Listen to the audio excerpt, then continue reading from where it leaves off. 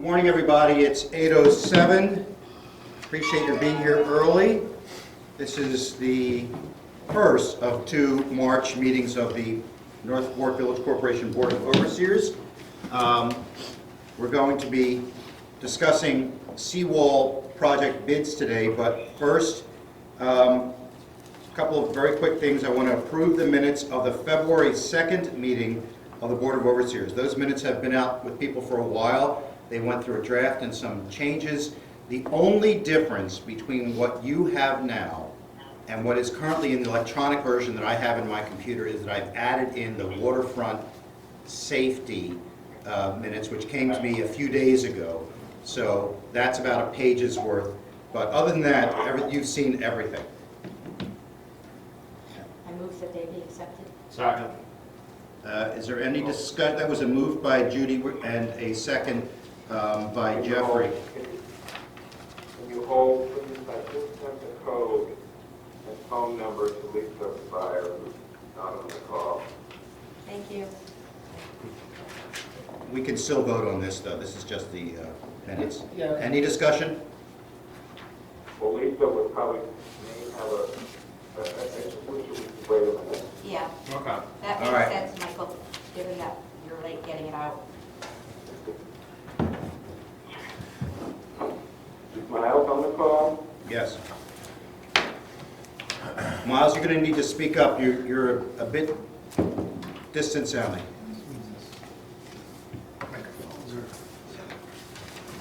Sometimes the mic, here, put this under your little microphone. Oh, yeah. See if that helps. The buffer? Is that one? Yeah. It's a good idea.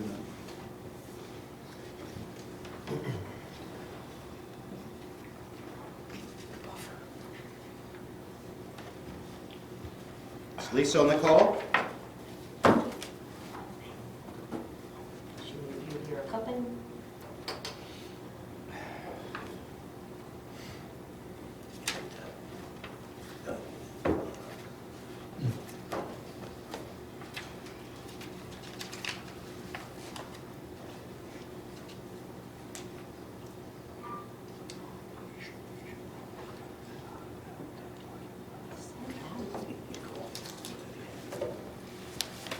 Did you send it to all? Let's move on. Well, I replied all, Okay, I'm just wondering. so I don't know if she was on that. I sent you an email last night.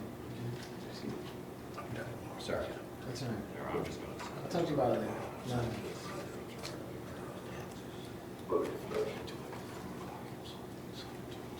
Yeah, she was on it. I'm just forwarding it. Oh, there's the thing. Lisa, you're with us now? Lisa Fire? Thank you.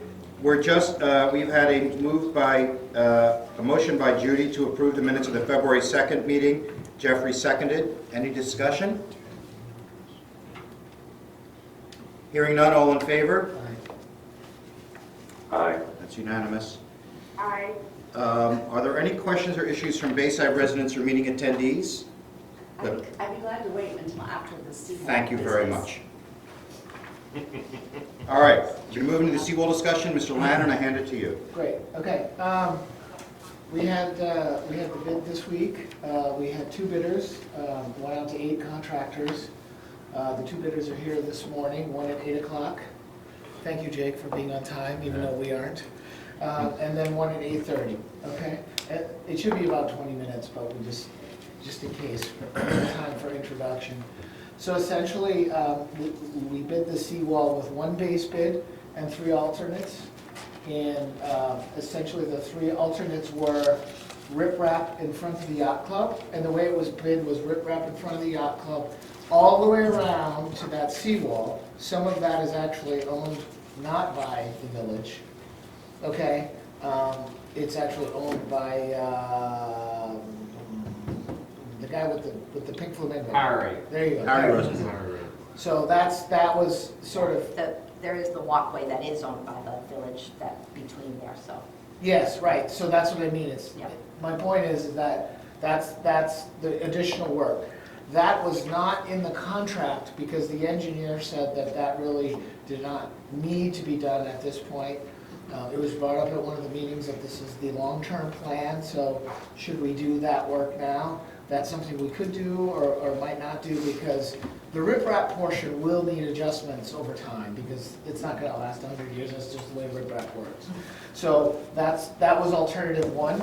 Alternative two is not related to the seawall project at all. It's the North Avenue drainage. We went over we had a survey done of that work, and I think we now understand how that area was built relative to the original drawings, and we don't need to get into that now. But everything does seem to be in place over there. We do have, where our seawall design goes, where the pipes are and where the work's gonna be is owned by the village. The problem is the erosion. Some of the erosion is on one of the neighbor's property, so we're gonna have to ask them, do you mind if we fix the erosion on your property so that the stuff gets back to the storm drain? Other than that, so that's what that project was, again, not Do related you to mind that. participating in the fix to the erosion? Exactly. So, but however we want to word that, right? So that is, I don't consider that sort of part of the seawall, but the idea was to bid this at the same time, so it would save overhead money for mobilization, site prep, and everything else with the contractors already there. And then the last alternate is the wall north of the boat ramp. That's the little wooden one. Hello, Miles here. Hi, Miles, thank you. That's the little wooden one that's about yay tall, and I'm saying for the people on the phone, 2 feet tall. Obviously it goes in a little deeper, and that would be built with the same detail for scouring as the other wall. And whether we want to do that at the same time, based upon the costs and so on. So I sent that out to the infrastructure committee, and it wasn't unanimous, but what was unanimous was everyone thought we should do Alt 1 and Alt 3. Some people were not sure that Alt 2 really should be included in this, which is the North Ave work. So that was the consensus there, was that we should do the riprap in front of the yacht club, and we should do the Northport ramp and do it all at once, rip the Band-Aid off, do the work in the park. And it was really about, let's just have one disturbance, okay? If the numbers are right. Yeah, right, exactly. So that's sort of the summary of what was bid. I don't want to spend any more time on it than that, because I don't want to take away from our questions. So we had 2 bidders. The first one here is Jake Barber from JBI.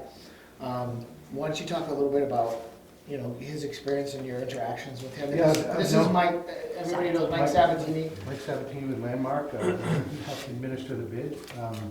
I've known Jake a long time, done projects with him. He's currently working on the school, middle school in Camden, and he also did the Midcoast School Technology, right. which are recent jobs, among many others.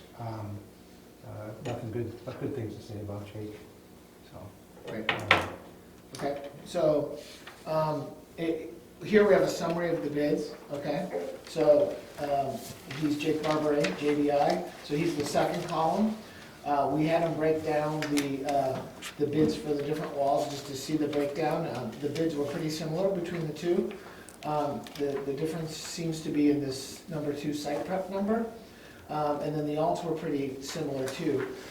So if you have any questions, or I could start with the standard questions that we talked about, or if you have any questions in particular, we can start with that. Or- Well, Mike, what role do you want to play right now? it's entirely up to you. Are you here as a resource, or do you have questions to ask yourself? Well, I prepared the summary and suggested questions for your benefit. I can lead that questioning if you want, or not. I think that's appropriate. Yeah. Yeah. So Jake, can you just summarize what your approach to the project was? We're just focused on the base bid for now. Like, how are you going to approach, what are you going to do first? What was your overall kind of thinking? Well, most of the critical thing is getting the walls. Yeah, you're going to need to speak up louder, sorry, So we have sir. one right here. This one.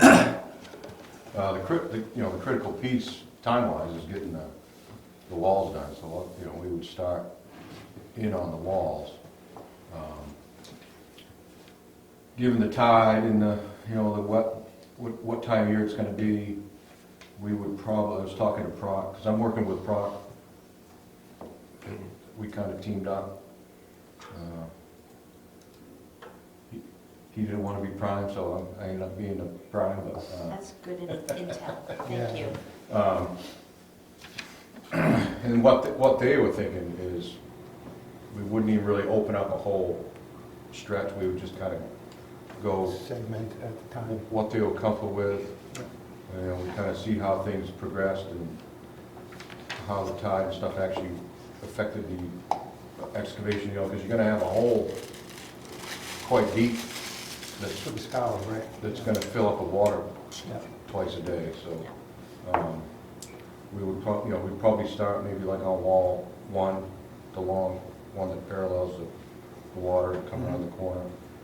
And at the same time, we could be doing the site improvements, you know, the cul-de-sac and then we could also be starting those, the riprap over on the southern side. But the key is just getting the walls going. Steve Durrell is who I worked with at Proc. Yeah. He figured 55 days of work for them, so. At Proc? Yeah, 55 working days. yeah, so it's gonna be, I mean, you're constrained by the tides, right? So Right. you've got to deal with that. yeah, Right, some weeks it's not gonna be as good. So you've kind of landed on some of my other questions. Well, any other subcontractors, knowing that Proc is a subcontractor, anyone else that you bring in, or just minor like pavers and just the only other sub really is paving. paving? Yeah. So you alluded to this, the biggest difference in your bids was that site prep. Can you explain why maybe that is and what you included in the site prep? Just for the benefit of others here, the site prep was supposed to include contract documents, layout, erosion control, which is the turbidity curtain and dewatering. Yeah, so if you could elaborate on that. Well, yeah, with me, you know, most of that figure for me was Proc. With markup, I had like $77,000 in there from them alone. Yeah. And that includes a turbidity curtain out front. It includes, because they're gonna work off the beach. So it also includes some of their moving crane mats and stuff, not to damage. You So know. they're not gonna work off a barge, they're gonna get a crane right down on the beach? What they plan on doing is, they're gonna bring their granite in from Crotch Island. Mhm. So they're gonna bring granite on a barge, land it on the beach, and then they're actually gonna work off the beach with an excavator Oh, this is septic. and crane mats to actually build the wall. Can you define the turbidity curtain for Yeah, some of us? the turbidity curtain, it's something that has a floating aspect to it and also an anchored aspect to it. And it sits in low water so that any sediment that happens and leaves would be trapped Okay. from the ocean. So that's them. I have like $7,500 in there for pumping, Right. my own excavation. Even though we have the turbidity curtain out front, I wasn't comfortable with just pumping the water. Right. So I was gonna build like a fairly substantial sediment basin up on land that we would actually pump into. This would be temporary in nature. Right. It's a So temporary- where on the land is it gonna be? In the site prep. Yeah, somewhere on Within the site, yeah. Okay. Somewhere probably up, So it pumps up and then it settles out and then, like up where maybe the floats are. Yeah, because then it would go back into that storm drain that we have. Yeah. So when you were talking in the first question about the staging of the work, you said that you might get going on the cul-de-sac at the same time, and you might get going on the southern seawall at the same time. Yeah. Would those possibilities affect the numbers for you? It seems to me that the timeline might have been part of how you put this out, but you answered with tentatives instead of Meaning, hard answers. So what impact would those decisions make on your work? And let me tell you why I'm asking, because the little building is going to be built at the same time. And the utilities department is committed, we're going to be requiring that whoever gets that contract to lay a slab for that foundation by October 15th, we said, Mike? He didn't have a date yet, unfortunately. Well, I think we said October 15th on Friday, so that's going to impact, the stuff that happens on the south wall needs to be thought of. But he talked about two different things. He talked about starting at the boat ramp and then the riprap, which is past the building, which is the stuff in front of the. Protects the tanks, yeah. Right, the tank stuff that we said, hands off, no, don't go anywhere near the tank, so that has to come from the water, and then around the corner, so that would be Front of that. the yard. That's better. Right, right, Okay, so thank you. the wall, he worked the wall around to that area, so by the time he got there, it should be. So just to clarify what we're saying here, what I'm hearing is that your bid accommodates a schedule that will assume various things happening appropriately as is possible, but as Yeah. ideally they're going to be happening simultaneously. Right. Okay. Does the bid assume a specific start date?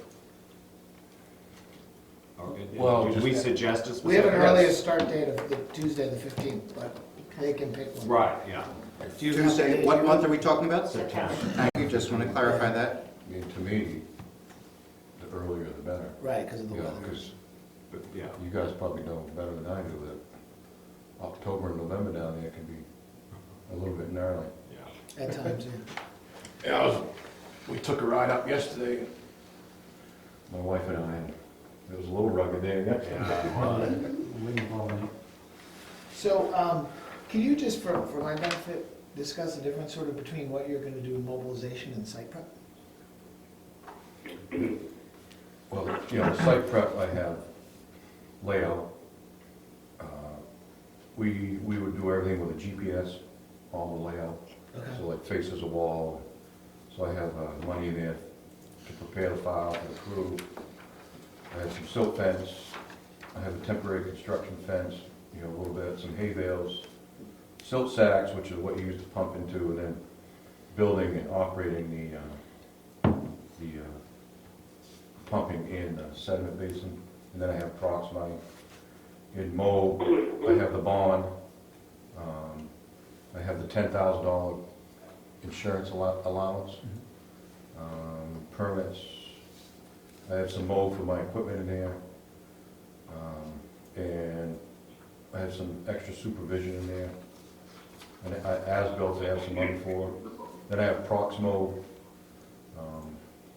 And then, you know, I'll be honest with you, I included a contingency just because of weather, time of year, Yeah. unforeseen, so, you know, I have some money in there for that. Is that in mobilization or in, That's in the mobilization. okay. You know, maybe that was a little bit conservative on my part, but, you know, it's gonna be a tricky job and a lot going on It's a big job. in a short amount of time, and it's a sensitive area. Right, and as I said at the pre-bid meeting, that the 60 days in there was what the engineer and MMI had suggested would be the timeline, and we're not married to that 60 days, but we don't want it to take 2 years. Well, and like Jake was saying, the weather, they're gonna wanna get out of there. I know, Yeah. Yeah, yeah, we're gonna show up and go as fast as we can. Do you have any other suggested cost savings? In looking this over, do you like, well, we could have done that better, Well, I was a little unclear about the backfill or? Right. of the wall, the material. There was a spec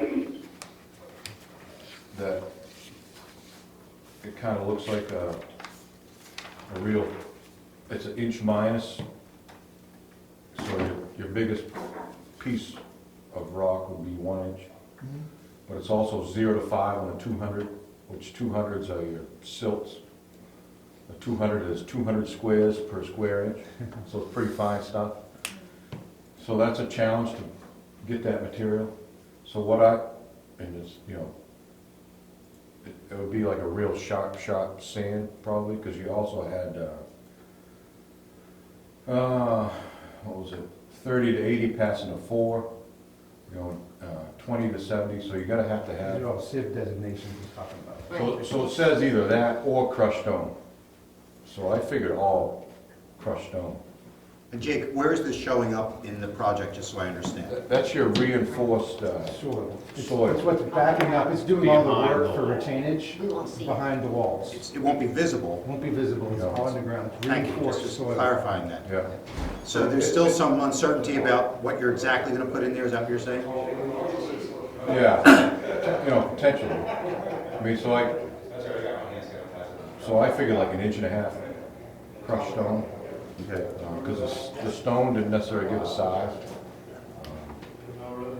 And then the other thing you're gonna have, if you picture it, because on some of those areas, it's 11, 12 feet deep. So you're also gonna have a slope outside, because it shows your reinforced soil being roughly 10, 11 feet behind the wall. And that's with your layers of your 3XT. Right, that's the wrap stuff. But you figure if you're gonna be down there 11, 12 feet, you're gonna have a 1-to-1 slope coming up there. So you're gonna have a fair amount of material that's outside that zone. So like a question in my mind, which I carry all crushed stone in that zone, but could that be like, It could be, yeah, it could be. could that be a granular or a common, Yeah. or even if we had some existing soil Yeah. that was workable, could that be I used? believe so, yeah. So the crushed stone has a higher cost, you figured cautiously based on that, based on the Right. specs, Yeah. but with further consultation with the engineers as to what's available on the site and the slope outside the zone, Yeah. it might be cheaper and you would be willing to pass that along. Potentially, yeah. Yeah. Yeah, what we learned from the drilling was that there's a lot of junk out there, whether it's good or Right. not, we won't know until Because it's a dug lot out. of it is already filled. Right. That wharf is not a natural projection. Well, and so that's a good clarification. We're talking about both within the causeway, but also the back, I was hearing all this in the context of the backfill for the wall. Right, but it's the same all the way around. Right, Got it. okay. Mike, you had another question about who's managing the project and, Yeah, that's more of a logistic thing, but yeah, Jake, who would be spearheading things on site? Well, me, Mhm. obviously, and then I have an operations manager, Josh Luce, and it's maybe a little bit far out for me to pinpoint an on-site foreman, but all my guys have, most of them have been with me for a long time, so it would be, when we've done projects like this, we've done bigger high profile, so we're used to working in that area. Me, myself, I don't know if you guys have ever heard of George Hall and Sons. Yeah. George Hall was my grandfather. Oh, Okay. nice.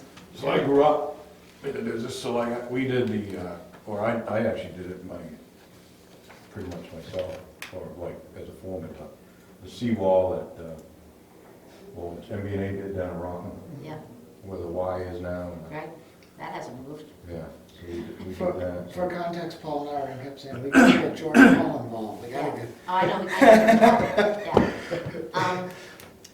And the interaction with you and Proc, you'll be the manager, but Right, have you done yeah. a project with Proc and Yeah, Fashion yeah, before? actually, that's another thing. We've done a lot with Proc. We work with them pretty regularly, Another great contractor.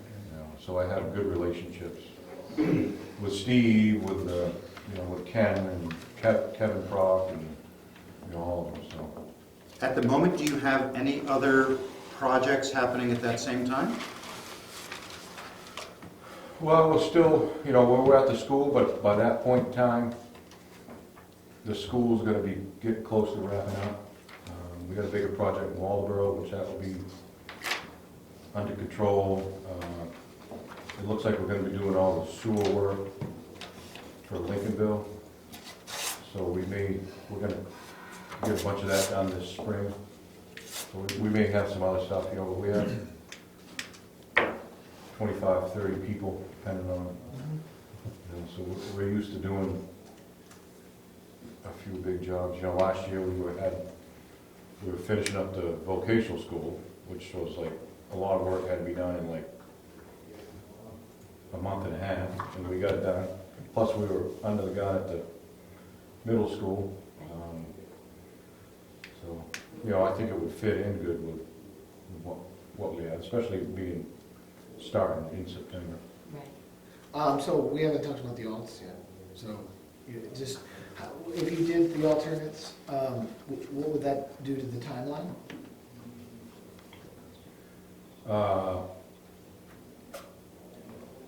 Well, that's a good question.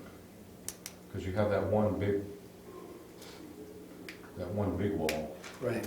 you know, The that, north of the boat ramp, yeah, yeah. the boat ramp, so. That clearly, I think is more time, obviously, but how much more, I'm just curious. I mean, it's a shorter one, but it's Right. got the same scour depth, so. Yeah, I'd say you'd be another, at least a couple of weeks. Yeah, you know, right. In that area. Maybe- What was maybe- the other alternate, was North The Ave. riprap in front of the yacht club. And Oh, then, yeah. then North Ave is Yeah. kind of totally That separate. wouldn't really affect, because that's something we could do Same. at the same time as everything else, so. I'm being sensitive to the time, and we have people on the phone. For our overseers on the phone, do you have any questions? Just a couple, this is No. Michael. Let's start with Michael, go ahead. That riprap that you're talking about, just that reference, just so I have it clear, that's the riprap all the way over Harry's property? Correct. Yeah, so that wouldn't add any more time necessarily, materially? No, it would be done concurrently with sort of the vertical section, so. Right, and what the contractor was just saying is it wouldn't necessarily impact the timeline, is that right? Correct. Yes. Yeah. The other question I had is, I was just curious, on the extent of the relative balance of work done from the land versus the water. And just curious of, from the land, the impact, what kind of impact would you anticipate in terms of heavy vehicles and their impact on the area? That's important around the balance of water to land-based work. Because I heard about granite coming over on a barge, et cetera, but what about land-based impact? Well, Would you anticipate? over land, trucking wise, all the excavation would go out with a truck. And then all the backfill material would come back in with trucks, which would basically be triaxle dump trucks. Some of the stone would come in probably with a trailer, like a trailer, either dump Trailer dump, or a yeah. flowboy. I have a flowboy that would work good. 'Cause that doesn't need a dump, it just has a belt that comes out the back. So the granite would all come from Crotch Island on barge, and then all the excavation and backfill would be trucked. So the only piece of it that's, go ahead. Right. How many weeks of those trucks would that be roughly, do you think? It would be ongoing. Yeah, Months. the backfills, I mean, there's a lot of backfill. So if you're figuring a 55-day contract, which is going to become 65 days, it sounds like it's pretty constant, up and down, but it doesn't start till September 15th. 55 working days. Right, So- working days, So right. times 7/5. Right. I mean, they might So work it's on the weekends the if the balance time's of right, 20, as soon as they start, it's the rest of 2020. but- Yes. Right, so this isn't a pro or con question or comment, it's just to note the impact of that on our roads and the parks and area homes. Yeah. You're right. You're absolutely right. Are there other overseers with questions? I'm not an overseer, but I did have one. Here, I had one question. You indicated that there may be some cost savings. That you would pass on, how would we know that and how would you document that relative to the proposal? We could negotiate prior to signing contract. Yeah. Or, I think I would recommend, Miles, that the contract have as an express term that the engineers and the awarded contract consult once the backfill is exposed and to determine whether that quality of sand types, I don't have any of the right words. That's right. Can be appropriately substituted for what has been spec'd. So that way the contractor is bound to a change order if it's appropriate with consultation with both. Right, At that point, a change order to allow them to deviate from the specs can be done, but it also requires them to talk with us so that we can talk about a change order. I'm not convinced that you deviated from the specs, you were just No. considering. No, I He didn't. didn't deviate from the Yeah. specs at all, but I think I understood I what you think- were saying, Jake, was you took our specs seriously, Yeah. but you are optimistic that there might be something Right. that you can use already in existence. Yeah. And so if we have an express contract term that says that you'll let us know if you see something that we can substitute, and we can then do a change order. But I think there should be a contract term that commits to that Well, communication and Yeah. consultation. You know, if anything, I think I interpret the spec conservatively. Right. But you know, I would think that's something that could be done pre-contract. Right. And you know, I have it all broken down, so I wouldn't mind just showing you, this is what I have for yards on every wall, this is what I have for the reinforced portion, this is what I have for the slope portion, this is what I carry, this is what I think I could Right. do if we could, you know, subject to interpretation of the spec. Right. And So I could be pretty transparent, all right? Right. And he That's also, what I he was also looking carried for. money for delays, so obviously what he's carrying for equipment sitting there not being used, that is part of that contingency, so that could be a part of that as well. Other overseers on the phone with questions? I think, Lisa, that would be you. No, not at this time, thank you. Thank you. Around the table, Steve, you said. Yeah, could you just speak briefly to what you see the challenges of working with another contracting company while they build a disinfection plant? Because there's a lot going on in a very small area. Well, you know, I guess the biggest challenge would be access. You know, as long as we have access to our work, then, you know, it shouldn't be an issue. You know, staging areas, as long as we have adequate staging area, because we're gonna have to stockpile material. You know, because, you know, especially tide work, you can't be waiting for trucks to show up. So you're gonna have a stockpile of material on site so you can slam it in quick. So as long as we had, you know, adequate staging and access, you know, like talking about the middle school or the vocational school, I mean, we're used to, probably at the middle school right now, there's probably 200 people there working. So we're used to jockeying around people, which can be a pain in the neck. I'm sure it is. Are you building the school as well? Or what? No, we're just doing all the site work. Site work. Yeah, thanks, that's helpful. Judy? To follow up on Steve's question, it's an important consideration because we, wanted to make sure you were aware that there were two things, but two, the wastewater building has a EPA license deadline of 12/31. Okay. So it's a smaller project, but it is much more imperative in terms of the consequence of not meeting the deadline. meeting the deadline. So we they don't would- want a contractor who's going Right. to say, well, They'd have a little bit of priority. yeah, and it is building a building Yeah. versus building They the whole. So I think they don't need to have be the done tide together. issue or anything. Right. Are we just building the building there? Right, not we're changing building the building. The way we interlocked with the contracts was that they're not supposed to do the wall behind it until the foundation's in. Once the Right. foundation's in, then they can do that wrapping of the, you know, material, and then, Any other questions around the table? so that should be one of the first things they do. Right. Mike? I would just make a recommendation that, you know, we have a bid bond with Jake, that we hold that and don't release it until we get through Of course. any decisions in the. Correct. Okay, Jake, thank you so much. Thanks. Really Wait, appreciate wait, it. one thing wants to say Oh, sorry, go something. ahead. Go There's a ahead. couple other issues that, you know, that I kind of, I wanted, that there was some discussion about the pollution insurance. So I didn't, you know, I couldn't really get a quote on that for this particular project. So that was really, in my mind, that was part of my contingency. I didn't have a line item for it. Okay. And then also, which, you know, it's not a huge deal, but like, you know, the gravel area that gets paved and some remains gravel. Because I think you had a note in there that we could salvage. Yeah. But I have all new Oh. gravel in that area.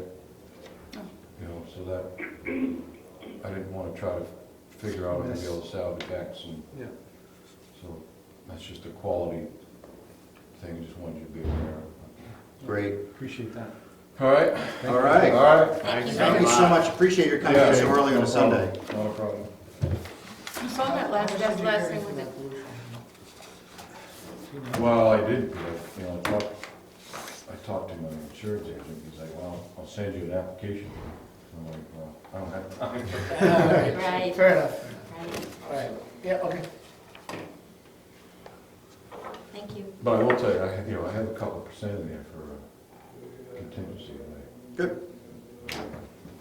That's good to know. Yeah. Thank you. Thank you. Thank you. Thanks, Mike. Thank you. Okay. Oh, I Jacket know, there. I keep forgetting. Flatten the curve, Mike. I know. That's, at the curling club now we call, if you want to, we used to always, shake means you quit the game beforehand, now we call it elbowing. All right, who's coming in now? Thatch- Forwards.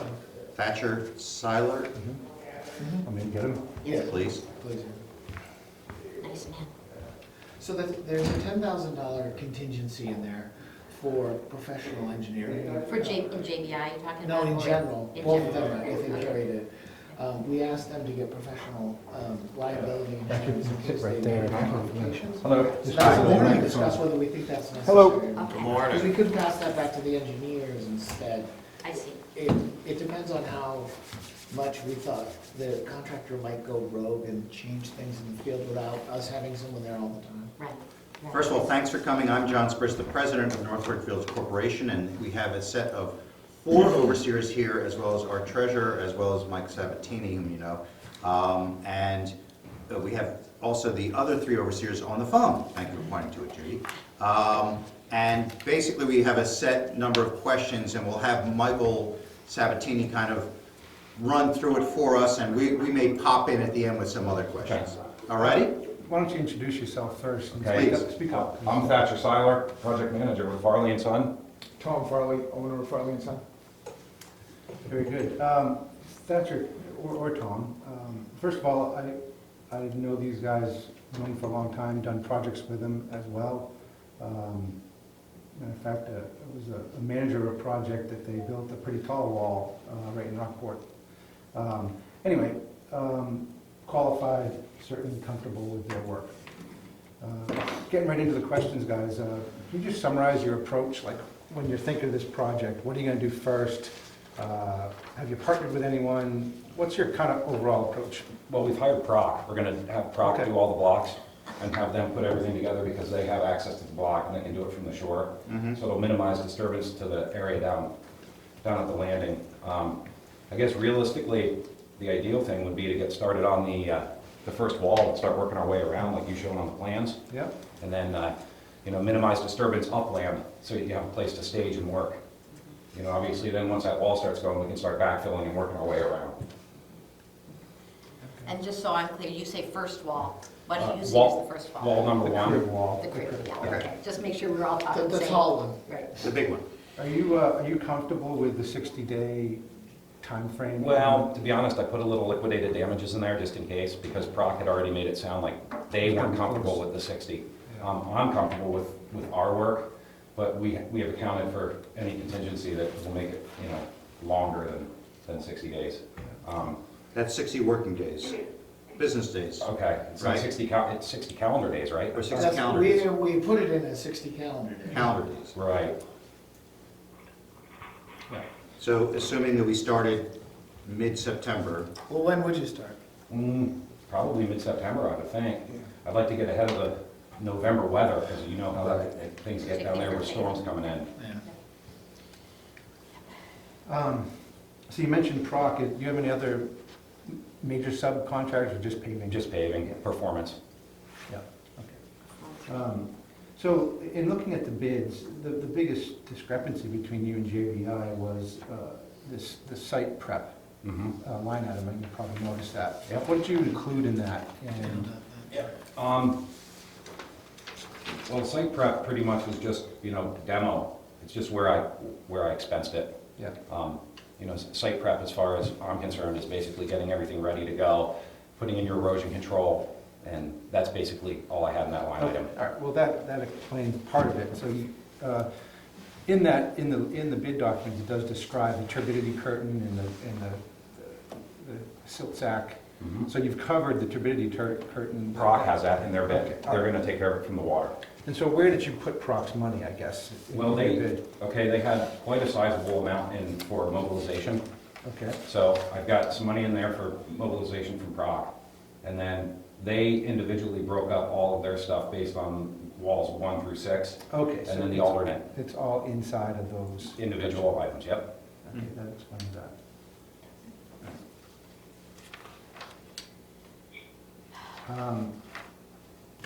Do you have any cost savings when, having gone over these plans and looked at them? Is there anything you're like, well, maybe we should have done that, or could do that cheaper, or? Well, if you could loosen up the spec a little bit on the backfill behind the wall. I was having a little bit of trouble getting the 0 to 5, and then it was gap graded in the center. Yeah, similar story. So if you could, basically what I figured was I'm gonna have to take 2 materials, blend them to get them to pass. Yeah, it does say in there, or crushed stone. Stone, yeah. So- Crushed stone really isn't not much of a savings, that's 20 bucks a yard. Yeah, So if you could do like a structural fill, like a sand spec, right. you know, you could probably realize a little bit of savings. I almost wonder if a crushed stone would be better behind the wall. You know, The only thing, reduce those fines, but, it allows stuff to migrate, though, that's the only problem. If That's you have the- stuff on top, you know, it has a tendency to wanna, Yeah. Go out We're the gonna same. lose all our stuff. Right. that's it. Now, you do the things have, are wrapped though, right? you do have fabric Yeah. in layers, Yeah. but that only goes back 4 feet. Hmm. So whatever's behind that. So Yeah. you're showing fabric back 4 feet, but you have 12 feet of backfill. Yeah, okay. So just as a question, what bid item is that showing up in that backfill? It's all in the individual wall In sections. the individual walls, okay, each wall has a piece of it. Yep. Got it. Okay. Do you want to ask the question about the contract, the other coordination? You requiring me to remember something All that was said a right. minute If it- ago? Well, go as you ahead. know, as you know, because the bid discloses, we have another contract going on, and it's the building of a wastewater Yep. treatment plant. And that has a federal deadline. Our license is dependent upon complying with that by December 31st. So although this is a much more comprehensive contract, it Mhm. does require you to play well with others. But So- Not a problem. So how do you anticipate doing that? What? I guess we would just have to, it's not clear exactly when, you know, who's gonna do it and what the procedure would be, so we would have to get together with them and have a pre-construction meeting and figure out that we're not, you know, tripping over each other. Obviously, I don't wanna create a problem with anybody, you know, I wanna work, so. And chances are, whoever it would be somebody we've worked with before. That's Probably have a relationship with whoever it is. a nice thing about me. Yep. Who'd be managing the project, and, you know, what size crews do you have in general? What else do you have going on at that time, or? The only other thing we have in the fall is Camden Yacht Club, redoing the parking lot. As of right now, that's the only other thing. So, probably have Sean do it, right? Yep. Sean Richards, you know Sean. Sure. So, we could throw whoever we needed to at it. Has Sean worked in Bayside before? I He know has. Yeah. we've used you before. He did the water up here on Cove, and then we just did a job for Fred Lincoln down there doing a shoreline Oh. stabilization with the barge. Yes, So, and he says it's very nice. he's familiar with the area. So he'd be project manager, is that what you're saying? He would be the site superintendent. Okay. So where do you think that, I mean, obviously it shows up in that line item, but where do you think that your costing is different than JBI?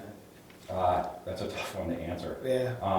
You know, I looked at it holistically and said, if we do this in, you know, steps, you know, your economy of scale makes the price go down. Right, You know, okay. The bigger the job, you know, the easier it's gonna go. Okay. I was comfortable with those numbers going in. I was actually surprised to see Jake was higher. So, So, and then one question that Mike Terrell asked on the phone that I'll just ask here in person is what was, now I lost what it was. The burdens on the road. Burdens on- Yes, Burdens that's on right. on the road and Thank you for infrastructure. helping me. Yeah. So what is sort of your Impact. percent of the impact sort of on the roadways, bringing stuff in versus what you're gonna bring in from the land? well. From the water. We'll be bringing in all the aggregate from the road. Proc's gonna bring in all the stuff, all the block from Deer Island Okay, by barge, and they'll swing it over with a crane. So realistically, it's just whatever we need for backfill material in the walls okay. and gravel for the road. And the demo, everything going out and everything coming in? Well, in a perfect world, you backhaul, so you wouldn't have a truck ever leaving empty. So Yes. you basically cut your transportation time in half. So you've basically taken, just say you have 300 loads out and 300 loads in instead of 600 loads on the road, you're only gonna see 300 trips. Oh, yeah.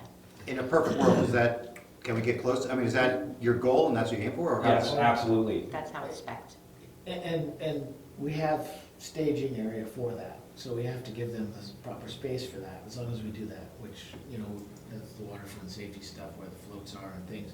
We get those out of the way and they have the proper staging, that can definitely happen. And I would say that we're not gonna stockpile, you're not gonna see a mountain of aggregate down there. It will come in daily as we need it. Right. You know, we'll start tearing that crib wall apart, work our way back, put that on a truck, send the truck, dump it, come back with material. But each day, the things will go up and down. Right. Yeah. So you anticipate in that 60 days, the paving all being completed too? No, the paving's in the Next spring, year. Spring, because okay. you're not gonna be able to get a decent paving job. All right, that's, We didn't want to push that I because was wondering if. they're gonna shut down, so. Right. Because they close down by October Thank- 31st, November Thanksgiving 15th. normally. And the engineers also talked about, you know, then we actually can take advantage of the winter settling a little, Mhm. and then do the final grading after things have settled out. And My thought would be to put reclaimed asphalt down Mhm. on the surface so that it doesn't wash out. That stuff holds together a lot better than gravel. You just anticipate my question, what are we gonna do when all the hard work washes away because Right. it's not paved? The reclaim will hold up Yeah. very well. Okay. Questions for people on the phone? Not at this time, thank you. Miles? Mine? Guess not. Michael? No, mine are being asked for me. Good. Did we ask if, is there somewhere in here where there could be cost cutting, where you come under what you? We could certainly look at it. Like I said, the aggregate was the big item in my mind, was, That's the back. If we could get clarity on that, we could talk. yeah, I mean, I have a gradation that I can send you to look at. Yeah. It's darn close. Yeah, It's just gap graded on the number 40. it's more of a sand product. Yep. Yeah. And it would come in less than what you projected? I think you could save some money, yeah. Because I figured taking two materials and then having to blend them to double handle it. Right. Right. So if I could get something through that would come right out of the bank, it's certainly something we could do. And did you carry the 10K for the I did. professional? Okay, Mhm. so we can talk about that as well. Yeah, that was an odd one. I've never seen it before. Right. And Did that's what we you're ask, just doing. Yeah. Go ahead. did we ask about impact of the alts on the timeline? Not yet. No. Good reminder. So we have those two alternates down there also, the riprap around the yacht club as well as the small wall on the north side of the beach. How do they fold into or affect your timeline? Again, I think you're gonna be over your 60 days just in terms of, you know, the logistics of getting all that, those alternates done, because you're gonna be jumping around. I will say that alternate number 1 probably could be folded right into, you know, number 6, so you just keep going. That'll be, there's no block in that one, that's just riprap. Right. So it's relatively easy to do. North Avenue drainage is minor. I don't see that taking, you know, a week at the most. But you could staff it with 2 crews, they're not in the way, you could send somebody else up there to do that one while we did, you know, work down below. Other questions around the table? Anything that you'd like to talk about in terms of how you see this going, or? I thought all 2 was. North Avenue drainage is all 2. Right. Alt 1 is riprap. And did they have the sheet? They The people on the phone? Yeah. I sent it, Yeah, it went around to everyone. it was attached to this. So, you know, you could theoretically just put another crew over there, and even if, you could even, I guess, in theory, depending on what they do with the treatment plant, you could start with that alt number 2, or the alt 1 riprap in front of the yacht club, you know, and they could go this way while Yeah, the the other direction, people right. are meeting up. And then they would go over and do the North Ave thing anyway, Yeah. that kind of equipment, Yeah. essentially, yeah. Jump over there, Right. because they both have riprap, Yeah, a larger exactly. riprap on them, so. And that would all that come in on barge too from, No, the riprap will bring in. okay. Okay, I'll do that from upland. Upland, okay. So how would you get it over to the, behind the yacht club part where it's, because we You have can't to drive bail. over the tank. You'll have to bail it and work down from, down close to the shore. Yeah, and then bring it around. Yep. Because the tanks are all there, you don't want to be driving back and That, forth over the that's right. So We you made that would, very- you would cast it and then have another machine that walked down and work from down below. Okay, I see what you're saying. Yeah, I don't want to be anywhere near that. In fact, I figured putting a fence up around all that, so there's no chance of anybody Backing up into it. That's my biggest fear, is something falling in there, so. Those tanks are not new. We determined that at the previous, Yeah, they weren't I even didn't look H20 into load it rated, anymore, but so. yeah, the consensus is that you stay away from it. It's not a pretty sight when that happens. I've seen it before. Is there a contingency fee built in here for your part somewhere? No, I don't have any contingencies built in. I just have an appropriate amount of markup and, bid it the way we normally bid it. Okay. I do have, like I said, I do have some liquidated damages figured in case we got into a situation where sometimes in October, the weather gets so bad and you're done for a week. So I've anticipated some of that. Hopefully it doesn't happen. Right. Is there, but it sounds like you're saying, is there a chance that we'll start mid-September and we can't finish in those 60 Well, days? the contingent, the liquidated damage would come in the spring when they're trying to pave it and get it set up for everyone to come and use it again. Right. That's where the liquidated damage. So what he's saying is, the weather can play havoc with that Okay. if it doesn't line up right, so. Yeah. The other thing too to keep in mind is, I don't mind doing some, like the riprap in front of the yacht club and that type of stuff we can do in the winter. I actually prefer doing some of these in the winter because the ground's frozen and you don't make such a mess. Right. It's easier to get across. So that's an option that I thought I'd throw out there in case that was something that, Interesting, okay. Nothing going on down there. that's, yep. It's all yours. Any other questions around the table? On the phone? Riprap from the yacht club is all down from the water side. Yes. Well, we'll bail it from up top in that area where wall number 6. Probably get it down there before we finish wall 6, shelf our way down in, do that and work our way back out. So the work would be done from the water. Right, but carrying the materials is via land, Right. as opposed to the materials coming in from Brock for the other stuff. That's right. Right. And I see it as going down between the wastewater treatment plant and the causeway in that little area. Exactly, kind of make a little ramp. Yeah, yeah. Where the deck is on the yacht club. That's right. No, No, on the other the other side Other direction. The other side, closer to the causeway. Right, but away from Michael's house. Yeah. Way yes, away from Way it. away. Yeah. That's, No, right in The front of subtext of these questions, right? part of the wharf, part of the wharf. right, got it. Just wanted, yep, I got it. Got it, Yep. All right. I just wanted to Okay, emphasize that okay. it was not. Anything else, Michael, or Lisa, or Miles?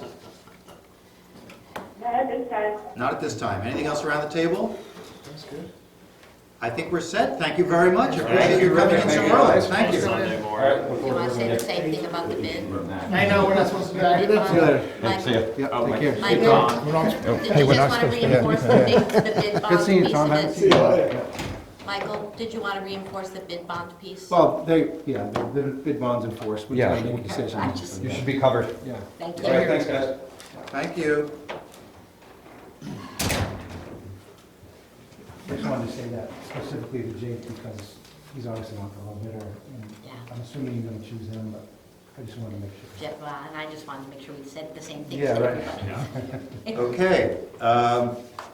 Mr. Sabatini, any Well, final or further recommendations you have? No, as I said in my summary, you have two good contractors. You have Proc with both of them, which we didn't know till today, which Right.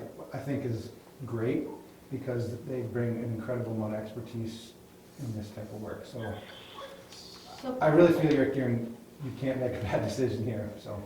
can I ask a question about that? Yeah. They said that Jake said that Proc didn't want to be the lead. Yeah. And so, can you help me understand that? I was just sitting here thinking, they played this pretty well, I'd say. So, and whether or not they convinced Jake to be a second bidder, I mean, obviously Jake was interested in this, a little bit later, he didn't make it to the pre-bid, but, yeah, I think they played it pretty well. I think, and the fact of the matter is, a lot of this is land-based with more trucking You know, Because so those- that starts to pull away from Proc's wheelhouse a little bit. You know, Proc's all barge-based mostly, you know, and Yeah. marine. Right. So, in a way, the trucking and land-based part of this brings it makes sense the way it. When we had that meeting this summer, and Brock was here, he was like, this is kind of land-based. So I think they went back and they ran numbers and said, if we brought everything in on barges, we'd never win this. So the way to be involved is to Yeah. incorporate with a land-based company. Yeah, and they do land-based jobs, Right. like bridges and things like that, but it's usually not so trucking dependent. You know, they don't have the truck fleet like the. Like Farley or Jake does, yeah. So- So what's the next step? So you guys need to make a decision, and Then we negotiate a contract. there's a notice to award, so you would award that, and then there's probably some discussions, as we said, if we can eke out any more money, you know, a little negotiation on cost savings. Right. Do that. You all the paperwork, get insurances in place, hand that over to them unsigned, they sign, it comes back to you.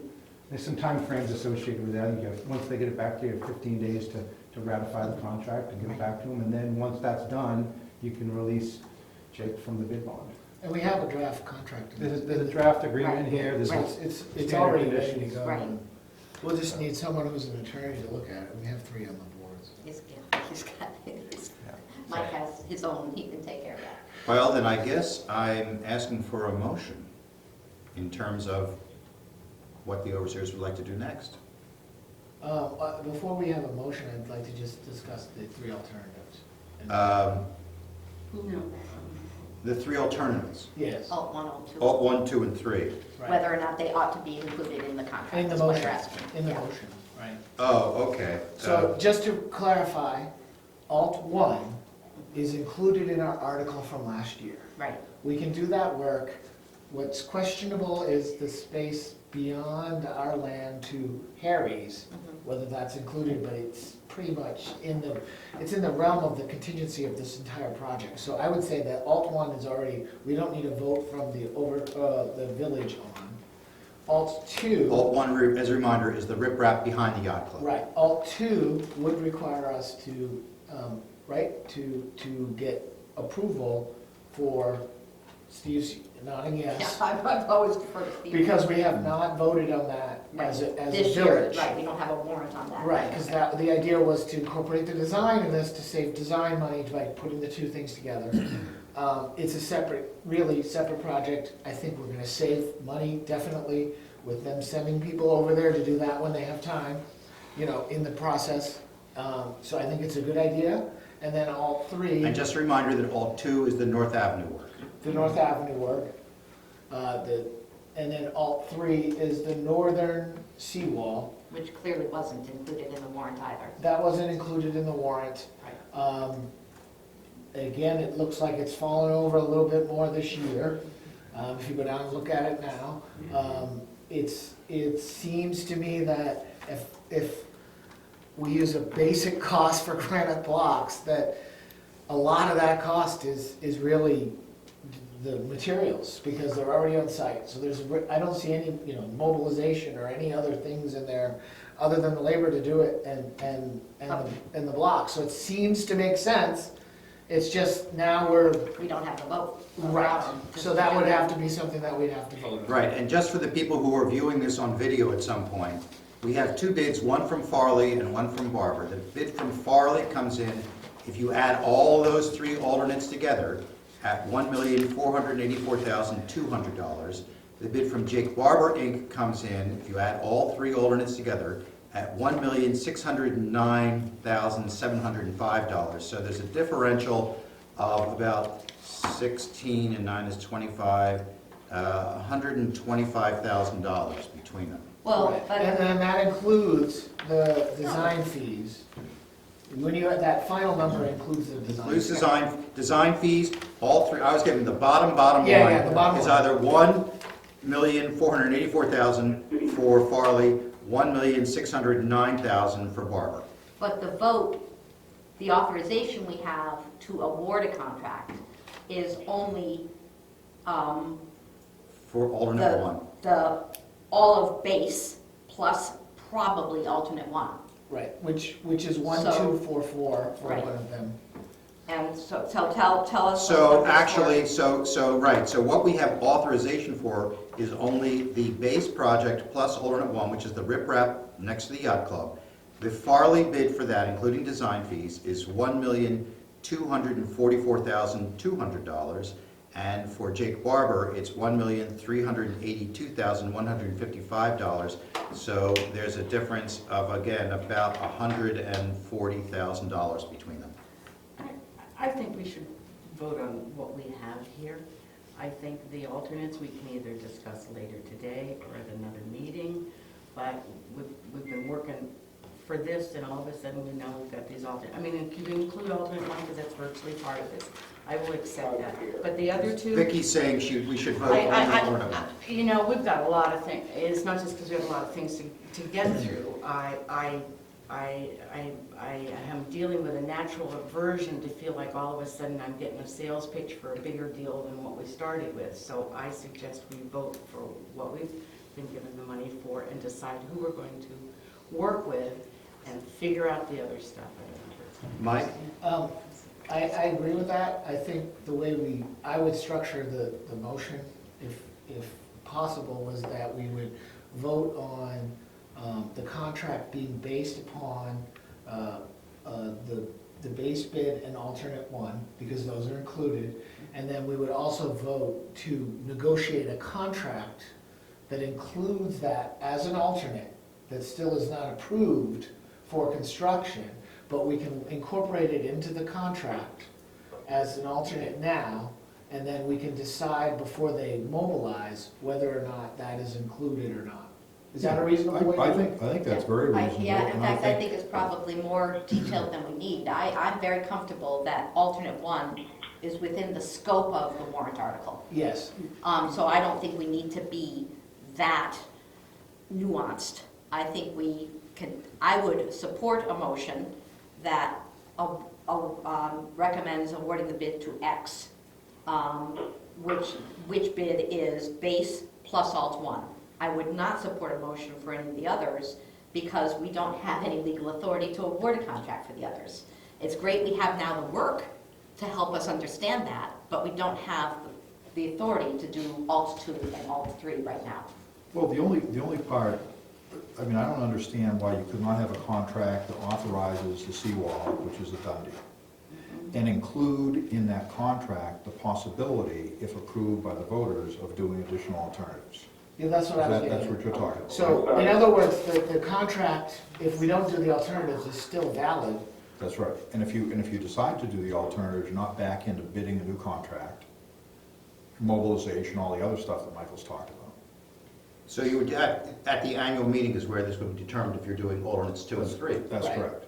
If it gets to the overseers I'm sorry, I first, didn't right? get you. Yeah. So the suggestion, Michael, is to create a contract that says, we're hiring you to do the base plus alt 1, and we're going to put these alternates in there if they get approved, so that that's a potential addition, but that's not, it's not a guarantee. And It's- we'll be very straightforward with them, that if that means that some of the stuff in alts 2 and 3, you assumed that wasn't in the base bid, we'll have to talk about that as we negotiate, because they were supposed to do, this is the base bid, if we only do this, this is the cost. So Base everything bid should already plus be in alt there. 1.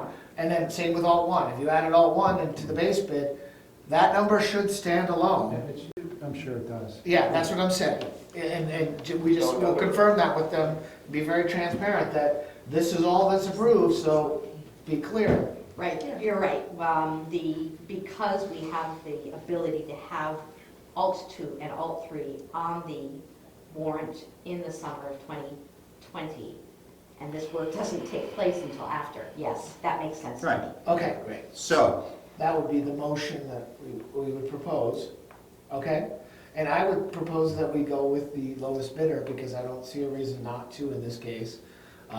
We negotiate with him first, and if it doesn't work out, we'll go to the second bidder, but I do think his timeline is a little too aggressive. I don't think it's reasonable, but I don't think we care that much, and I think we will offer them some room there. I don't think they need to do it in the 60 days, Calendar days. calendar days. Those can be 60 working days in my mind. right? And do you agree, or? Yeah, no, there's, that first part of the project, there's no harm in that. Right. It's getting it delivered and cleaned up by the following spring. Right, right. So, I think if we do that, then that gives that, they don't have a lot of contingency. That gives them contingency right there to help them do this. So rather than having money sitting aside that we might get back or might not get back in this contract, if we give them the time contingency, that might be all that they need. Yeah, it all makes sense to me. I agree with that, yeah. Just one other point. I wanna Mike make. Sabatini, go ahead. The Alt One, the riprap in front of the yacht club, we believe that there are rights that you need to get from that private landowner.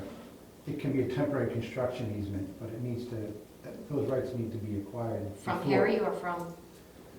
Well, the yacht club. Yes, it's Harry. Yeah, Harry. So, I don't know that you have to muddy that in with a vote, but just be aware. Michael does not have any shorefront, I don't believe. Okay. Is that correct, Michael? I don't have shorefront, no, that's Harry. That's Harry. It's Harry and then the Okay, yeah, village. The tax map. Can I ask for, Go ahead. you're talking about access from the land? Access from the land, we're saying? Through somebody's property? No, he's talking about access to put stones to make the wall better. I don't see how Harry would not want to do that, but. So if we do Harry need owns access. that portion of the wall that's past the yacht club, then we're saying to him, we want to improve that wall. Is that okay with you? Yeah. To make it consistent. And when Harry did his wall, 7 years ago, he asked us permission to. To do the same, to thing. overlap. Right. So I- it's the same. the conversation needs to occur, but I think we Right. can assume that we can move forward with that. I guess I still want a motion then. I make a motion that we negotiate with. we Award the accept- contract. We award the contract to Farley Inc. And we negotiate a contract based upon the base bid plus alternate one as the base contract. And then we have 2 alternates added into that contract that would require votes at the annual meeting to move forward. From the overseers and at the annual meeting, right? Right, well, I will second, but help clarify that. Yes. It's only approved at the annual meeting Right. if the warrant is recommended by By the the overseer. overseers, So right. that is subsumed in there. Is there a second on that before we have discussion? I think you did second. I just seconded. Judy seconded, thank you. Now discussion, Steve? I was under the opinion that I could insert a warrant at the annual meeting as a private citizen. Well, yes, you can. So You have it to have does 12, does you have, not- you have 14, you have to have a petition. It's like 14 citizens or something. So you alone So can't. it is not, I'm just, for clarity, it is not overseer dependent. Correct. Right. Correct. So there is a motion to award the contract to Farley Inc.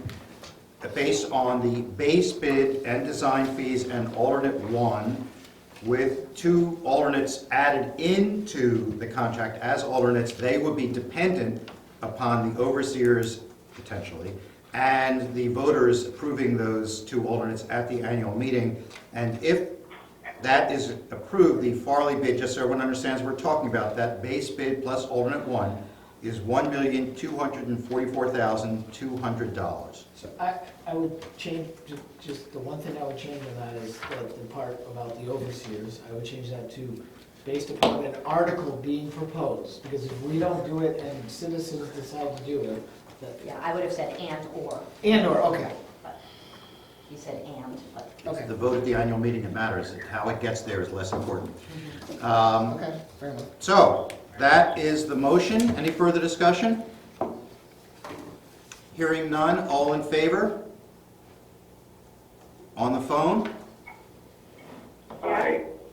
That's unanimous, I believe. Thank you very much. Very nice work. I want to, first of all, before we move a step further, I want to thank Michael Sabatini for helping to shepherd this along, and I really want to thank Mike Lannon for shepherding this along and for helping to keep all of us in line, providing us with the information, making it clear to the bidders and the engineers and to us where we're at. So thank you, Mike. Yeah, I would just like to say that this Here, summer, here.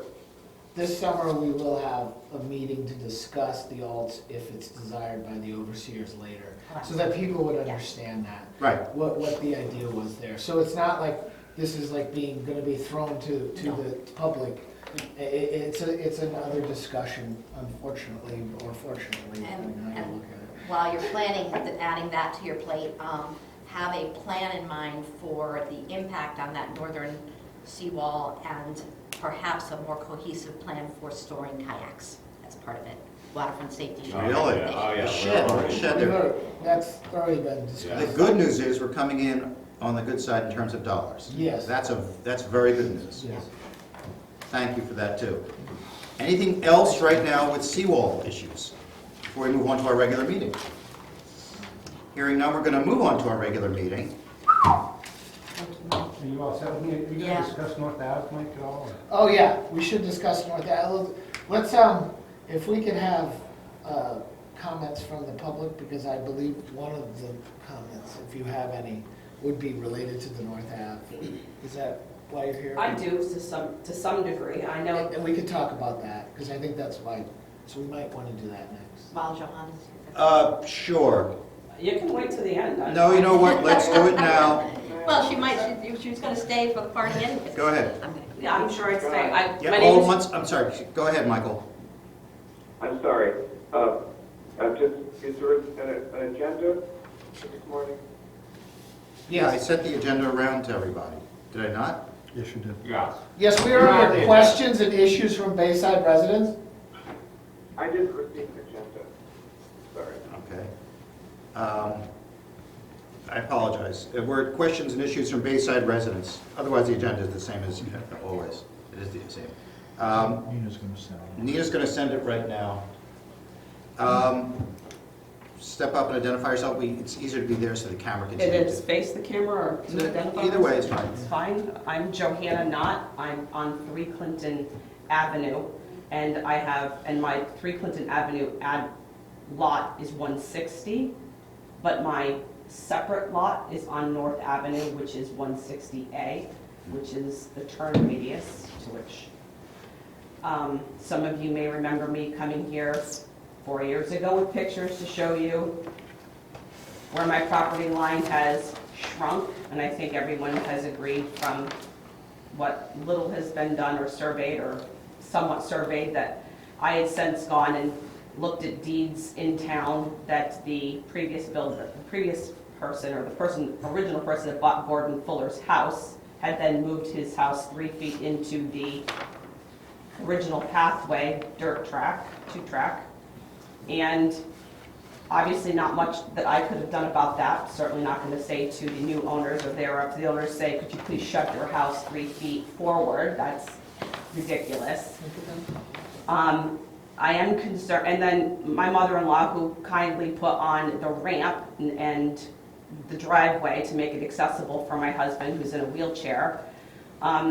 I said to you 4 years ago, we'd always had the intention of living here permanently, building on the back of that house on that buildable lot.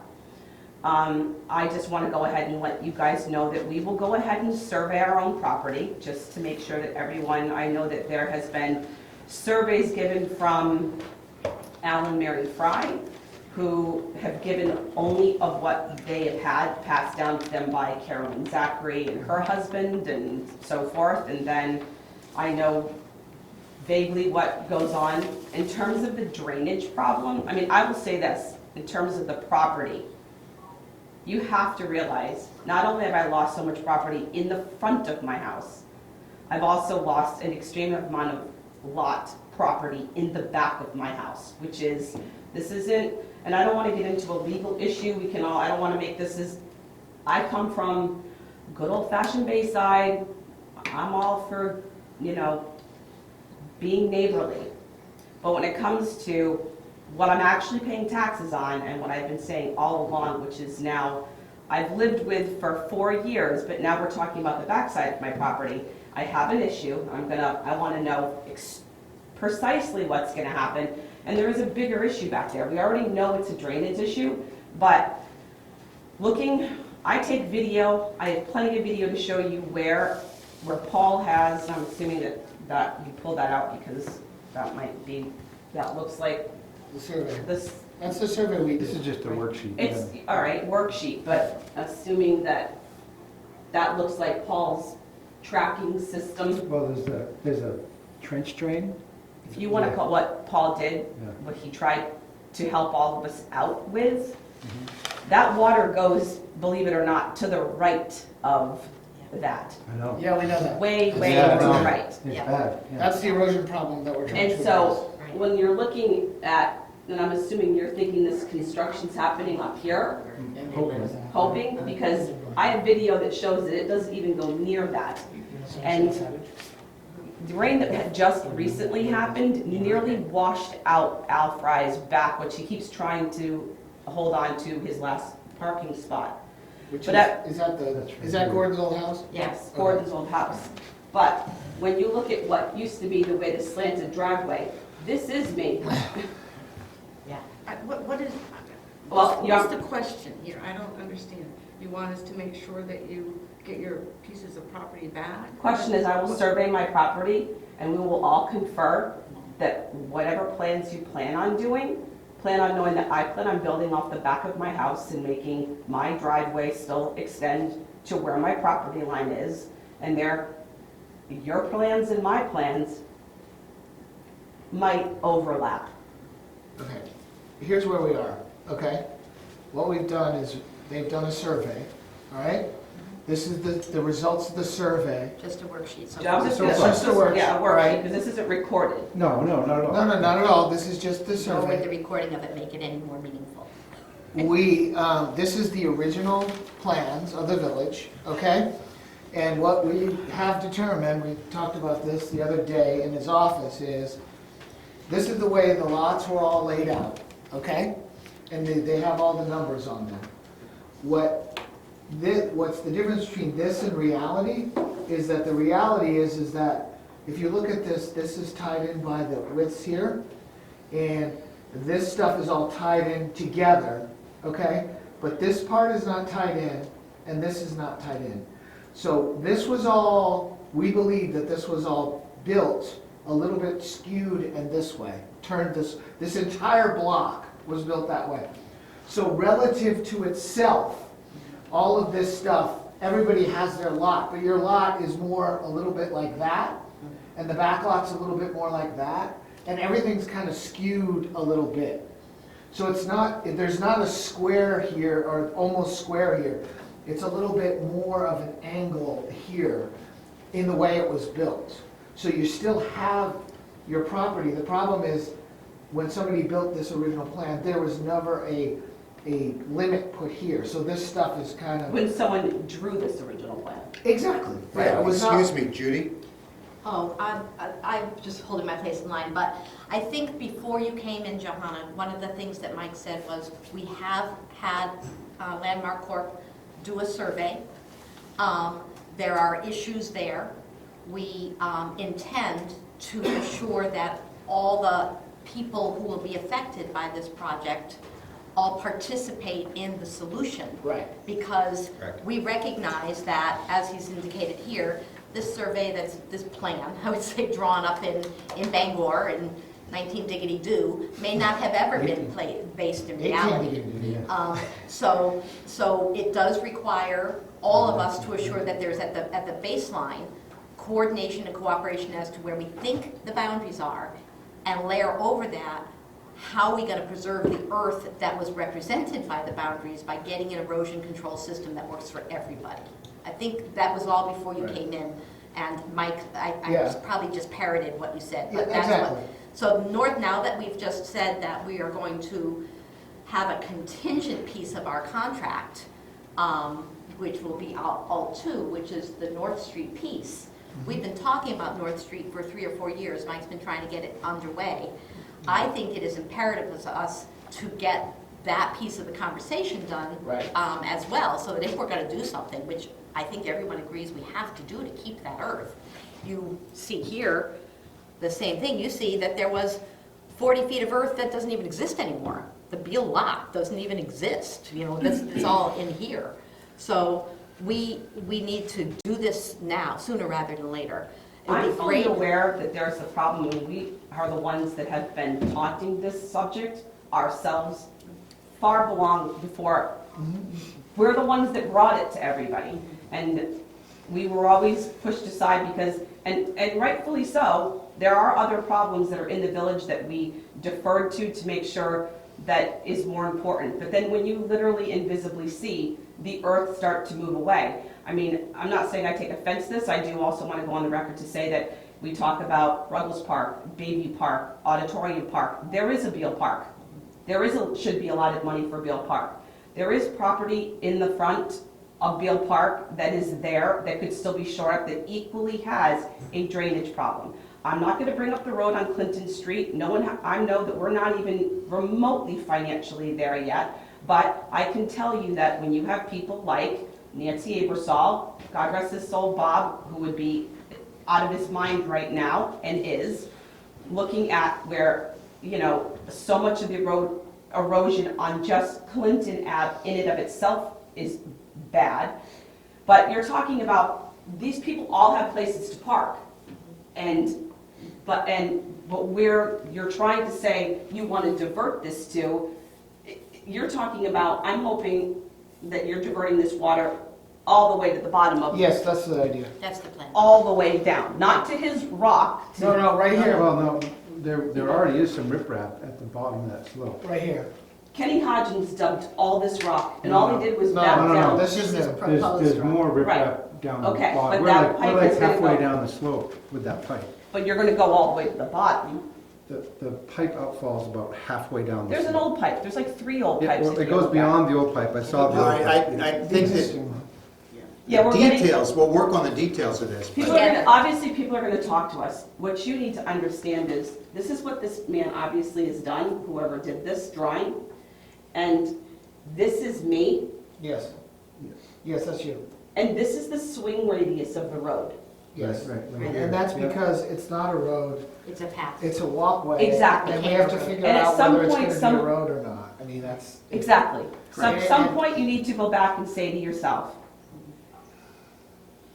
I would put out one of those strips that people drive over to find out how much traffic. You think we're a dead-end street? I mean, it used to say, go back to 2 dead ends. Make it a walkway. The amount of traffic we have going through there is absolutely ridiculous. And there's going to be problems. I can tell you my neighbor above me is going to have absolute issues I just, with, I don't think I'm comfortable hearing from you what your neighbor's going to say, just for one thing. But what I'd be really comfortable is knowing, what do you want? And I'll tell you what I said this, you were Right. sitting here 4 years ago with the same question, and then you just got information and realized that what I tried to tell you 4 years ago was that I lost 3 feet of my property, okay, on the eastern side of my house. Now I'm telling you, and I've tried to say along, that I've lost, and I sat around and showed you photographs, and I had Richard Brockway sitting here confirming the fact, who lives and was my family's neighbor. I could show you from a photograph of how much land of the back is mine, and all I'm asking you is, I'm gonna do my survey, because I'm building off the back of my house, and I'm going to use my property. Okay. So, Fine, take into That's consideration when you make your understood. plans, understood, thank you. that's going to be, Right. that when my survey, and not to single anybody, not look at you, I have to see familiar faces. Like, you understand what I'm talking about. My husband's in a wheelchair, they did the best job they could. Right. From the old timers to put on the back, whether it was Alden and Dick Brockway, but right now, it still takes my. And we me can to- have, I want to have a neighborhood conversation about it. We We're all gonna want get a everybody neighborhood together about conversation. it. That's fine. One But of these the, people will sit just down. bear in mind, one of the things you're saying may require that we do not plow this in the winter, that we would only plow this. And that's a possibility. If you need that land back, it's very possible that we won't be able to get around here, and this can be a walkway again, but that's what some of the consequence might be, but we should have the conversation first, okay? Because we'll have to figure out what makes the most sense. That's why I'm standing here. Yeah, we can do that, But Joanna, we understand that, really. and we have all sat as neighbors to talk about solutions, but we as neighbors, and some of them obviously couldn't be here. Mike and Al and Mary were not able to be here. I would have expected Paul to have shown up. I'm Right. sure he's very busy himself, doing his own surveying, whatever. We I think I have everybody talked- should do their own survey, and we should all bring them together, and then we should talk about them. So I think it's a wonderful idea that you get our one. own survey so we Right. understand. And we also have talked about that we're 3 people down there that are winter residents. And so we have talked about closing that track in. But we also understand that we defer to Bill, who takes care of us all winter long, and if it's not something that he feels comfortable doing, then that's his decision, because he's the one that plows. And as homeowners, Michael, what I'm saying is, Yeah. we will work with Bill Yeah. as to what is his feeling about what is his good swing radius, how much I'm willing to give up to make it effective for what works for all of us. And then- Excuse me, I hate to interrupt, but we have a really big agenda. I appreciate everything you say, and Hey, everything you you know- say is valid. No. Absolutely everything you say is valid. I'm happy to hear You know what? your work with You Bill. should have stuck to your agenda and let us talk at the end. No, But thank no, you. No, No, I mean, you opened it up and you wanted us to talk. I If there was did, a and I time limit, think- then you should have said so, because that's very nice of you to cut me off, but you opened it up to the floor. You didn't Wait. I think the appropriate place to take this is to the infrastructure committee, Yes. and they figure out how they're Exactly. gonna solve each piece of those problems, and then the Mm-hmm. infrastructure committee would present what they want to do, hopefully taking into consideration all of those different pieces. We have- And then they bring it here. I think- So I think we get the idea that there's something really bad going on down there, and that is on the table for this year. Right, That's all we're saying. We have a lot of moving pieces in I this. think We you have should stick erosion to what your issues. original plan was and keep going with your meeting. This shouldn't have happened right now. The way that the meeting works is we have comments from the neighbors at the beginning and at the end, and we delayed the beginning ones until after the seawall discussion. And now this is happening right now as part of this, because the engineer Mike, this is isn't your leaving. fault. He'd like to keep going with the meeting, so I- just keep going. It's fine. I'm gonna finish what I'm saying about this. So what we're gonna do is we're gonna take this to the infrastructure committee, and we're gonna evaluate the erosion, we're gonna evaluate the survey here, we're gonna invite all the neighbors to come to the meeting and to discuss it, and we're gonna talk about what should be done here, because that, to me, has always been a walkway. We've been doing that as a road to allow access for plowing in the winter. It doesn't have to be plowed in the winter.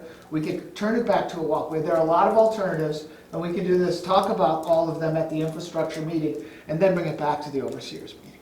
Does that make Because sense? what I was about to say, which is that we have committees that are much better able to handle this, frankly, than the group of overseers in general. So I would love to see the infrastructure committee work with the neighbors to come back to the overseers with some suggested solutions that the overseers can then act upon. And I think it'll be to the benefit of everybody. Thanks, man. Other, please. I'm Janine Novotny. I am the owner and now year-round resident of 7 Park Row, and my comments have to do with the item on your agenda for the design of the new sewer disinfection building. My 7 Park Row is basically from my front window and my porch, sort of dead across from that building. Can you speak a little louder towards one of the mics? Sorry. Janine Novotny, 7 Park Row, year-round resident now, and as far as I can tell, sort of dead across from the sewer building across the park. And I attended the utility committee meeting, and I'm quite, to tell you the truth, I'm quite pleased by everything I heard, that in terms of the design of the aesthetics of the design of the building, that it was designed to coordinate with the nearest building, which is the yacht club, and which makes perfect sense to me. And what with the discussion at the utilities committee meeting of some exterior changes, like using wooden steps instead of concrete steps, and maybe skirting and the screening, the generator and all that kind of stuff. I think you've done an excellent job, and as someone who's going to look at that for the rest of my life, every day, I'm quite satisfied with what you've done, and it seems like the other things that were talked about at the utility committee meeting, which have to do with the aesthetics, are all I mean, like the landscaping and window boxes, I mean, all these possibilities, none of those have anything to do with the actual design that's in front of you, or that will be in front of you that needs to be done. So I'm, as somebody who's got a real vested interest in it, I'm pleased with what you're doing. Thank you. Judy? Thank you very much for your thoughtful comments, because you were here for a lengthy meeting, and I always appreciate when citizens come and see us do our work.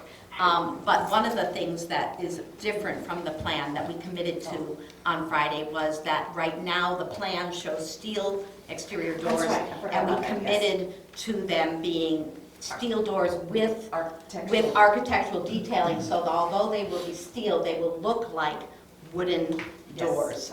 So there are some drawings that were considered that don't reflect the aesthetic conversations with regard to the steps, the lattice, the barrier, and the doors.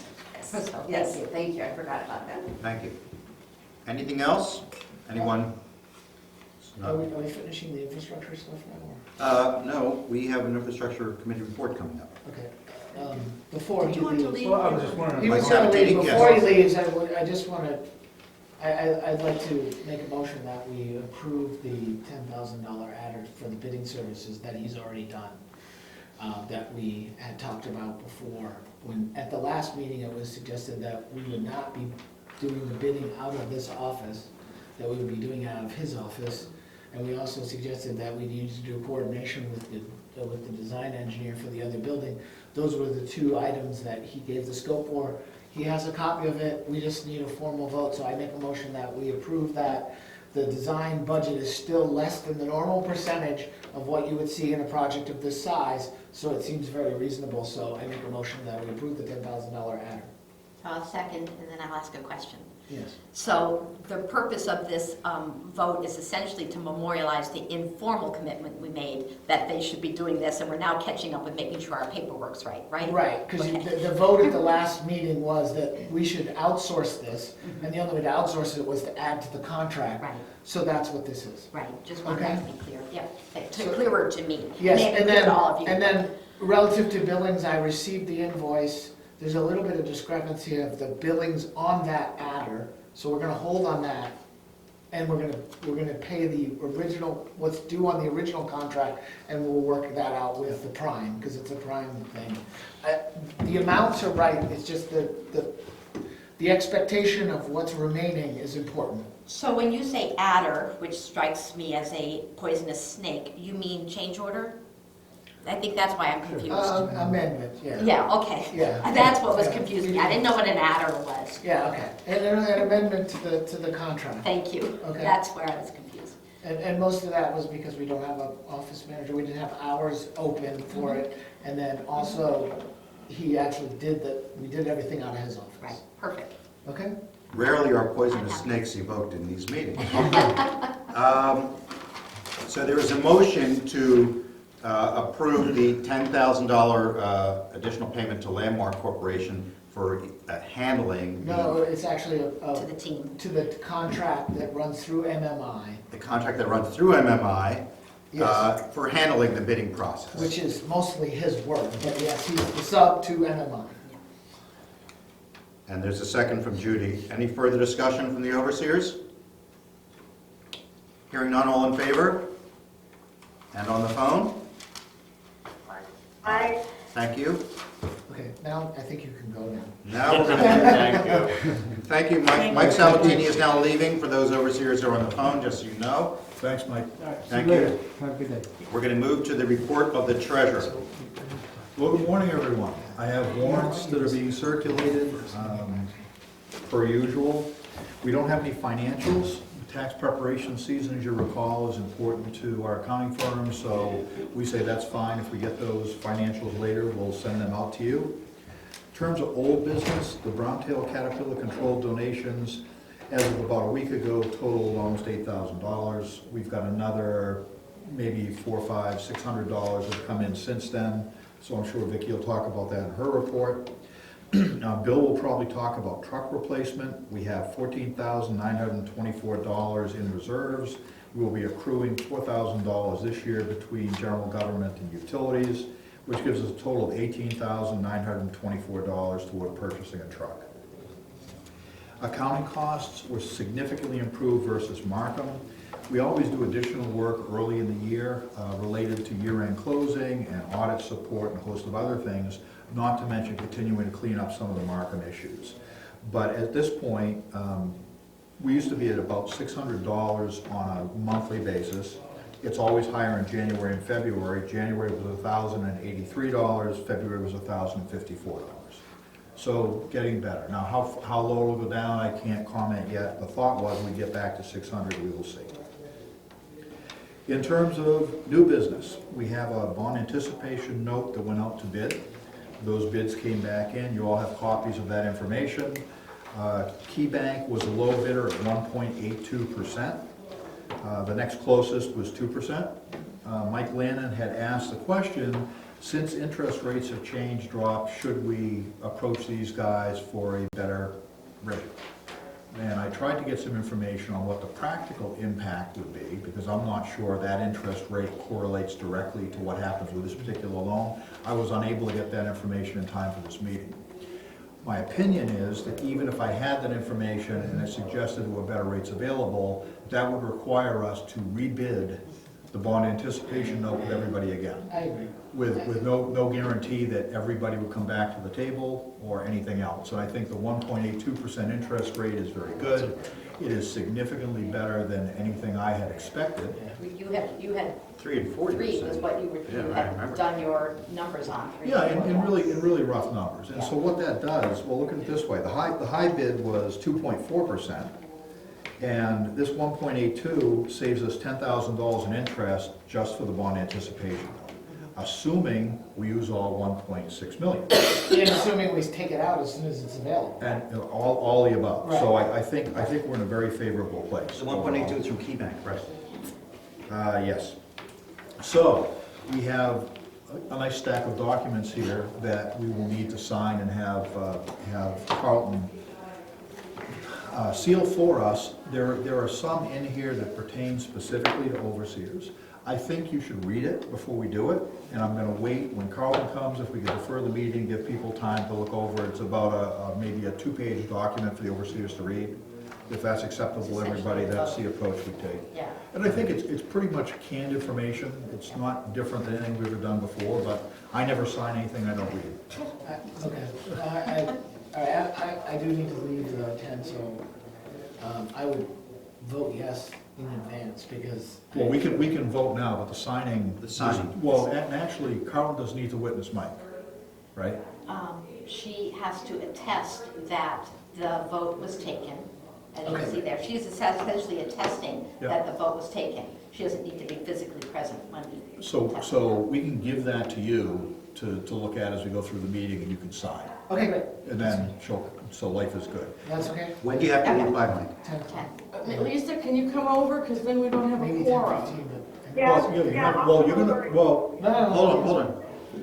going to vote now, you have a quorum. Right now. Yeah, We she got a needs lot of to- other stuff. She needs to balance the meeting. Oh, for the For the balance. later for the other later stuff, one, I yeah. understand. Yep, very It's good. not all about you, Steve. Yeah, put your vote on, Lisa. 1 second, please, Mike. One of the items in the email I sent you was that I wanted to make a motion, or have Judy make a motion similar to the one we made at the other meeting, which would be that for the balance of the COVID-19 concerns, that we have allowed to have meetings where people are on the phone to do the. I was going to bring that up in my report to the president. Right, so I think if we did that now, then she could vote, that they could vote online to cover the rest of the meeting, because, and the way Judy phrased it at the utilities was it was very specific to this issue, because we're not going down a slippery slope of changing this without changing the bylaws. I've already been aware of other municipalities. I live in Portland. We were going through exactly the same thing there. So this is happening all around. Right. The Maine State Legislature. And I was going to make a recommendation that as needed for the foreseeable future related to this, that we would accept quorums, including people on the phone.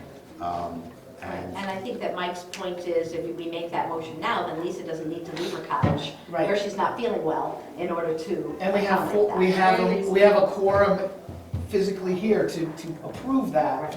So I would I think that probably has to be a motion rather than a presidential fiat. Right, I think that's what you were saying. Yeah, Well, we got a motion you had the on the floor wording now. really good last time. So we did this at the utilities meeting on Friday. I moved that during the, We're still working on a motion Can for we this, vote on for his this motion bid. and then we can move on? Right, On let's what? resolve this. yeah, sure. So your motion is the bank. I can't make it. Well, No, he has- can't. No one has No made a one motion. Has made someone that made a motion yet. motion? No one made that So you motion need a yet. motion to approve entering into an agreement with KeyBank. Correct. So Have that moved. language we used in the event? Yes. So moved. KeyBank. Is there a second on that? Second.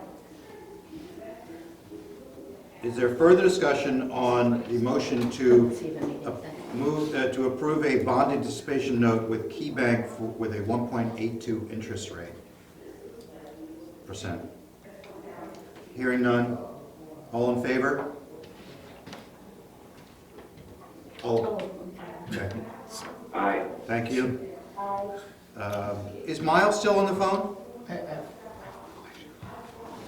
Doesn't sound like it.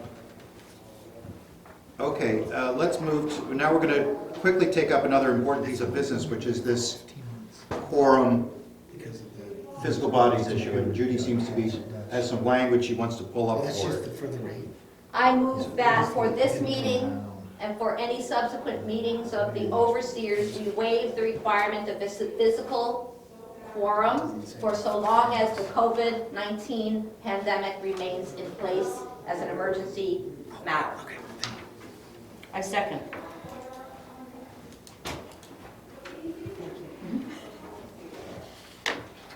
Is there any discussion on this? Hearing none. All in favor? Aye.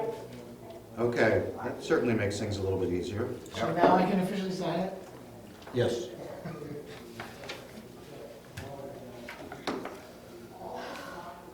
Thank you. Now, Steve, I think we're back to you. We haven't left your new business issues. Are they Indeed. trying to figure out infrastructure problems out there in the hall? Is that? Yeah, I think they're in the office, actually. Mike is good, but he's, I think she might have cornered Mr. Barberini. Oh, Mr. Michael Santini? Okay, so I don't you, know. Barberini was the last guy. Miles says that he is still on the phone, but he can't get the mute off. He sent me. all right. Got it, Miles. So you've all met Nina. Nina has started with the process for all the good stuff we do in the office. Nina Richard, just for those who are asking. She's been thrown into the fire. She had her first trial by fire at the utilities meeting, Yes. taking minutes. She's taking minutes for us today that are going to probably mirror John's. Did you not know that? We had this discussion actually. I'm on top of the minutes. Okay, beautiful. So we have, anyway, trial by fire sort of thing, figure out what we do. She's going to work primarily on financial issues and is staffing the office from 9 to noon at a minimum on Tuesday. So we now have coverage of the office with Amy from 9 to noon at a minimum on Monday, Nina on Tuesday, and Bill is doing an as-needed or an ad hoc basis on Fridays from 9 to noon. All is well thus far. We still need some help with community hall rental forms and watercraft registration expectations before we get going. And that can just be a process you want followed, and we'll work through the details and figure out how to make that happen. What is it, what about community hall rental? Do you need? Whatever she needs to know. Oh, And oh, I- whatever okay. whatever Oh, I her spoke to role her is about gonna it. be Okay. of communicating back to us. Okay. Scheduling, all that other fun stuff. Community hall, I have to jump in here and say that that's the sole issue I can think of at the moment where the Northport Village Corporation has or oversees large groups of people joining together.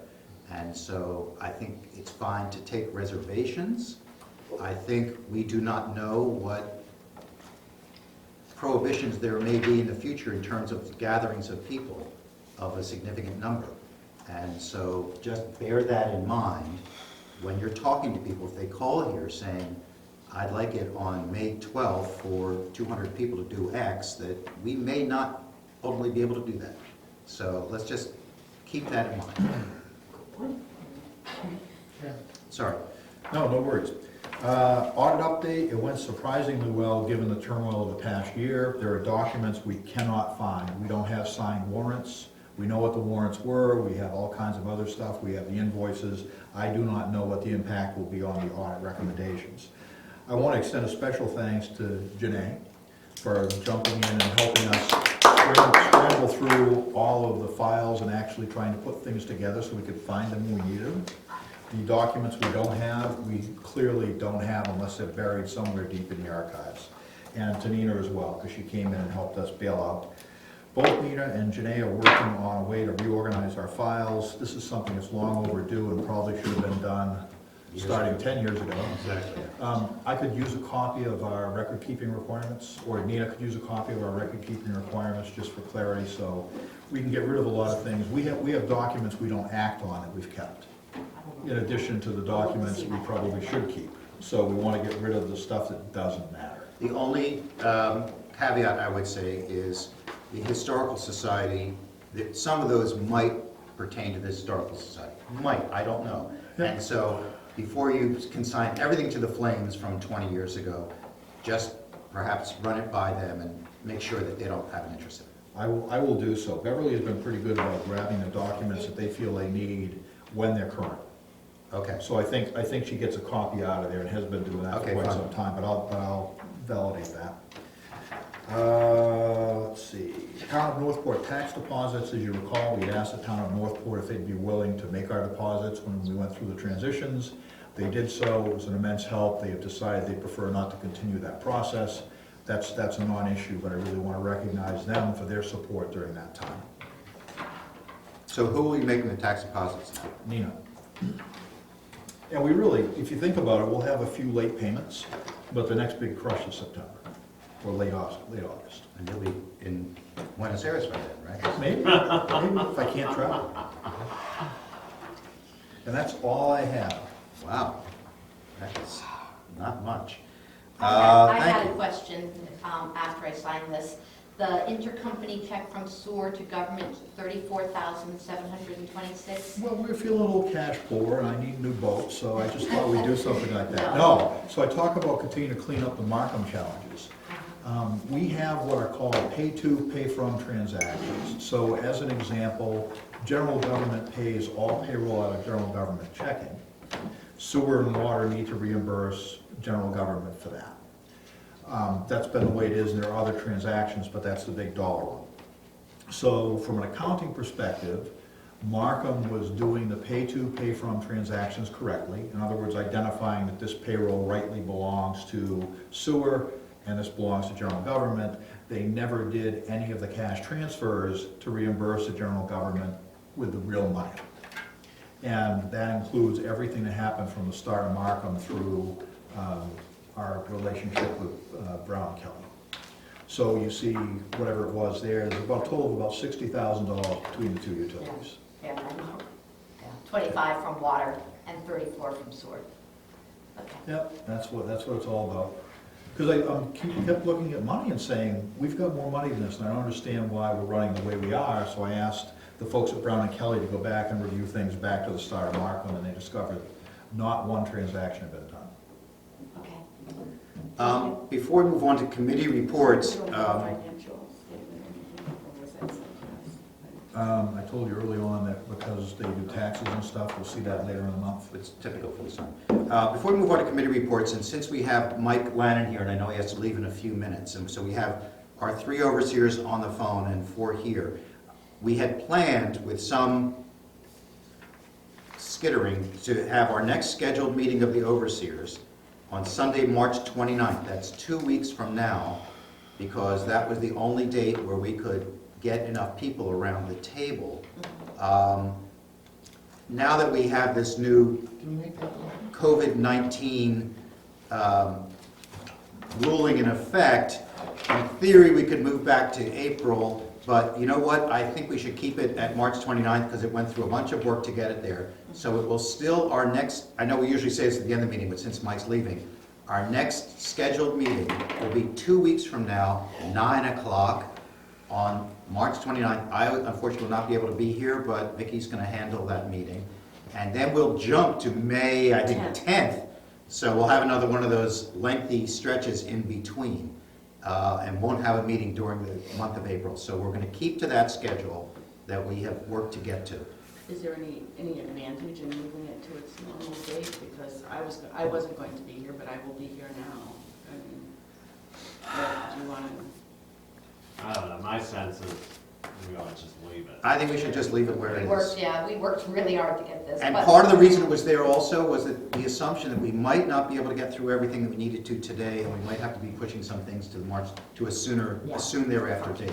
So there was logic there also, to get to stuff by the end of March. So 9 o'clock on the 29th. 9 o'clock on the 29th. Still good. And I appreciate, Vicki, your handling And that. then we're not doing anything until the. And not till May 10th, okay? Just wanted to note that. Committee reports. Mike Lennon, infrastructure.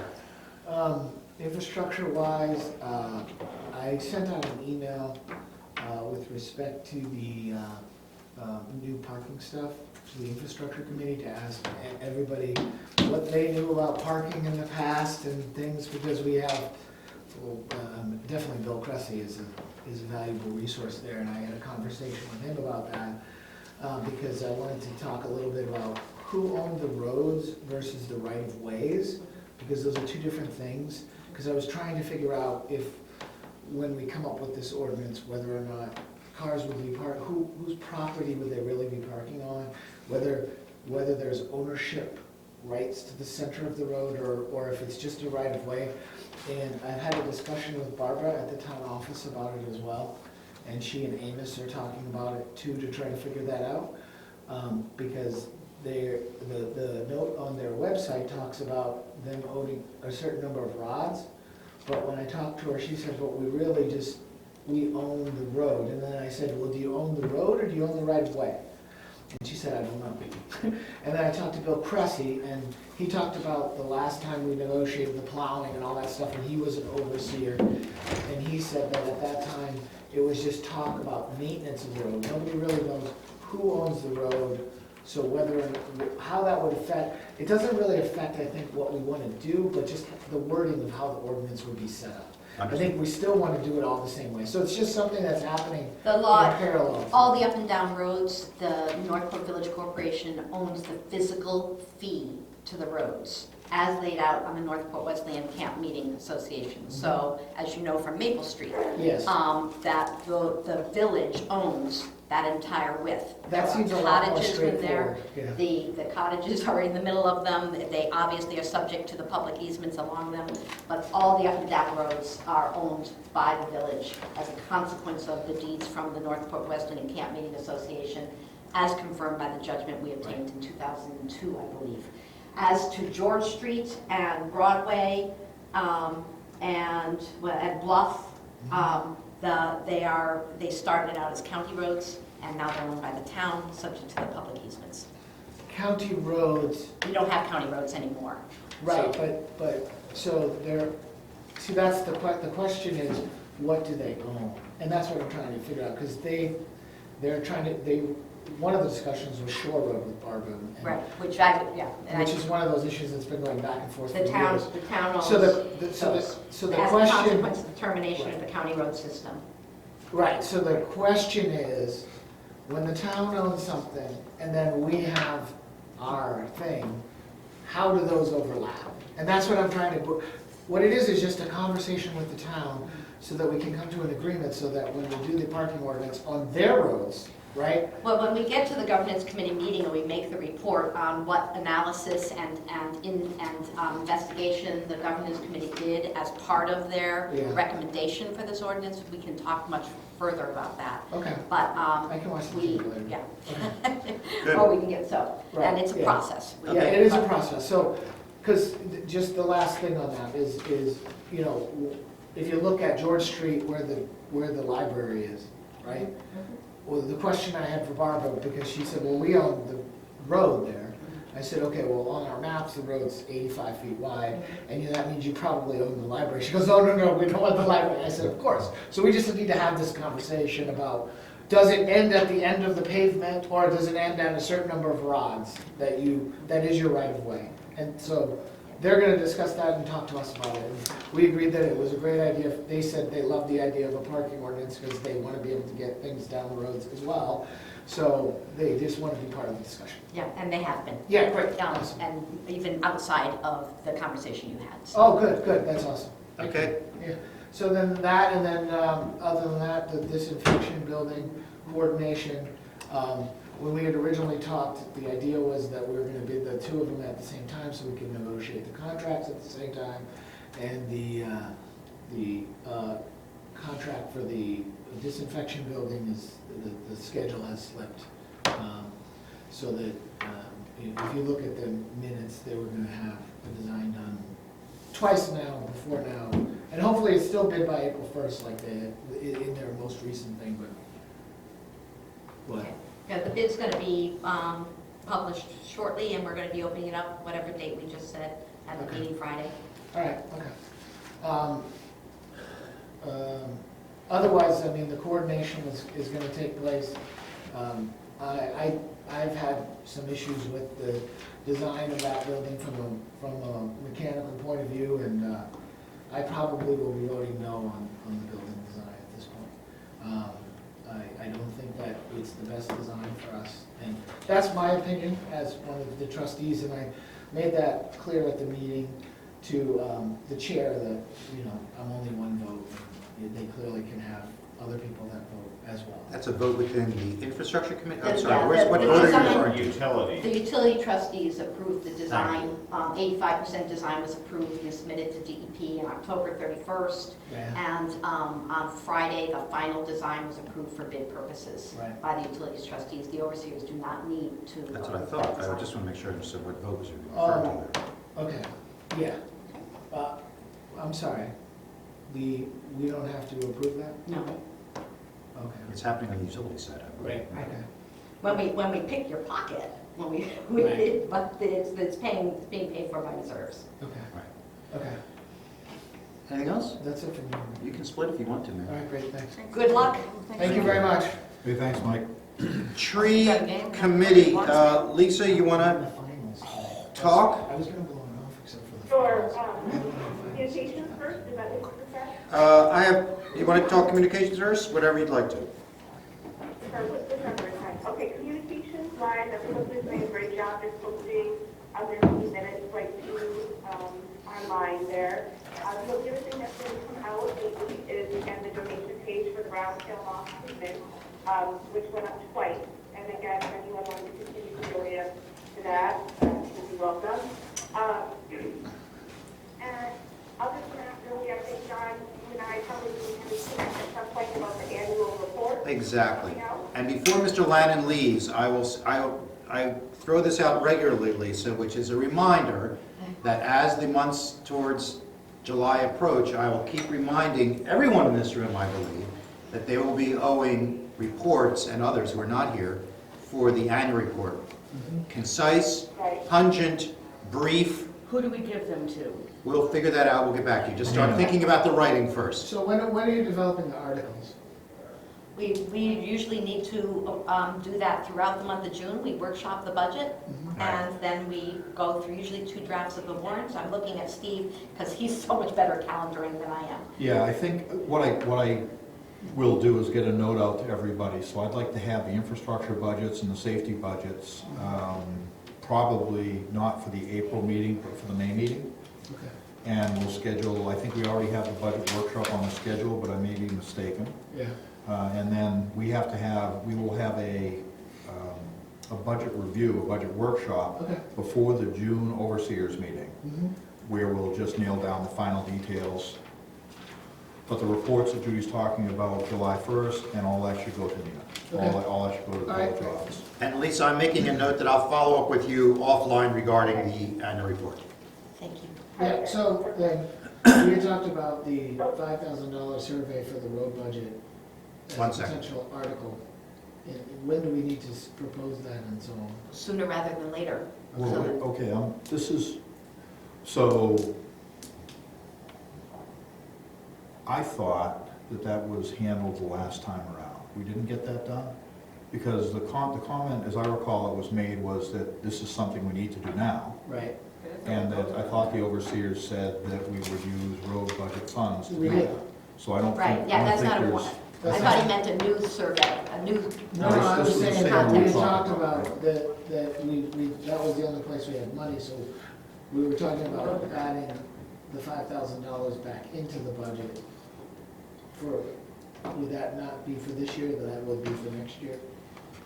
Nothing was voted on at the last meeting. No, nothing was voted on that. We had talked about the possibility of, because that's where we have the money right now, but then, I mean, we didn't do the. Right, which now is we a can do warrant it. question. That's We a don't- different question. It's a warrant We don't- question. We don't have a way to add it back in, because if you're gonna survey now, you need to, well, I understand. You What understand you're what I'm saying saying? is, Yeah. could we get some incremental road funds? Yes. Right. Yeah, that'd be a For- later, for that'd be next a year later, later to discussion. make up for Yeah, so this. for now, we're getting our survey done. Right.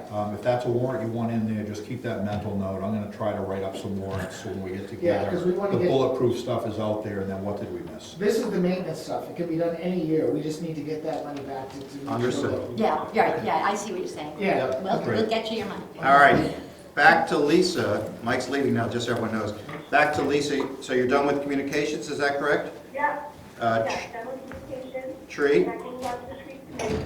I'm gonna kind of let Vicki talk more about the rabbit tail law, since she's working more directly with Diana with that. Mhm. In regards, I did go to the the registration workshop for Project Canopy, and John Hoy joined me for that. It was like a 2-hour presentation for me on that. And at this point, it was a lot more complicated than we had anticipated, meaning that we need a lot more participation from the community. For instance, it's not just a matter of figuring out what trees and getting the written bids for those, but we also have to have letters of recommendation from, obviously, the overseers, from the, from Bill, but then also the town of Northport, as well as council maintenance plan, and then letters from them. We need some businesses in town.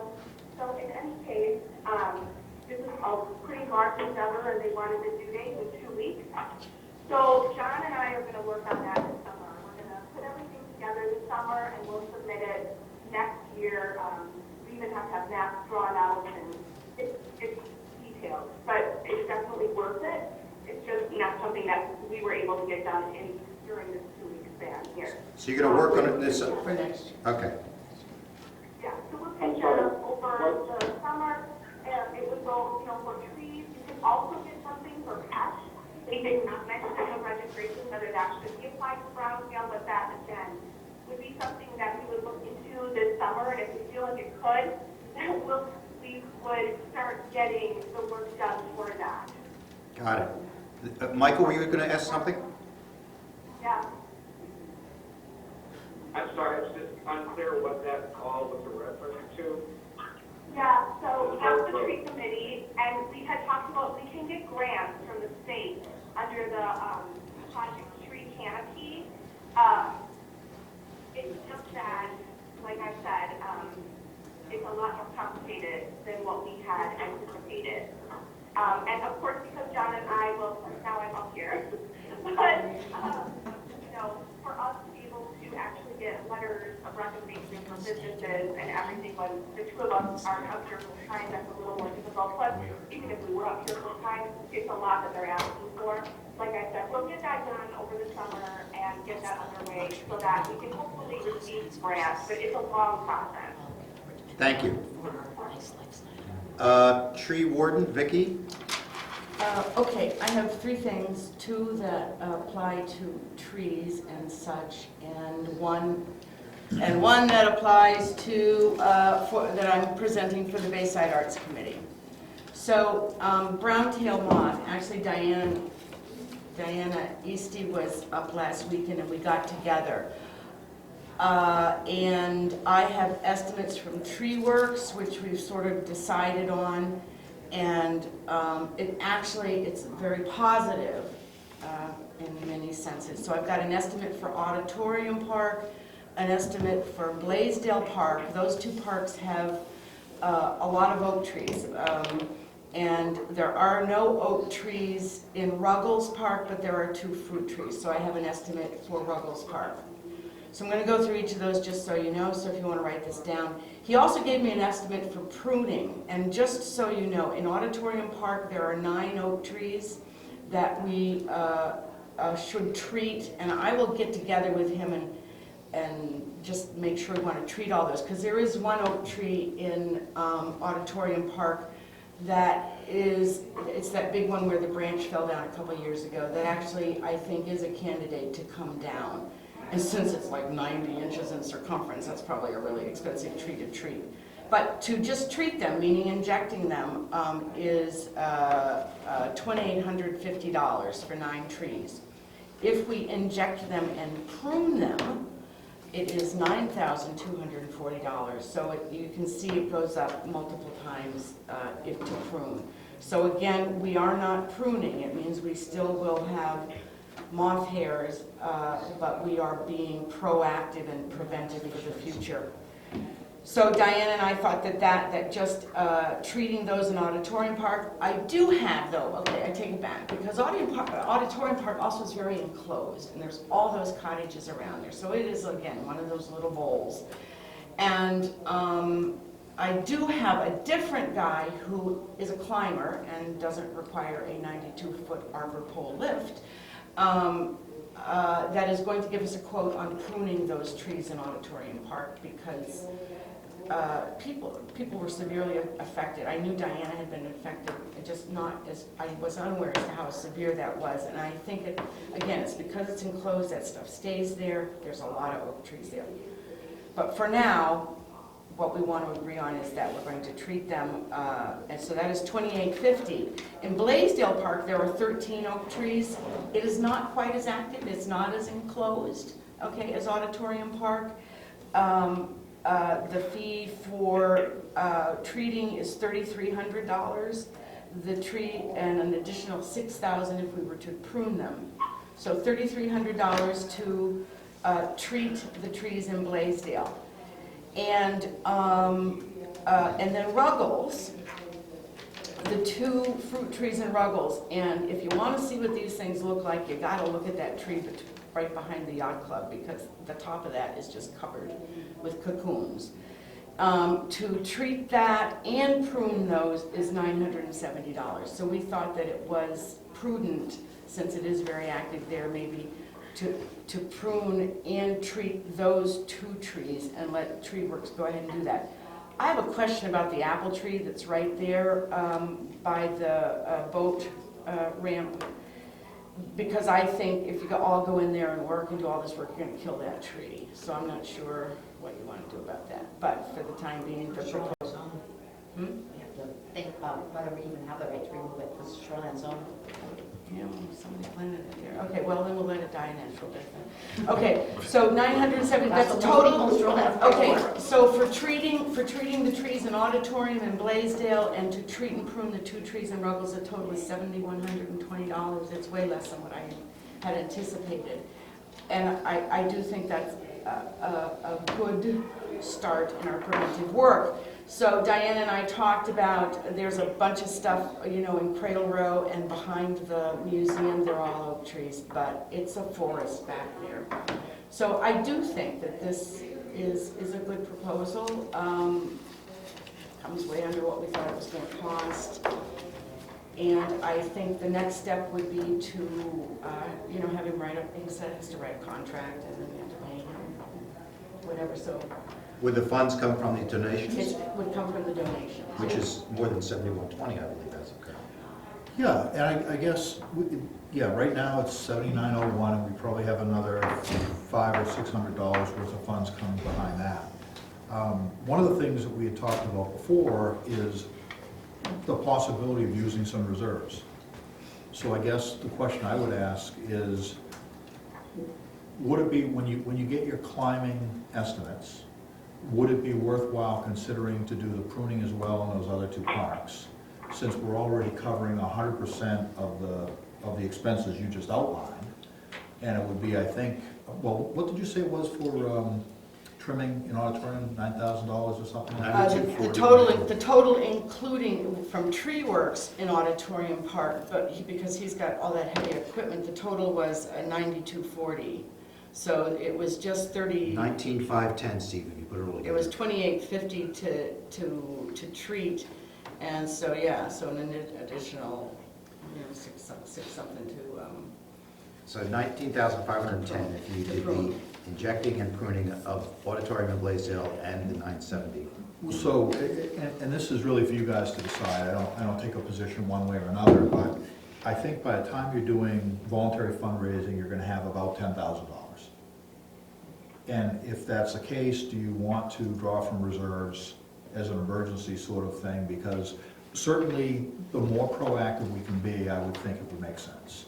So if you could eliminate as much of the infestation year one, I would think succeeding years would be easier. You wouldn't necessarily need to prune, and could probably just inoculate. That's an opinion from an uninformed person. Always helpful. But I just throw that out there. It's all good with me. So you said there was a possibility of taking from reserves. What's our authority to take from reserves? Emergency.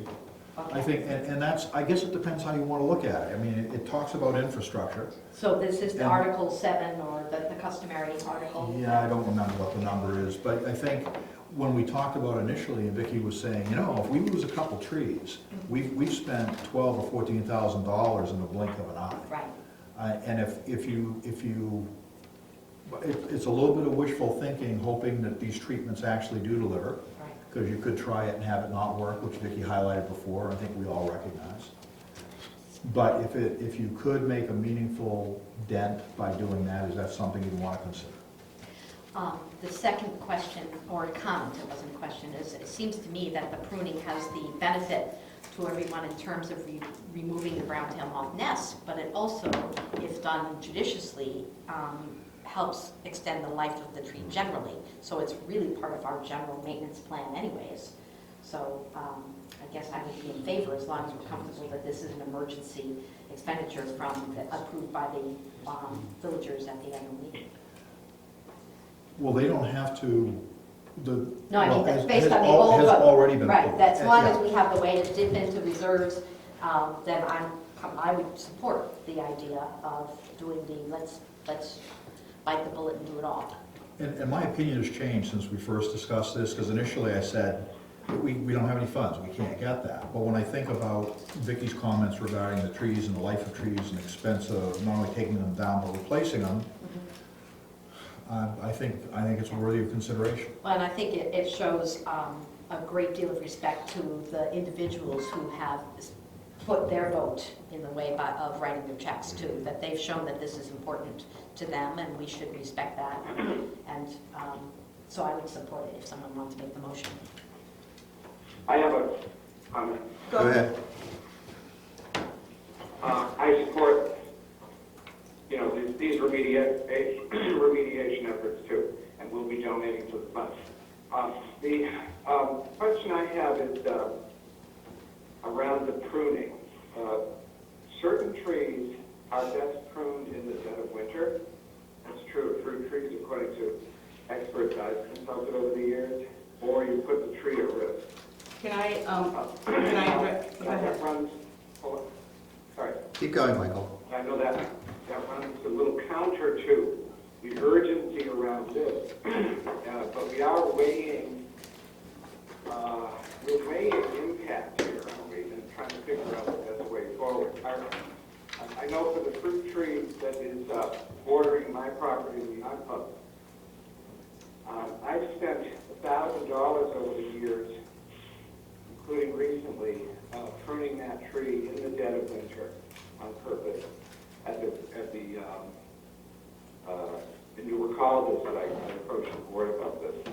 And the experts I consulted at the time said, yes, it's done in the dead of winter. So in approving this pruning of any trees, are we pruning? I think this is important to weigh expectations, to have it clear so that the urgency and the concern around this is measured against the interests of the trees. As we know, we don't want to lose trees. We also don't want to lose them by pruning them at the wrong time. Vicki, sorry. what they're doing is they're clipping the nests. I would not consider this pruning in the sense of pruning a tree for growth or management of growth. They're clipping the cocoon nests off the trees. That is all they're doing. Okay, so this is not So pruning. so when you use the word pruning, and I said, well, that's good generally, I'd have to recall that comment. Yes. Okay. Yes, and they're clipping the nests off the tree, so it wouldn't be that, again, that pruning in the sense of maintenance for growth. I would say the total cost here, the difference for clipping the nests in Auditorium Park and treating all of the other trees, which, what is that, 9 and 13 is 20, 23 trees, is $7,120. The total from pruning from tree works is over $20,000. This is not a one-year thing. That is why I am suggesting that we bite the bullet the first year and leave the nests, forego the clipping of the nests, because if we spend $20,000 this summer, we are going to want to spend $20,000 the next summer and the next summer and the next until it dies of its own volition. So I am more in favor of a conservative approach. Again, I liken this to many things that we deal with. Ticks comes to mind. My God, we got the ticks, we got the brown tail moth, we got the black flies, we got that salmon factory. Okay, life is just really dangerous out there. So I think a lot of things that happened last year were because we were naive. I don't think our residents are naive anymore. And we did sort of do this thing that if all of our residents put in $100, man, we'd have enough money to do it for the next 3 years. So it is a small handful of people that I think have donated, and we certainly appreciate that and Diana's efforts. I am just a fiscal conservative, so, but whatever you want to do, I'm fine with. I mean, we'll move ahead. I would wait to get the clipping, well, the clipping price from the guy in Auditorium Park who climbs. I mean, because he climbs, he will not get all of the nests. Whereas this guy with his 92-foot ladder truck will get all of the nests. Well, then I need to hear some sort of a motion or proposal. And I think we've talked, I'm sorry, it feels as though we've done 3 different recommendations which are all inconsistent with one another. So what's your motion? What does the tree committee recommend? I honestly don't know at this point. Right. I recommend that we spend the $7,120, treat the trees in Blaisdell and an Auditorium Park, and treat and prune the 2 fruit trees in Ruggles. And if somebody gives us a big old $10,000 donation, we can reconsider. We still have 2 months. It's supposed to be done between April and May. We do need to get our name on the list. John, this Yes. is Lisa. Yeah. Michael just texted me and said that he got disconnected on the phone and he would like to vote on this, so whenever you vote, hold it until we hear Michael's name again. Got it. Thank you. Okay, motion to spend $7,120 for, again, treating the trees in Blaisdell and Auditorium and pruning and treating the 2 fruit trees in Ruggles. That's my motion. Is there a second to that? Second. We have to hold it until we get to your microphone. Well, we can have a discussion. And I have a question, which is the assumption that 7120 would come out of the public donations? As long as they're So there? it's a wash. Right. Based on what we have so far, and we expect we'll have more, and as Vicki just said, if we get the gold-plated donation, then we will reconsider it. But what about Michael's comment that fruit trees need to be pruned in the dead of winter? We're past the dead of winter, and you're proposing pruning or clipping 2 fruit trees. Maybe the difference is that you're not pruning them, you're clipping them, so you feel comfortable that we're not harming the trees in that process. Or better said, Tree feels they're comfortable. Tree works. Whatever, Tree Works. And I guess, again, I shouldn't speak for him, but I will clarify that with him. And if that is a problem for that tree, then that tree will be treated and not pruned, or those trees would be treated and not pruned. But my guess is he's gonna say, you know, the risk is over. I don't know what he's gonna say. Scratch that. Michael, are you on the phone? We hear him being. So which overseers are on the phone right now? I am Lisa. And I guess Miles. I'm the only one. Miles is there, but he can't get moved There on, is a and there's baby. Michael. Michael, you're back with us? I am, yes. Okay, so the motion on the floor, Michael, is what Vicky's original proposal was, which was to inject only the 9 oak trees in Auditorium Park, inject only the 13 oak trees in Blaisdell Park, and inject and treat, prune, whatever, however that is determined to be, the 2 fruit trees in Ruggles Park for a total of $7,120. And it has been seconded by Judy. And Michael, the question came up about the clipping or pruning the fruit trees, and I will clarify with the arborist at Tree Works to see if clipping that tree in front of your house would be in any danger of... I use that tree as an example. Right. I want to be on record. I'm not about that tree only. Oh, no, but I understand, okay. And at all out there understood on tape or in this meeting. Got it. About all trees. But it's a good example, it's a Good. good No, example. you're right. Okay, I will ask him about all Any trees. further discussion? Yeah, this is Lisa. I just think that, you know, I think with the fruit trees, those guys at Yacht Club, if we're going to prune any, it makes sense to prune those. I mean, I think that being right there where everyone is, I mean, I think if we can get that pruned, we should get that pruned. I think that's going to affect a lot of people. That is the proposal. Those are, the trees that we're talking about, the 2 in Ruggles are the Are the ones. ones that we're going to clip the cocoons out of. Any further discussion? Hearing none, all in favor of the motion? It's approved here. How about on the phone? I And Miles is in favor too. Oh, I was gonna say. And Miles is waving his hand. Yeah, he's Yes. texting. He's signaling. Electronic. So this guy's going to want a contract. Is it okay if I sign the contract for the Board of Overseers, or No, I think I actually you probably need need to to. sign the contract? Okay. So that can be, those can always, When would the work happen? Within the next 2 months, weather permitting, between April and May. so they can always be emailed to me, I'll sign them, return them back, whatever, that's the easiest way to do it. Okay. Anything else? You're not going to talk about Bayside Arts. Oh, wait, sorry, you said you had 2 I things have about 2 things, trees. Okay, so Marathon Park, I was tasked with talking to a landscaper. I contacted 5 landscapers. 1 didn't want the job, 2 didn't respond. And again, I can only deal with these things that are so brand new to me if I break them down into pieces.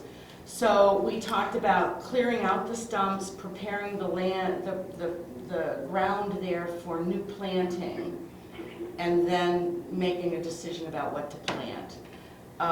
So I have a quote here of $28.65 to remove the stumps from Beals Park, put topsoil in, grass seed Beals Park, mulching. Marathon. Marathon, yeah. Marathon Square, I think. They've said Beals, but yeah, it's Marathon Square. Okay, for $28.65. But the other guy, we did talk about plants. I said something, you know, low maintenance, easy to grow, whatever. So he did include in his proposal 10 privets, which are kind of like hedges, and there's a whole... They're on the invasive species list. All for, of them? Yeah, that they're being added in 2020 to the Maine invasive species list. Okay. Well, they were fast growing. That's why. They're invasive species. Yeah, that's why, yeah. Let's do Japanese barberry instead. Yeah, right, yeah. We'll just get some Japanese, Rosa rugosas. Anyway, Yeah, I was hoping, you know, for something flowery or whatever. But with those 10, I think the quotes are the same. His included 10 plants. It was $33.19 with the 3 plants. So to Because clean he's that up getting rid and of his prepare. grocery stock because he knows it's been banned. That's why this is such a good Well, I price. kind of pushed him and said, I got a meeting coming, you gotta send me something, so, you know. But we can revisit that. But I would like to go ahead and get that cleaned out and get that ground prepared. And if people that live around there want to, you know, jump in and decide what they want to plant, I'm fine with that. We can go ahead and get started. I had thought it'd be nice to put in a dwarf pine in honor of the gentleman who had planted them 40 years ago, and even maybe a little plaque to soften the blow. And but $2,800, well, I'll knock my socks off, okay, for cleaning that up and getting it ready. But it's probably time. You know, again, a little compost in there is going to work well, and they are, I think the Historical Society is going to fix the fence and all. So 2865 gets it plant ready, but Get nothing plant goes ready. up on it. Right. I was going to move that we approve the 2865 to remove the stumps, get it plant ready by adding compost, and then we can then have a more, that affords us the opportunity to have a constructive conversation about exactly what should be planted. Yeah. Okay. So I would do that, although it's a lot of money. I want to remind people that there has been $1,000 donated already, so that softens the blow for the village. And my understanding, although I don't want to hold them to it, is that, well, I had a call from the Bayside Historical Society, and they want to donate towards it as well, in addition to fixing the fence. They made that clear. And I do believe there'll be money in the tree budget, which is appropriate to use in this case also. But I do have to tell you, okay, Boy, but we still have a motion. Can we have a second, please? Second. Thank you. I'm not sure what this bid would be if it were just the 33-1 that has the plants in it. What he didn't break it down so I could take the plants out of it. But I'm pretty sure it is the same. And I would like to go with this person because the other was Lanzares. Along with the people that, So I'm not sure how y'all feel about it. I'm sorry, so what bid, what number are we talking about? Do you care, do you? I don't care which one it is, as long as Billy's involved in helping choose it with you. I want someone to trust, someone that you trust. Do you hear what I'm saying, Billy? I want to make Yes, sure. well, I'm in neutral. Right. I want to just make sure it's someone who we trust. I have no problem with Basil, other than the fact that he cut those down, and I get it. And this other guy, I have no problem whoever this other guy is. I just, so the motion is 28 something to remove the stumps. It's up to you guys to choose the right guy. And the only other thing I'd say about this other guy, and trust me, I love Basil. Basil has done a tremendous amount of work for me, and I trust him. This other guy is a landscaper, okay, and so I think he might have better advice as far as what to plant there. That's all. But Billy, okay, so I have a list of the invasive species. I will send it to you as a general reference anyways. Lisa, you might want that as well for your Project Canopy Yes, stuff. please. Yes. That's because things like Rosa rugosa, which we all love, that's verboten as well. So 2,800 to prepare Well, we have to vote, but It sounds like the money, the funding for this is coming from potentially a variety of sources, is what I'm understanding. Yeah, that's my only question is, I assume donations and tree budget. Okay. Any further discussion? Hearing none, all in favor of the motion for 2865 to make that space tree ready or plant ready? Aye. Aye. Thank you. Okay, thank you for your patience. The other is Bayside Arts. So I posed the question of the pipes that they want to extend there, and Bill Cressy sent pictures. So I'll give you all pictures and an explanation. I got the explanation, I got together with Billy, I couldn't figure out the explanation compared to the pictures, so I went and got the pictures. this was for mounting the lights. For mounting the So lights. that they are no longer in the faces of performers, right? Okay, so the fixtures to attach the light beams will be black pipe. Each pipe will be about 2 to 3 feet long and will stick out from the beams. So there's the sticking out from the beams. They're vertical. I was thinking sticking out from the beams horizontal. How can that be? Oh, I see. Okay. But so- then the light goes on it, and that will be into the horizontal, Into the- yeah. horizontal space. Right.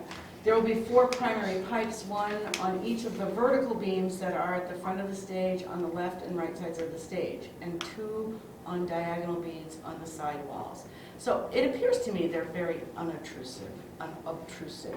They will be high up. Nobody could possibly bump into them. We also need to design some way to have some lights on the back wall of the stage, also up very high. Did this make sense to you when you saw it? Yeah, it made sense when I see the picture. Yeah. For those who are on the phone who are not looking at this, what's being proposed is that when they say pipes, it's actually a vertical piece of pipe about 2 to 3 feet long that will sit on the side of the vertical beams, and those pipes, lights will be attached to them. So it's not a horizontal pipe that runs the width of the building. It's a small vertical pipe that's clamped onto the side of a beam, and then the light gets clamped onto that. And he does note that it would be ideal to install them once, install the pipes once, aim and focus to be done for the season. The lamps will be taken down and stored at the end of the season, but it appears the pipes would stay. But we can clarify that. Do we need them to do the additional work of taking the lights down when the building's not open? I think once they're off, you can answer that question. I was thinking along the same lines. Well, I'm I thinking think along... we're sensitive about, they're always insisting on the thing, but on the Take it set. down, yeah. I would say frankly that given Bayside Art's challenge in just removing their sets, it is highly unlikely that they're going to be standing on 20-foot ladders taking the lights down at the end of the season. I just Well, can't believe it. I think it's out of sensitivity that they're offering that, but I don't think that if we allow this, that we would add that extra work for them for the sake of asserting our authority. But Now can that, we wait until we see what this looks like? I mean, these are very unobtrusive, but I will lights. yeah, well, they're the regular stage lights, so they're this big. They need some sort of approval so they can move forward. Yeah. I would move that the proposal to install the theater lights in the manner described and depicted on the March 8th, March 3rd and March 8th communications from Bill Cressy be approved, and that we hold in abeyance the mandate that they take down the lights at the end of the season. Again, this is, the people on the phone have not seen this, so... I second. Maybe. Can I just add this person on the phone, you know, you have different events that you rent that out for there. I'm trying to picture my head so far out of the way that they wouldn't damage, like any group that's using the hall or anything, is that correct? No, I don't think, yeah, I think they wouldn't be damaged. I think they are. About 20 feet up from the floor is what they're saying, which is pretty high up. Okay, I got it, okay, thank you. And they'll be there. I mean, if you're standing at the door looking into Community Hall, you will see that there are these 2 to 3 foot vertical pipes sitting on the side of some of the beams with lights attached to them. That won't not be there. That will be there. So that's a fair question.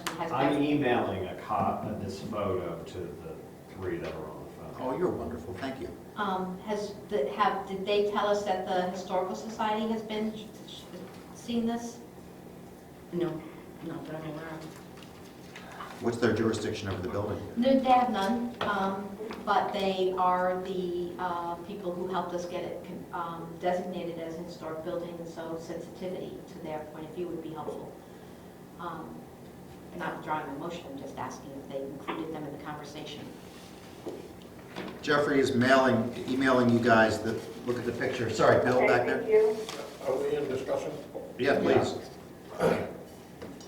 I remember how you worded it last month. I hear Bill well. The only thing that I don't hear in this proposal is, are they planning on running extension cords down the floor to outlets? If so, your MMA... Is there a microphone for Bill? Your MMA insurance... Bill, hold on. Just come over here. Bill, yeah, stand up and... I'm pretty sure they're not gonna put extension cords because they're gonna redo the. We're getting over it. Bill was asking about whether they're going to run extension cords down to the floor from these lights. And Vicki, you were saying? There was lots of talk about the electrical. I'm thinking that they're not, but I don't know. Yeah, I don't know. So what powers these lights? How do they get their power? I don't know. Okay.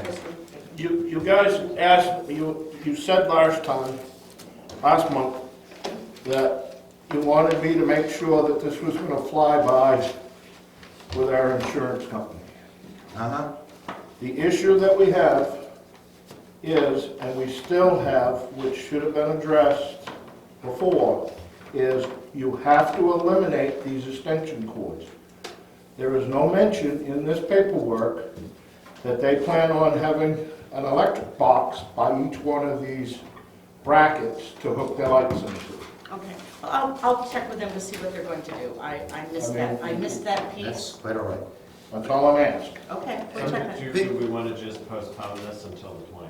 Yeah, we're meeting again in 2 weeks, it's relatively soon. Vicki, I really appreciate your going back and forth on this. So there are two issues really. One is what Bill just said, and the other is, has the Historical Society, weighed in on this? Do they have a take on this or not? Bill has connections into them, so that should be pretty quick to ascertain. But I agree, since we're meeting in 2 weeks, we could pretty quickly turn around our decision on it. Bill, thank you for that. You're absolutely right. Either the power source is going to sit up there, and it's not an issue, but if the power source is going to be 50 feet of extension cords coming off of each pipe, that's another story. Because they have that issue with the two fans. They're still running off an 100-foot power cord from the ground to the fan. When they done their electrical upgrade, they should have put 2 electric boxes up by the 2 fans on a switch to run those fans, not electric cords. Good point. Because that does not meet code for a municipal building. So I would suggest that we withdraw the motion. We need Judy to do We that. need Judy. I hear her, I don't see her. Judy stepped out for a moment. Right now.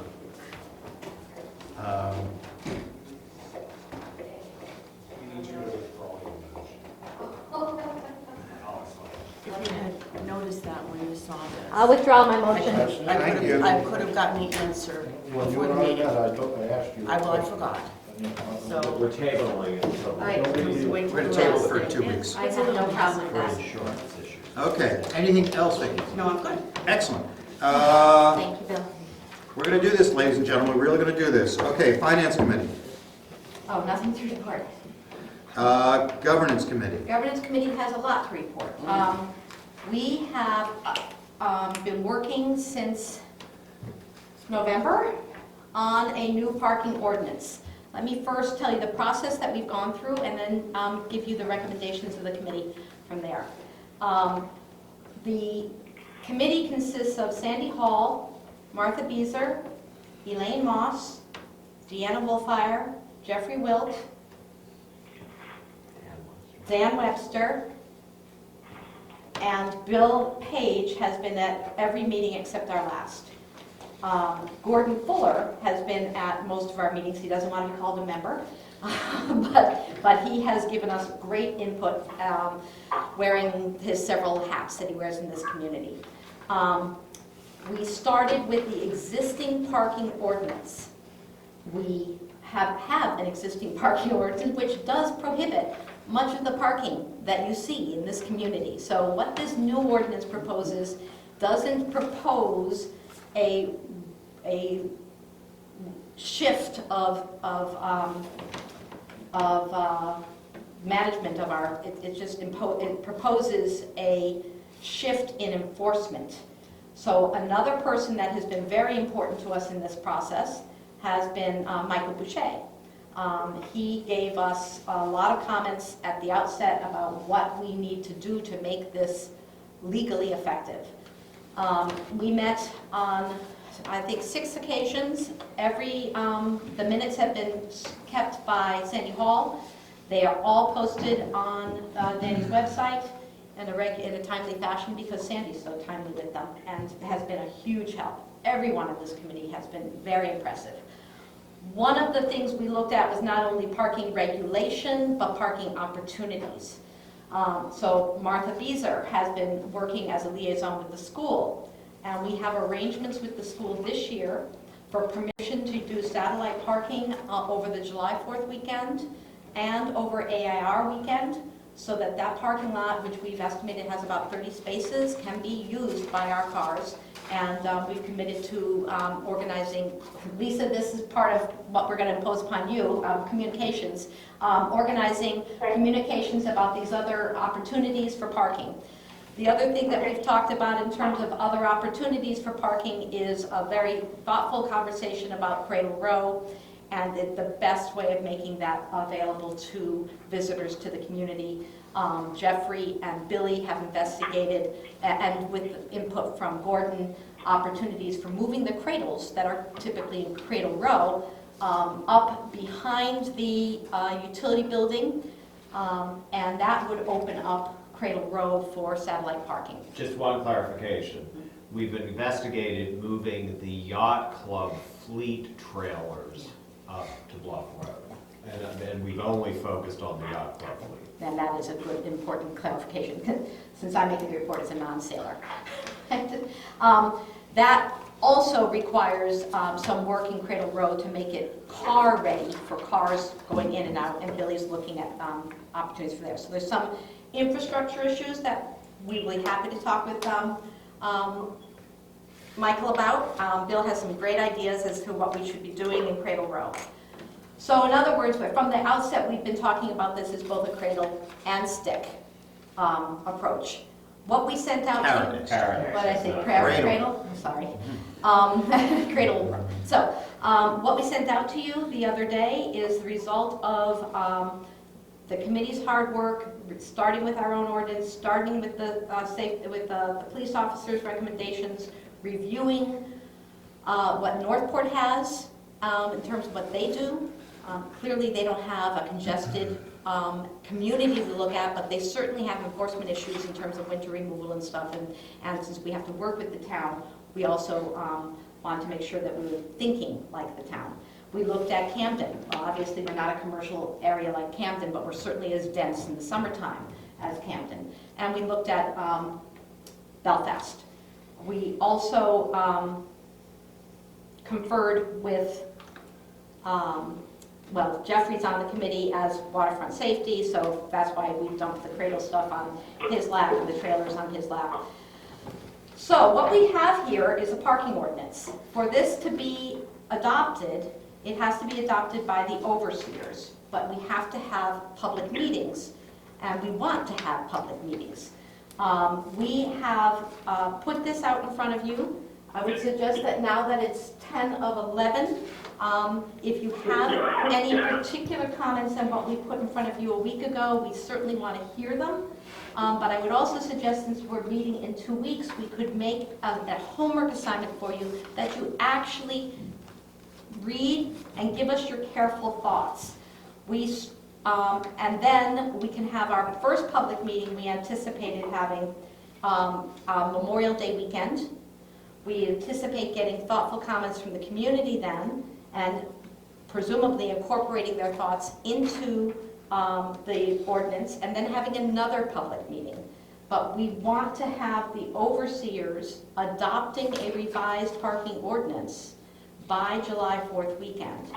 Because this parking ordinance does what our old one doesn't. It has enforcement provisions which will allow the police officer to actually ticket, actually do things that matter to us. It doesn't it doesn't surprise any of you that our deepest debate and conversation was about Ruggles Park, was about the day traffic, was about the pressures on that small little park, the playground, the park, with the sailing opportunities for all of us and the day sailors who come in. And so this represents a compromise of where we want people to park and where we don't want them to park. We had substantial conversation about the impact on parking from the new infrastructure down there with the new walls, and the opportunities that gives us for parking on the bottom of the park. we believe, and Billy was great help here, that we actually can get a little bit more parking at the bottom of the park, depending on the manner in which we park. We're sensitive about delineating that so people don't start parking in the park as opposed to the bottom of the park. But this ordinance shows the best compromise work that we could have come up with the best minds working on it very hard. And by saying that, I mean everyone other than me. I just gave the call-in number. But I really, for this to work, we need the community to buy in. And so we really want people to look at this, get this adopted by our June meeting, which means we have to reverse engineer this and get your thoughtful input now. I forgot to say one thing. One of the very first things we did was solicit community comment, and we got a lot of comment via emails from people.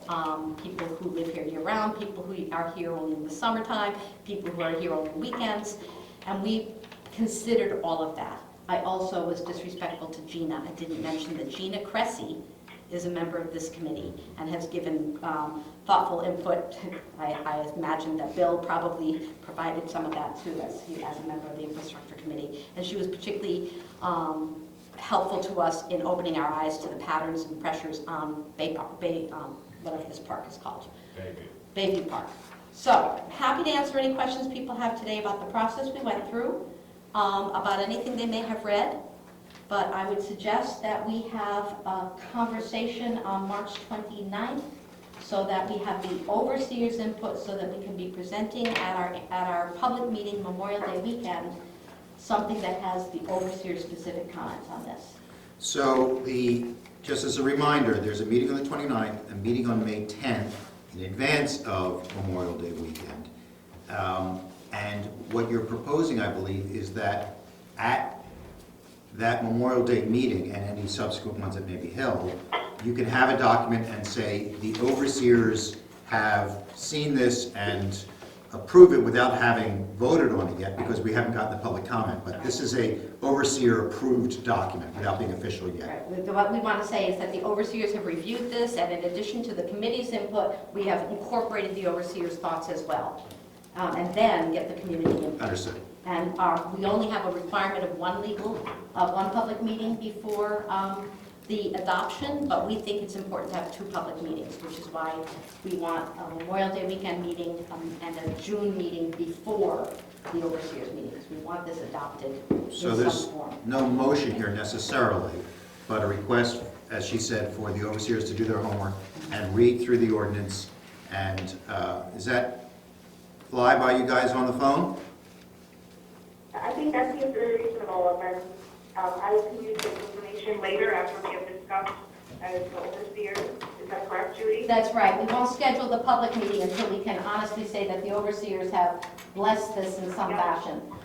And if for some reason an overseer cannot attend either in person or on phone the March 29th or the May 10th meeting, you can always send your notes or comments to Judy as the head of that committee, and she can circulate them out to the group. So. Right.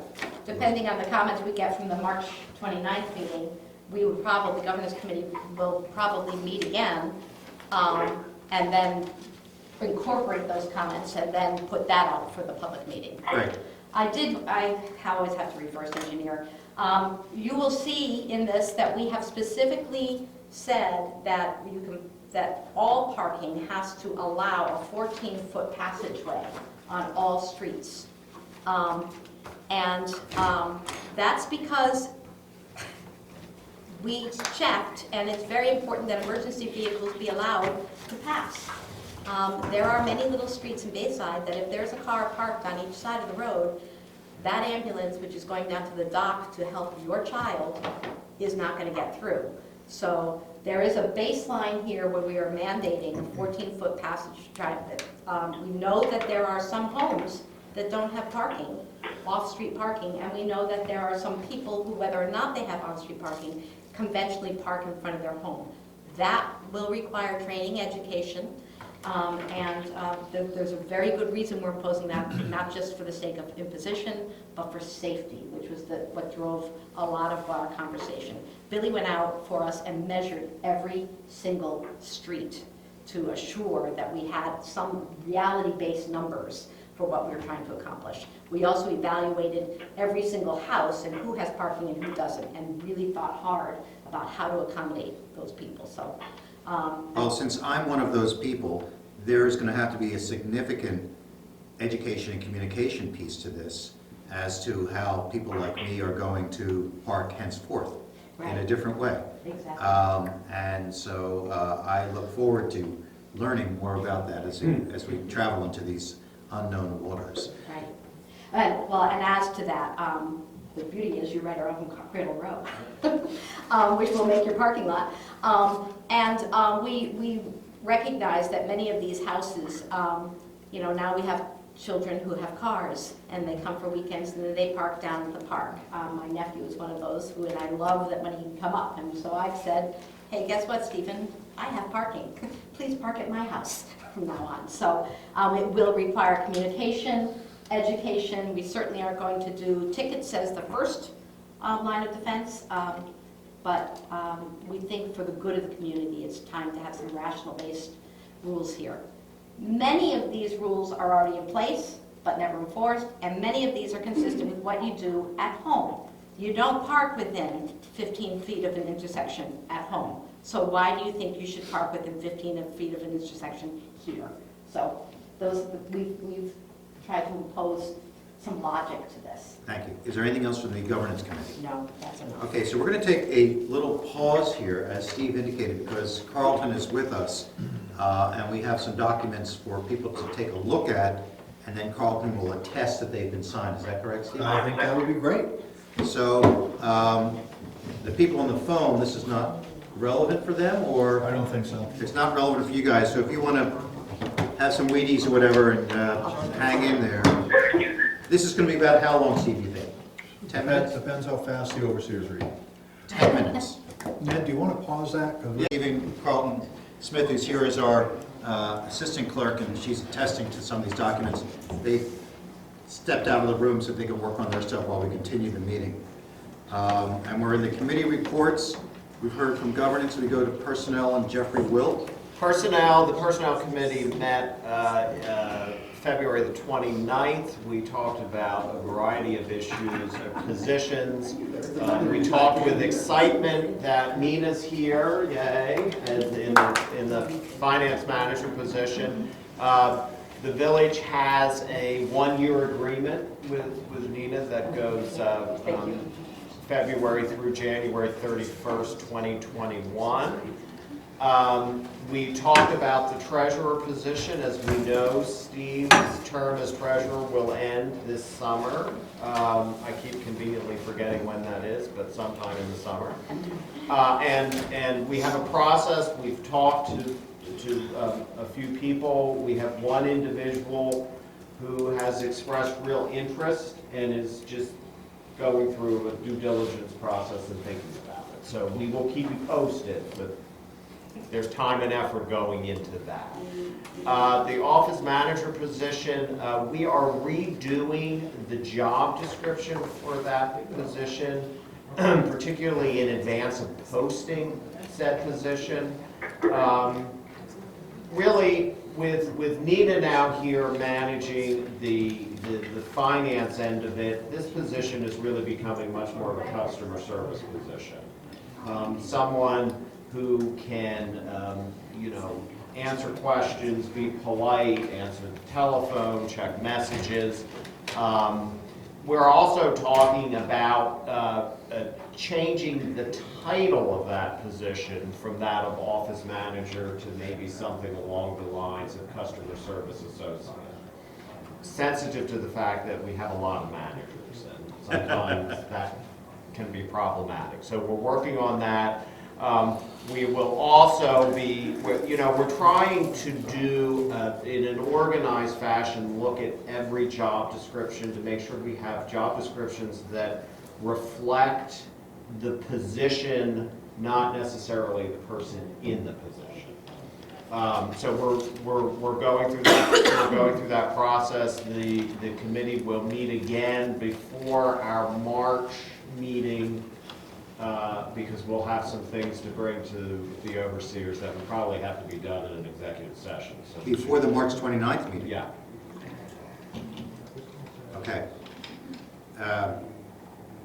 So that meeting will have, I believe, four Doesn't matter. overseers because around now the table. we can vote. I know, but an executive session might get a little tricky with people in front. Okay, We'll figure it out. okay.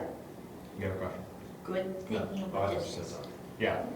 And that concludes my report. Thank Thank you. I have a question.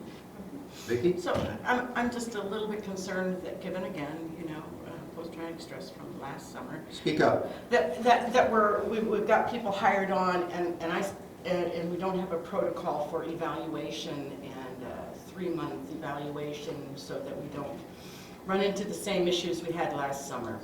So again, I would encourage some protocols for new hires and things like that be put down in writing so that we can see that and we have some feedback in an appropriate amount of time. Well, that's an excellent point, and one of the things I forgot to mention is Steve Kay is collecting some examples of personnel manuals from other municipalities, because we don't really have one. So we're looking at getting something like that in place, but that's... And I failed dismally, no one responded. Oh, okay. Put that inquiry out. He'll continue to work on it. And I just want, again, I'm going to reiterate my concern. We're in the Well, process of hiring. And I don't want to imply that we don't have any personnel policies. We certainly do. Many live in Dropbox. We don't have them in one manual type thing that you could easily hand. But I would have liked to say, we're going to hire Joe Smith, and he's on a 3-month trial basis. At the end of 3 months, so-and-so and so-and-so will sit down and evaluate how the job is going, and do we move forward or do we not? Yeah. Very good reinforcement, I think, that we Yeah. I think that's a recognize that legitimate probation issue, might- and I think that within the next 2 weeks, perhaps the Personnel Committee can return with some indication of how they'll respond to that. I think it's Yeah. absolutely And we correct. do a lot of municipal labor work, so I will look on our document control system and see if I can steal some of those. Was it the public, someone had a question? Yeah, I was just going to volunteer to help as a recently retired public agency labor and employment lawyer. There you go. Thank you. yes. Sure. Let's not overthink it. Utility Committee?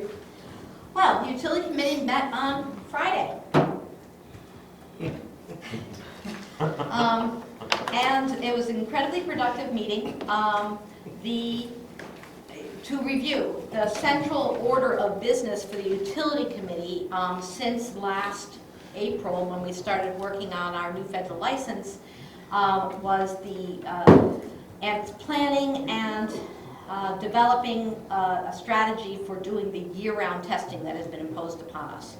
That means that we need to build a new chlorination building, and we entered an agreement with EPA endorsed by the DEP that set forth a timeline by which we would have all of that chlorination process in place. Working backwards, we have to have all the infrastructure ready to start the year-round testing by January 1st, 2021, which means our building has to be done by December 31st, 2020. We presented, the utility trustees reviewed the Durago Engineering's plan for the new chlorination building in October. Our first deadline was to present the 85% plan to DEP and EPA for commentary by October 31st, and we did that. And the second deadline that we had was, okay, we need to get the bids ready, so let's finish up that chlorination building project, make it the last 15%. We had our own goals as to this building. One was not to over-engineer it because that costs money. Secondly, we wanted to assure that it, to the extent possible, was as sympathetic to our beloved community as possible. And we used the Northport Yacht Club building as our point of reference. I think many of you have probably seen the wonderful plan, a diorama that Dick Brockway built. It's out in the hall now, which afforded us variables in the size of the building and the appearance of the building. And we ultimately decided that we wanted it to fit in with the yacht club as opposed to with, for instance, our pump station buildings, which are more gingerbready, because down there, the yacht club is really the point of reference, and we would be imposing upon the yacht club and Park Row more than anything else, although it's a building owned by everyone. When we met in October, as I said, we presented the building plans. In November we met, we had further discussion as to what's going to work in the building, what our needs are, and in January we met with the engineer to review what was at that point the proposed final plans. You will recall that our utility trustees are David Crowfoot, me, Mike Lannon, Miles Frieden, and Gordon Fuller. Mike was not able to be at that meeting, but presented, as you all are familiar, a very substantial, thoughtful critique of the design specs. And we used those in our January meeting as our agenda, how we walked through the commentary on the plans. And we incorporated many of the very good, thoughtful ideas that Mike had. We incorporated many of the very thoughtful ideas that everyone had, and I think my idea was, yes, let's do cedar shakes. That's what I bring to the table as aesthetics. So on Friday, we met with Dorigo again, where they presented the final plan so that we could get the bid together. And Tim Sautel from Dorigo was here. He pointed out that there were a couple little variables in the plans. We have moved the building as far away from the shore as possible. It's 6 feet further back than the original thoughts were, and that's for climate change reasons. The plan presented all of the wish list items that we had presented to him in January, and we had more comments. One, as Janae has said earlier, was it still had cement steps. We don't want cement steps because our cottages and the yacht club don't have cement steps. So we have taken cement steps out of the plan. Steel doors are spec'd. We don't want plain steel doors. We want steel doors that look like wood doors. And so the plans will be changed for that. We have a generator and we have a propane tank. When we had our meeting in January, we told the engineer that we needed to assure that the generator and the propane tank were far enough away from one another to comply with regulations, and that's what he's designed. And also, we have to make sure the propane tank's not near windows, and it's lots of tiny little building, and there's all these rules. It's like putting a puzzle together. So the plan incorporated that. We still want screening that for those two structures. And then we had general conversation about the aesthetic appearance, such as plantings. I'm looking at my beloved Ned cousin because he's so great with plantings.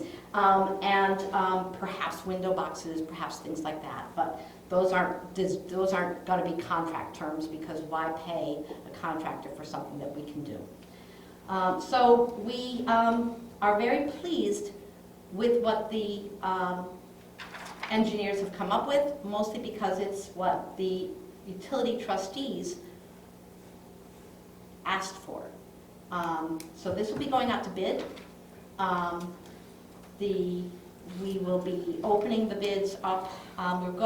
We did a calendar, and someone's going to be better at this than me. I was hoping Mike would be here to give me the calendar. We will be opening the bids in the end of April, when we're going to give 3 weeks for the bid. So that means we'll be publishing shortly. We'll be sending it out to particular contractors that we think are the right, or our engineers think are the right people. You will hear probably throughout the community that this is an ugly building, or that this is not the best building, or that this is not the right building. All I can say is that the utility trustees take very seriously the mandate they have from the EPA, from the DEP, and from our own sense of what's important to our community, because it is our community. We're proud of the hard work that we've done, and we are open to any commentary or questions that you might have, but this little building, this sweet little building, pictures are on the wall, is going to be different than what you see down there, and it's going to be sweet. It's going to be what we have to do. So that was the only action item, and we're on track. Questions, commentary? So when is it being constructed? It has to be finished by December 31st. We imagine that it's about a 3-week construction period, and we have told them they cannot start before September 15th because Round Dowlsboro is the 12th. Gotcha. It will be overlapping, therefore, with the seawall project. Both the seawall contractors who we just awarded the bid to, if we can get the contract placed, and this bid says in the vernacular, you guys have to play nicely. And we've made clear that because this one has a license deadline, this one, the contractors with the seawall need to be patient with. We think that the only real overlap will be the time that we're pouring the slab down there for the building, and that the specific instructions that we gave on Friday was that the contract should say specifically that the slab must be poured by October 15th. Have I got everything, Billy? I think so, pretty close. Yeah. And the size of the building, and we have to stay within because of the zoning and permitting, we had to stay in a certain size. Mm-hmm. Right. So that's the best building that we could get in that size frame. Right. Billy has been, as always, great at getting this project through, but two of the people that I haven't mentioned are Fernie, who after all is the person who's going to be in the building, and so he knows how it works. He knows what he needs, he knows what the rules are.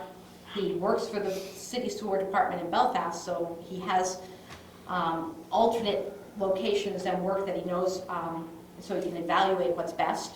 And Dick has been very good at shepherding this through. I guess I'll say one more thing. There was a conversation about the decibels of the generator.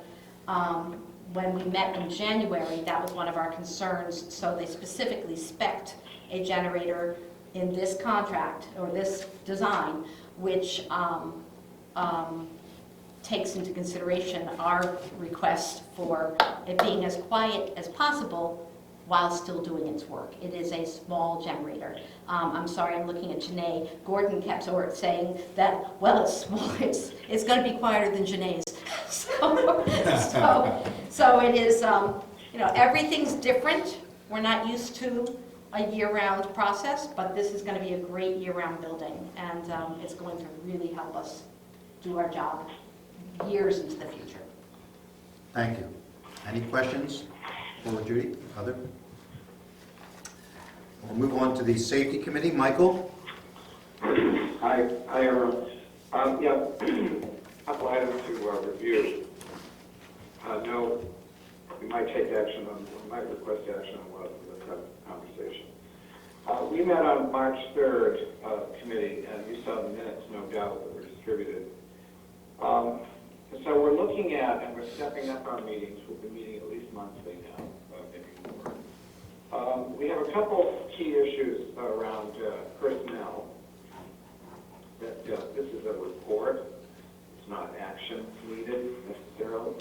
But this piece, the police, we have, as you know, we're recruiting. This is an update from the last meeting. Ben Popo perhaps cannot commit to what the number of hours he did last year. So we're recruiting for a third, an additional police officer. Whether or not it's a third, it could be a third, or it could be a second in the job share with Michael Boucher if we make the decision to have that person only and not Ben Coco, all of which Ben's aware of, by the way, that we're in process around this. But Michael has posted on a couple of key job sites that police officers frequent, and Bill and I and Michael met briefly for an update on that last week. At that point, he still hadn't had any responses. He anticipates responses, though. He sees that this is part of an initial lag in responding. He's also networking in Belfast. So there's that. Let me go through them and I'll come back and we can open it up for conversation. The lifeguards, we are reaching out and have reached out to both prior lifeguards, Mackenzie and Evan. And I just got an update from that outreach that had a bit of a delay because there was some problem reaching Evan and clarity back from Evan because it was some disconnected cell phone. Anyway, we need to come back together as a group, as a committee. Evan is looking for an increase over his prior rate. So there's that issue, and we have also an issue of how many hours both Evan and Mackenzie can commit to. So this is still evolving. And so we need to come back together and look at whether or not we need to get aggressive and, recruit additional lifeguards. Mackenzie has taken the job 3 to 4 days a week, so she can do 1 or 2 days. So there's that, and then Evan's looking for an increase, so we have that issue. I'm just pausing because I'm trying to find as I look through the email, I'll open it up for discussion about this. Is Evan looking for an increase in number of hours or in hourly wage? He's looking for an increase in hourly wage. Okay, thank you. Some raised eyebrows around the table here, Michael, I'm sure you understand. I'm sure, yeah, I don't disagree. If they're raised at the right level, yeah. He is looking for a raise I'm reading an email, so I apologize for the delay. This just came in. A substantial raise of at least $17.50 an hour to go to at least $17.50 an hour. What is it now? So It's 15 he's at, I believe? it's 15, yeah. Billy, can you confirm that? I believe it's 15. I think it's Does 15. not need $15. Yeah, we voted on that like a year or two. Right. Okay. So we need to look at that. So, yeah, and then I imagine I will have more clarity on this in 2 weeks, knowing that we're meeting in 2 weeks. Again, there's been some delay, not at the committee level, but in clarifying both evidence. Any other comments, or should I move on? I have comments. This is Steve. So the first comment would be that probably in an executive session, there should be a performance discussion. And I'll leave it at that for now. I am trying to pull up the median wage income for lifeguards in the state of Maine. And at $15 an hour, we are above the highest band paid anywhere in the state. That happened by accident because the safety committee chair at the time we had a discussion and said, you know what, if we need to go to $15, the overseers approved that. Without any consultation whatsoever, that committee chair made a unilateral decision to go to $15 an hour. And we did not need to do that because one of our lifeguards at the time was very happy with about $12. So we've been paying an above market rate for an extended period of time. It's worked out okay for us. We've been able to afford it. But that's the background as to how we got to where we are. In my opinion, $17.50 makes no sense whatsoever. And particularly if you have that executive session discussion I recommended, you may or may not choose to agree. I am hopeful here that I can pull up the actual wage information for lifeguards in the state. Because one of the discussions overseers have had over the years has been that it just is important that we pay competitively. I don't think anybody really understood what that meant. And we have some concrete information now, if I can get to it, so. And I do not appear to be able to get to it at this moment. So I'll keep chugging along, you guys can move on, and we'll come back and revisit that if I can find it. Just a comment to that, I don't disagree with anything you said there, actually, I agree with all of it. And for clarity, I just read the email more closely. I misspoke, it's a raise of at least $1,750. Wow. Oh. Are you sure? Are you? Perhaps his writing skills aren't up to par. Well, this. There were some more eyebrow action. Right. This may indeed be a subject for executive session. I will note that pay is one topic. We have been challenged in recent years to find lifeguards. And so that has driven a lot of the pay issue, which is the challenge up and down the coast of Maine, whatever the numbers may be, Steve, just in finding lifeguards, whether you're at a swimming pool in Portland or a wharf in Bayside. So that's a whole other topic. So I think we'd agree, or you tell me whether you guys agree with this, I think the process is as follows. The safety committee deliberates and looks at options, including additional recruiting. We come back and make a recommendation in concert with Bill. And then I think at that point, that would, based on the recommendation and where we are, that may or may not trigger an executive session of this group, or personnel committee, or whatever. I know these are all new moving parts. I don't think we're there yet, and I know time's of the essence, but this just came in. We need to look at it. We need to get. I feel like we need to get out and see who else is out there. I don't think we're going to have a bounty of applicants. Labor is tight everywhere, as we know. So, I mean, I just think right now we're not there. Maybe in 2 weeks we'll know something more. But we are, time is of the essence, and we are every year that I've been part of this, the lifeguard situation locks down between now and May sometime. It's never clear in the dead of winter, and it's less clear this year because these two individuals are in transition. Can't be particularly. Got it. Right. So are you saying that you'll report back with some greater clarity on the 29th? Yeah, absolutely. Okay, great. Anything else, Michael? I mean, we may not have any, clarity is one thing. We may not have full clarity yet. Yeah, there are a couple of other items. Well, we talked about the police, no comments there, I assume, but we'll have more on that. Bill and I and Michael are meeting weekly to keep on top of that. Thank you. Bill, do you have anything to add to any of those two issues? No, it sounds like you're on track. Okay, great. And then the signage, speed signage was also discussed. This is something we'd like to discuss in this meeting now and maybe take direction, if not a vote from the board. It's unclear to me the process, so we can just talk about that. We have 2 fixed signs that have been approved, as you know, and then 1 current portable sign.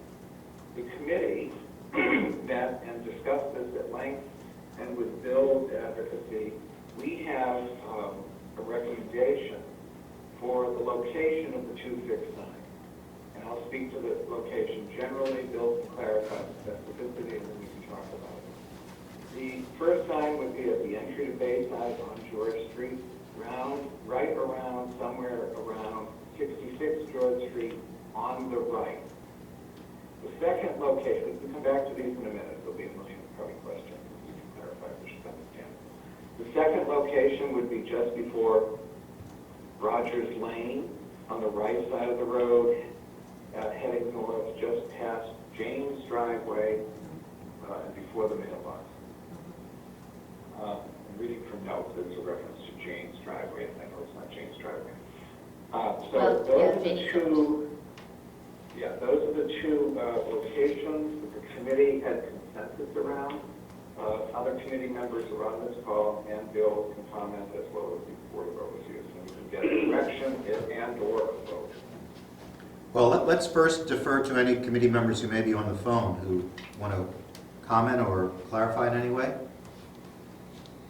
Sure, this is Lisa, and I'm on the safety committee as well. And so our thoughts kind of were the two permanent signs that we have purchased would kind of be worked, you know, more towards the core of the village. And then the movable one would be down towards Broadway. And if we were able to get, you know, if we were to fundraise later, it's another movable one that could move out towards the bluff and out towards Kelly's Cove. But for the two permanent ones, we really wanted to slow people down, coming right to the core of the village where most of the people are walking. We have kids that are biking. There's just a lot more traffic, and just get people to slow down.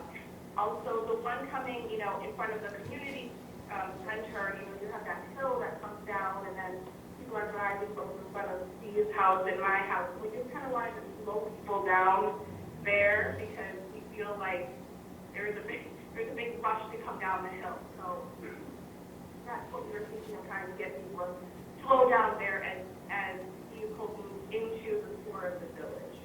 This is John speaking. Just a question. That sign you're referring to there, which is across from or near Rogers Lane, is it on the uphill side of the street or the downhill side of the street? Heading north. It's heading. Is it heading north towards Bell's We're House? going this way. It's on the downhill side of the street. From here. So it's getting the cars, essentially, they're coming down the hill past Community Hall to slow down.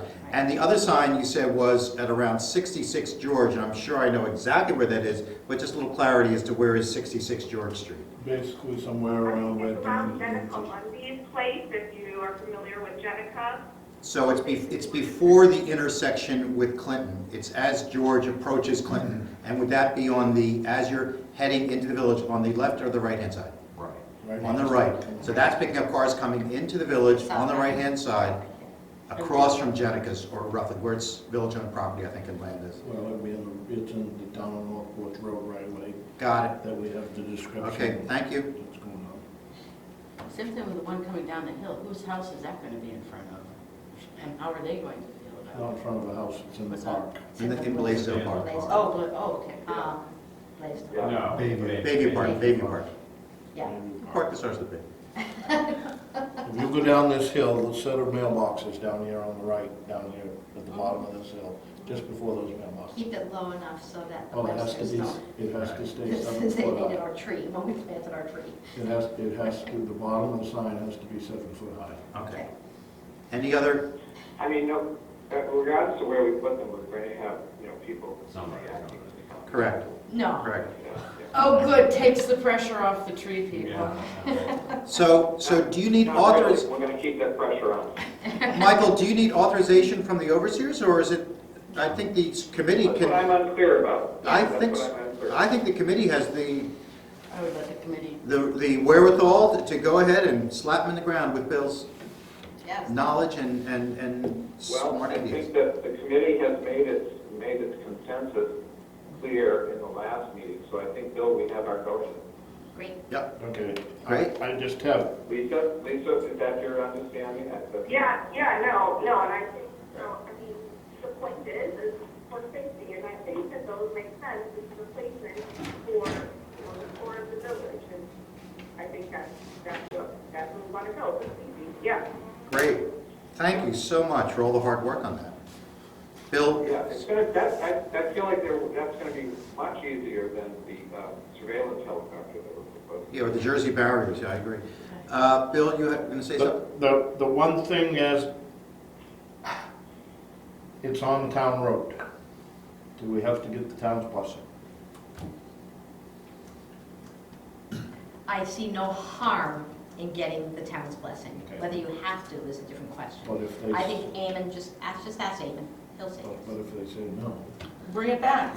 We'll deal with it, we'll start Right. over. Then Don't put then them in we'll- if they say then no. If they say no, then I would respectfully ask them why. Exactly. And then we can find their rationale for that. The stirring of the pot. I seem to recall, if memory serves, I seem to recall some comment from someone at some point recently, that the town is supportive of whatever we're trying to do.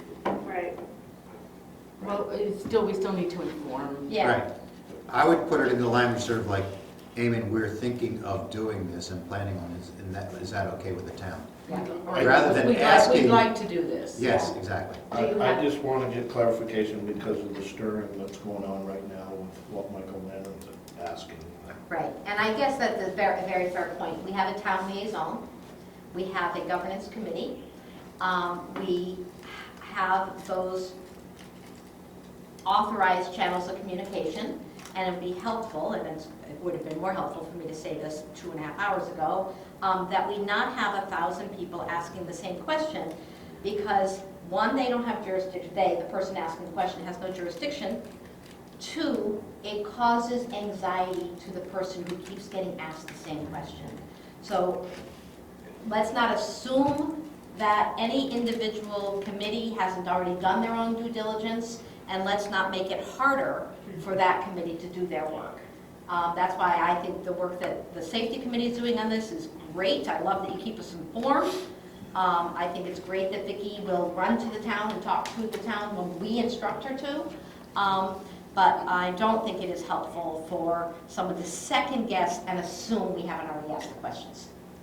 I'm lost there as to whom you then would recommend would speak to the town. We were talking about Bill, and now you seem to say... No, I mean as to the parking ordinance. Here, Bill can talk to Eamon and say, look, we've identified these locations. Do you have any issue with them? And Eamon's going to say, no, that sounds great.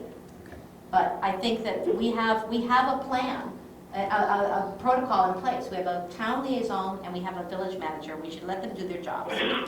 We have some people that don't know how to play nice. Yeah. Well, Jeffrey? I do think it's important that what Judy just said be reflected in the minutes, which I'm sure they will because you do such a nice job of taking minutes. It does do it. It's just important. But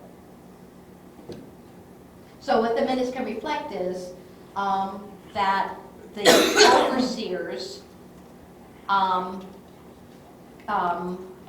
Michael, help here. Overseers endorsed the plan for location of the signs proposed by the safety committee and instructed Bill to confirm with the town or to consult with the town about that. And then I would have a sentence saying, for the sake of consistency in communications, the communications with the town should be directed by or undertaken by the town liaison and the village agent as directed by the overseers. Is that okay? Flag it, put it in bold. And not the overseers on their own individual enthusiastic desire for more information. And yeah, you hear that, Lisa? I think it bears repeating that no single overseer is anything.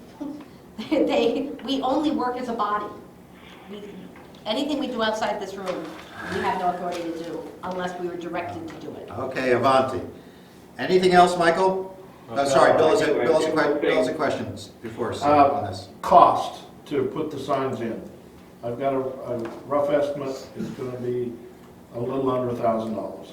You're gonna have an excavator to dig the holes, you're gonna have somebody have to buy the posts, put the sign on it. We're hoping, we looked at it the other day, we're hoping that we don't have to have an electrician, we think we can do that part ourselves. Who's digging the holes? It will be Brown's Excavation. Michael, were you saying something about that? I was wondering who's paying for that? Is that coming out of That's road? what I'm asking. That was an open-ended... Yeah. I had assumed it was coming out of safety, but if you don't want it to come out of safety, I can... Who has the money, Steve? That's who's paying for it. There's money in the road budget, there's money in the safety budget. Road. I think roads There's should money come in out. the tree budget. Oh. Well, it's almost like planting. Let's take it out. Well, I was gonna say, if it was one of our So, landscapers look, digging the hole. Here's the deal, right? Basil to do it? You got a couple of signs that are almost a freebie, correct? Right. Right. So my thought would be, we've seen the people with roads say, we're gonna do some surveying that really isn't in the budget, we're gonna bite the bullet and see what we can do to get by. I would think the safety committee should say, there's gonna be some things in our budget we aren't gonna be able to do because we're gonna devote the money to getting these signs installed because they're a long-term benefit to the safety of the village. But that's just, or the overseers could agree to take it out of contingency, which is extraordinarily lean. Yeah, I would. Well, let me add one thing to it. Again, I don't have a granular sense of this in terms of the safety committee budget, where we come from. But we do have additional, something additional for this, for next year that has some incremental costs. We don't know what they are yet specifically. And that is the dock safety signage that's going up the dock that needs to be done up professionally and then installed. I should mention So signage. Bill, I mean, I know, Bill, we're not there yet, but what's a rough guess at what that would be, that that's also going to hit the safety committee budget? I can't pull that off the top of my head. I don't know what we're looking at, I don't know what size we're looking at. I don't have that information, I can't give you that. Well, and just to add, I think it's appropriate at this point, waterfront safety has some ideas around signage as well, particularly for this year. Now, our signage, we're thinking is more temporary in nature because of the seawall construction, but we're gonna have to figure out how to pay for that as well. Yeah, and I should have mentioned on governance that part of making the parking ordinance work is to remind people what it says. And so we have talked about always tasteful signs. So. You're all on your own. I'm just talking about safety. Yeah. Bill? And as village agent, with all the discussion going on between the waterfront and the governance on parking and the safety committee and construction on North Street, what I hear from everybody as village agent is, we'll take that money out of the road budget. Well, if you've already taken 5,000, now if you do this, you're gonna take another 1,000, so that's 6,000 out of the road budget, and how are we gonna get anything done? Yeah. Well, I'm just throwing it out there. Yeah.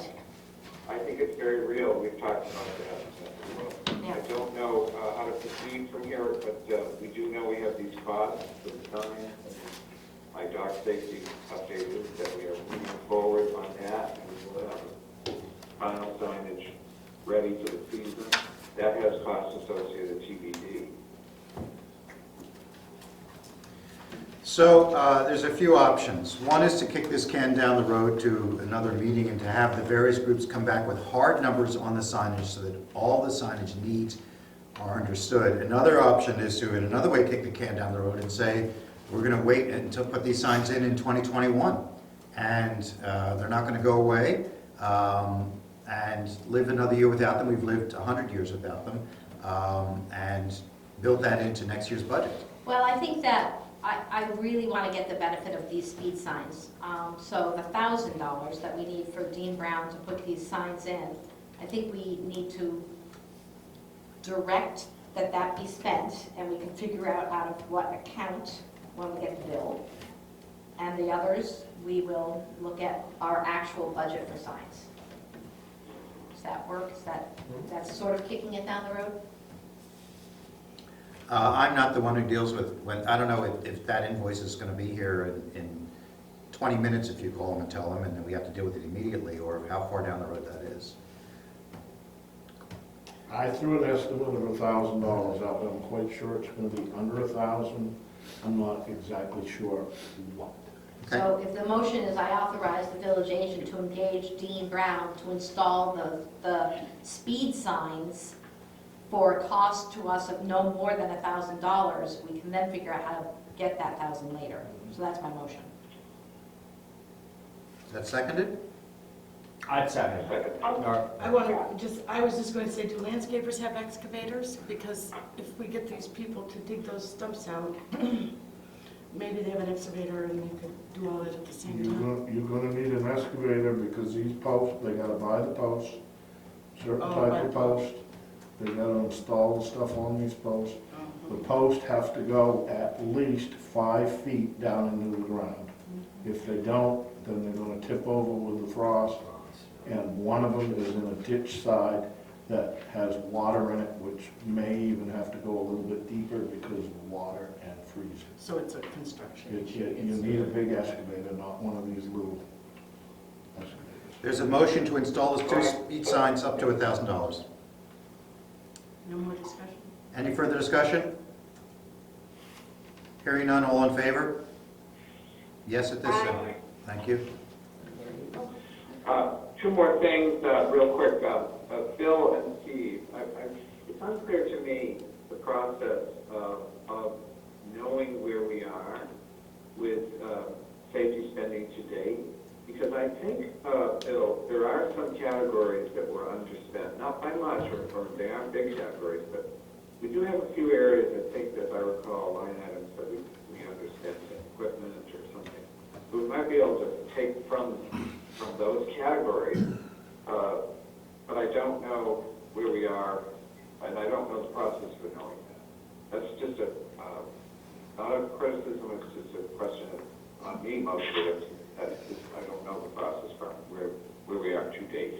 Yeah, well, I'll try to clarify that for you, actually for all the overseers. All of you have the second closing year-end financials. That tells you what your actual spending was and what the budget last year was, to the extent that that information is of value. I also have sent all of the overseers this year's budget by line, which will tell you what was approved by the voters for spending this year.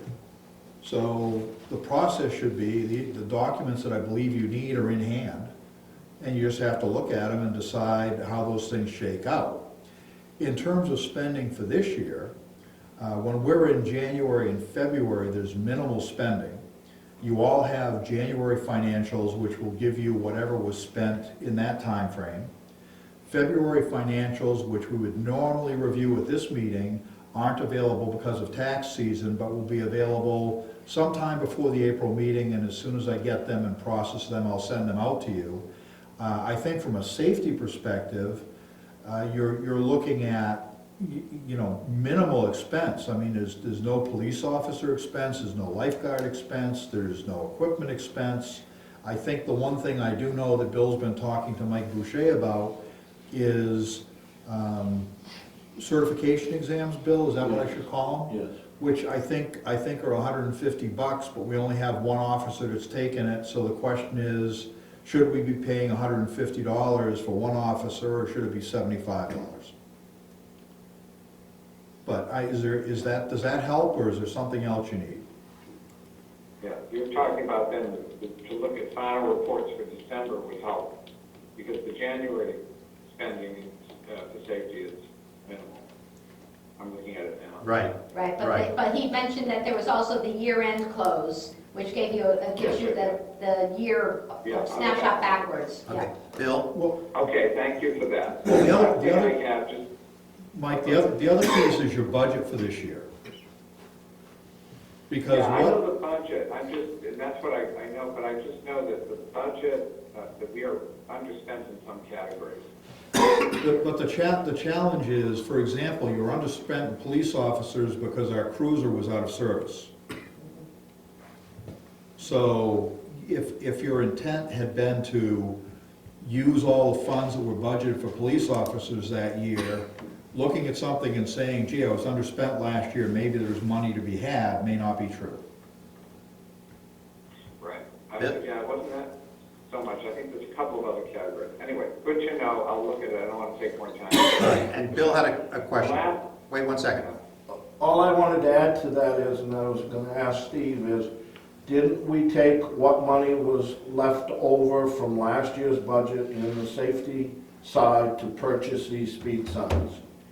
The $4,000? At the end of the Yes. year. What we took money from the overall village. I don't know that it all came out of the safety budget. Okay. I assume that's where it came. I thought it was enough. I thought we took about Okay. overall village funding, not state. Okay, real quick, the last thing is Safety Day is on track date TBD and specifics TBD. That's all I have. Okay. Thank you. Really, thank you. Boy, that was a lot of stuff. Waterfront Safety Committee. So the Waterfront Safety Committee met March 1st. Our minutes were in your packet, I think, and are on baysidemaine.com. A couple of points. One is the committee is recommending to the overseers that registration for small watercraft be mandatory for the 2020 boating season. And in addition, the committee recommends a mandatory $10 registration fee for all small watercraft stored on village property for the 2020 season. You'll recall for the 2019 season, our registration was voluntary and we recommended a $5 fee. The plan had been in 2019 to sort of to roll it out gradually to make it more of a recommendation, but we had said last year for 2020 we believe we should make it mandatory, and we still feel that. And we feel that with the fee, we're still, $10 is not going to be the ultimate fee, but it's a good step in the right direction. And we're trying to figure out what the fee should be, and is there one fee for a dinghy and another for a kayak? We're not ready to dive into that yet. For this year, $10 seems like a reasonable mandatory fee. Nate, you had a...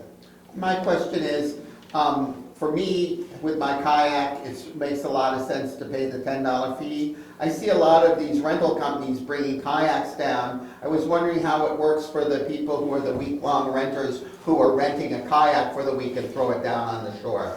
Well, so what we tried to do last year, and Gordon worked hard on this, is to communicate with the rental agencies and to think in terms of the rental agencies paying the fee, not the person renting the thing. That is still, it's interesting as we've gotten into this. I think we all started thinking, well, boy, the thing that's going to be so complicated is what do we do with all the dinghies? What's going to be the much more complicated ongoing discussion is how do you manage kayaks and paddle boards and all the things that live on the North Shore. And I don't think we figured all that out yet. Yeah. Is the honest answer. Okay, that was just because it seems like there's a lot of those that happen. And as a person who rents out my cottage, I don't necessarily know what their renters are going to do. I mean, they are saying, oh, well, maybe I'll rent a kayak, and I won't necessarily know that. Yeah. Vicki? If you've got there's only a couple renters around, I mean, I would say they do charge their rental rate, plus you had give them a ticket there, but then that ticket would be on there, so you have to have differently put in, yeah. Anyway, no, I'm wrong, but anyway, you'll figure it out. Yes, we will. Jeffrey, what happens to all those fees? Where do they go? Towards signs. Towards signs. And some of it is to buy the actual stickers that we give people when they fill out the fees. But it's a fair question because we do need to assure that the income is coded well, just like we always have to make sure that the outflow is coded well. And we've made a rule now that everything's by check, so we'll have a better sense as to who actually pays. Yes, that is absolutely true. The committee also discussed at length the whole options for enforcement. There's real consensus that for this season, a formal enforcement protocol should not be implemented for the 21 season. However, with that said... You mean the 2020? 2020, yes, that's what I missed, yes.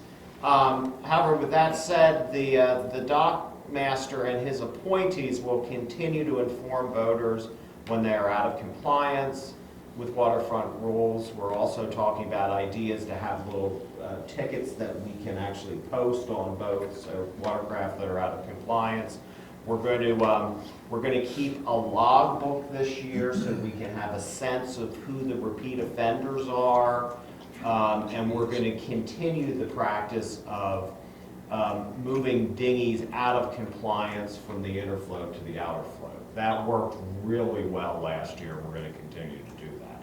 And we will look at enforcement protocols, more formal enforcement protocols at future meetings. But our view is we won't look to implement formal enforcement until the 21 boating season. So you need a vote to authorize the $10? I believe yes. I move that we set the permit rate as a mandatory permit rate at $10 per watercraft for the season of 2020. Per small watercraft stored on village property. For small watercraft stored on village property. Does that include the dinghies? Is that- Yes, is that does. dinghy fees only $10 also? Yes. Just for this year. For this year. Is there a second to that? Second. Is there any further discussion? Hearing none, all in favor? Aye. Okay. Aye. Thank you. Then the only other thing, Yes, Michael? I'm sorry, I have something after Jeffrey's done. okay, the other thing, we talked a fair amount about the impact of the seawall project on the 2020 boating season, and the fact that with the September 15th start date, right after around Islesboro, the floats will have to come out of the water, which is probably about a month earlier than they generally do, and we just need to make sure we communicate that. So one of the things we are doing with the registration packet we're preparing for this year is we're adding sentences, and I know Gordon, with his harbor master hat on, with communication for those of us who own dinghies, not dinghies, moorings or rent moorings, there's also verbiage being added to remind everyone that this is a different year because of the seawall. Well, and you talked about temporary signage. This feels like some piece of whatever that's put at the top of the ramp going down. Wow. It's a reminder, we're taking them out early. What we need to do is, yeah, and I think understanding that we don't love a lot of signs, but Right. for this year, we need a sign and it needs to be big. Exactly. I mean, people need to understand if you leave your dinghy on the north shore after September 15, it's probably going to get run over by a bullboat. And we just, This is Lisa. Yep. Can we get that on the yacht club website as well, please? Because Yes. everyone starts looking for the calendar of events, and if we had a big old alert right on the main page there, I think we're gonna hit a lot of people to see that. yeah. And it's something that Dan can send out on a periodic basis as we approach the 15th too. Yeah. Yeah, that's a really good idea. Anything further? No, that's it. Michael, you had something you wanted to say? I do, I just want to return to the safety conversation about budget, et cetera, year-to-date, et cetera. I think, if I'm reading this correctly, Steve, your year-to-date report in November, which your email says is pretty much tracks the full year-to-date, looks to me like safety has an underspending of 1850, a hair over 1850. Only a part of that, 341, is police wages underspending. So lifeguard underspending of 804 and underspending of safety committee operations of 150, plus a few other items, could get us close to that magic number of $1,000 to pay for the installation of those signs, if I'm reading this correctly. Well, I guess I don't understand the question. That money doesn't exist any longer. Yeah, it's not so much a question as it's looking for clarification. If we are looking at our budgets to see where we have underspent and to understand whether or not we have any money to take from those budgets, what you're saying is we don't. So looking at this would not be the way to go. Not the one from November. Maybe earlier. You know, I guess what I would do is I'd take an approach and for all intents and purposes, disregard last year. Because what you tried to do was create a budget that would give you your needs this year for expanded police coverage, a respectable amount of lifeguard coverage, whatever it may be. And then what I would do is build the schedule you'd like to see for lifeguards, the schedule you'd like to see for police, because those are your two biggies. And what are you gonna do for safety day? What's it going to cost you? And say, gee, our current plans, I think the number's 150 a year we put in for the safety committee event, is that correct? Yeah, no, but I guess what I'm looking to know is, are we looking for the $1,000 from money that was underspent last year, or is it to be considered part of the budget for this year? Last year is closed, the money is gone. It's good from an informational standpoint, but in terms of it giving you much guidance as to spending this year, I don't see that it does. I think it's more valuable to look at what you have for a budget and ask yourself, what if we gave up 4 hours of coverage per week for something? Would that get us $1,000? Okay, sorry, Ben. That's okay. Helpful. Town of Northport issues? She's shaking her head no. Oh. And muttering. And muttering. We're passing the 4-hour mark, just in case anyone's wondering. Report of the President. I appreciate very much, Judy, your earlier assistance in that issue regarding quorum and how we're going to, since we're living clearly in extraordinary times right now, we had to make an adjustment, and I appreciate it, in terms of the quorum that's required to be in attendance. Plus, it shouldn't have to be said, but I'll say it, which is that the health and safety of every individual who is associated with Northport Village Corporation, either as an overseer or in any other capacity, is paramount. And take care of yourselves and to make sure that you are doing all the things that you have been hammered about for the past few weeks in terms of taking care of yourselves. And we can work around anything. So don't worry about that. We can make things happen. But take care of yourselves. I also want to note that I'm aware, especially with this issue of the February minute that's about to go out as approved, that tacked onto it, I think, are going to be 5 committee reports, something like that. The plus side is, at least in my tenure here, and I suspect ever, we're now getting committees to report out on what their meetings are and what's occurred since the last overseers meeting, which is fabulous. I will note that it's leading to bulkier sets of meeting minutes, and I don't expect anybody necessarily to get minutes to me of a committee. So I don't think that we're necessarily always setting a new bar and a new standard, and we're going to have to keep moving upwards from that. So if for whatever reason you can't get minutes to me, or no one took the minutes, that's fine.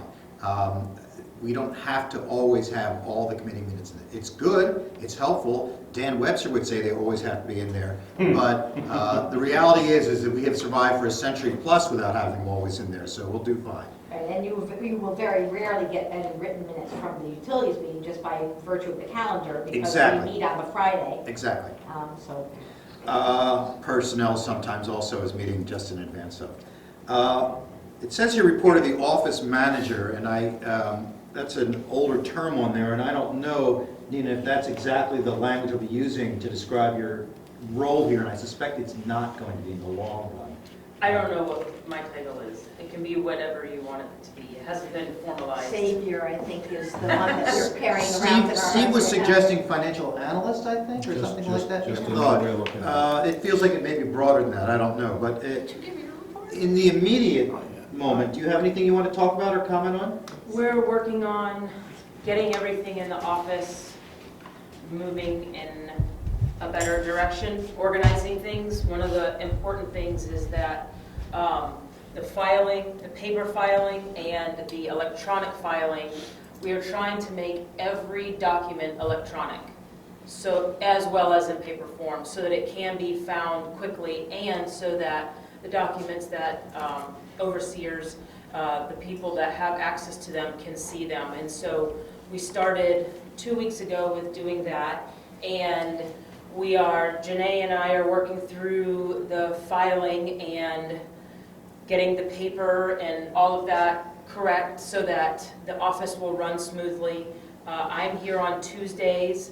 9 to 12. 9 to 12, and as far as what my abilities are, it's as much or as little as you want me to do. So if there is a need for additional office coverage, whether it be by me or an employee of mine who is of the same caliber of work ethic, then that can be put in place as well to help in the short run, to answer phones or anything like that. So we're just working, and I'm learning from everybody what, if you have information for me, please give it to me, because I'm trying to, there's not really a manual, so I'm kind of making it up as I go along with what's been done and figuring out what each person does and what would possibly help them move forward better. Will and I talk a lot when I'm here about, what he's doing that can be offloaded so he can do what's best for him. So I'm always available. I'm in my office at 6:30 in the morning, so I'm reachable anytime. Thank you. Just a question, utility payments and billing and all that, how's that moving forward? Who's handling that? Amy. So if somebody walks in with a question about that, on Monday Amy's here, and on days other than Monday, we'll say to that person, That'll be referred back. So some of the things we need to work through are, and this applies to, so we're talking about adding a customer service function to the office to provide coverage beyond the hours we've already talked about, is how do you best do that? And how do you make sure if somebody comes in with a utility question that relates to service installation, it ends up on Bill's plate? And if somebody's got a utility billing question, making sure Amy gets the information so she can respond. okay. So some work to be done still. Any questions for Nina? Still moving along.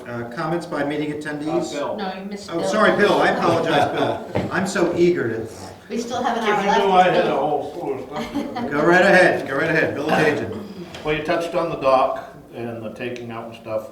We really haven't come to a consensus how that actually is gonna work yet. One of the things is, we may be able to work that float situation out with the contractor when we sit down and have the contract negotiations. There may be a time frame that might work.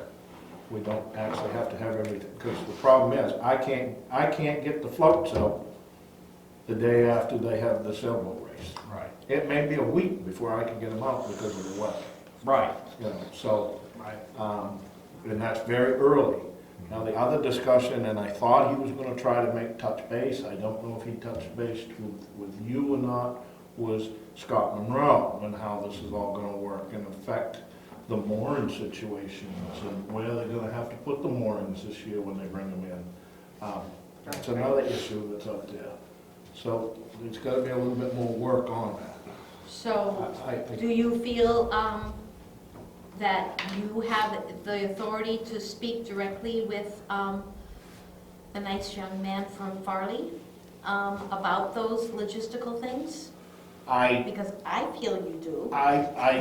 I do, yes, but this is, I don't know really how I need to say this so it's not.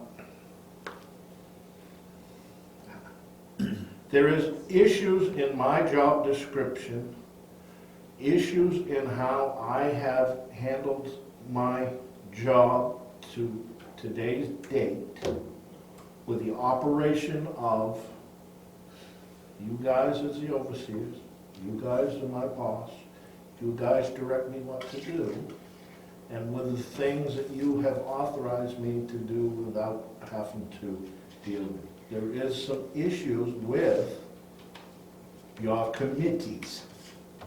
Well, and that's why I phrased it the way I did, is asking you if you felt you had the authority, because I think you do, but your authority comes only from us.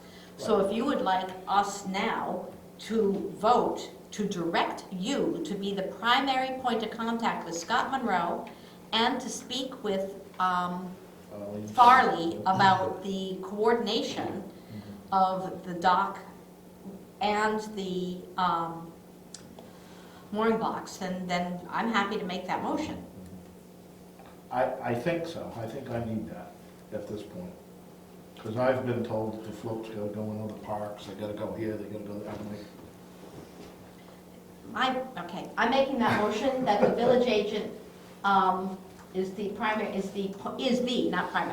point of contact with Scott Monroe and the general contractor who has just been awarded the seawall contract to coordinate the management of our waterfront while the seawall contract's underway and in anticipation of the seawall contract. Second. Discussion, Yes, yes. Steve? So I understand. Scott Monroe, absolutely no issue. Farley, I don't have an issue with that. I would encourage that to be part of the discussion during the final contract negotiations, because you're gonna have engineers who are on site as clerk of the works that Farley's taking direction from.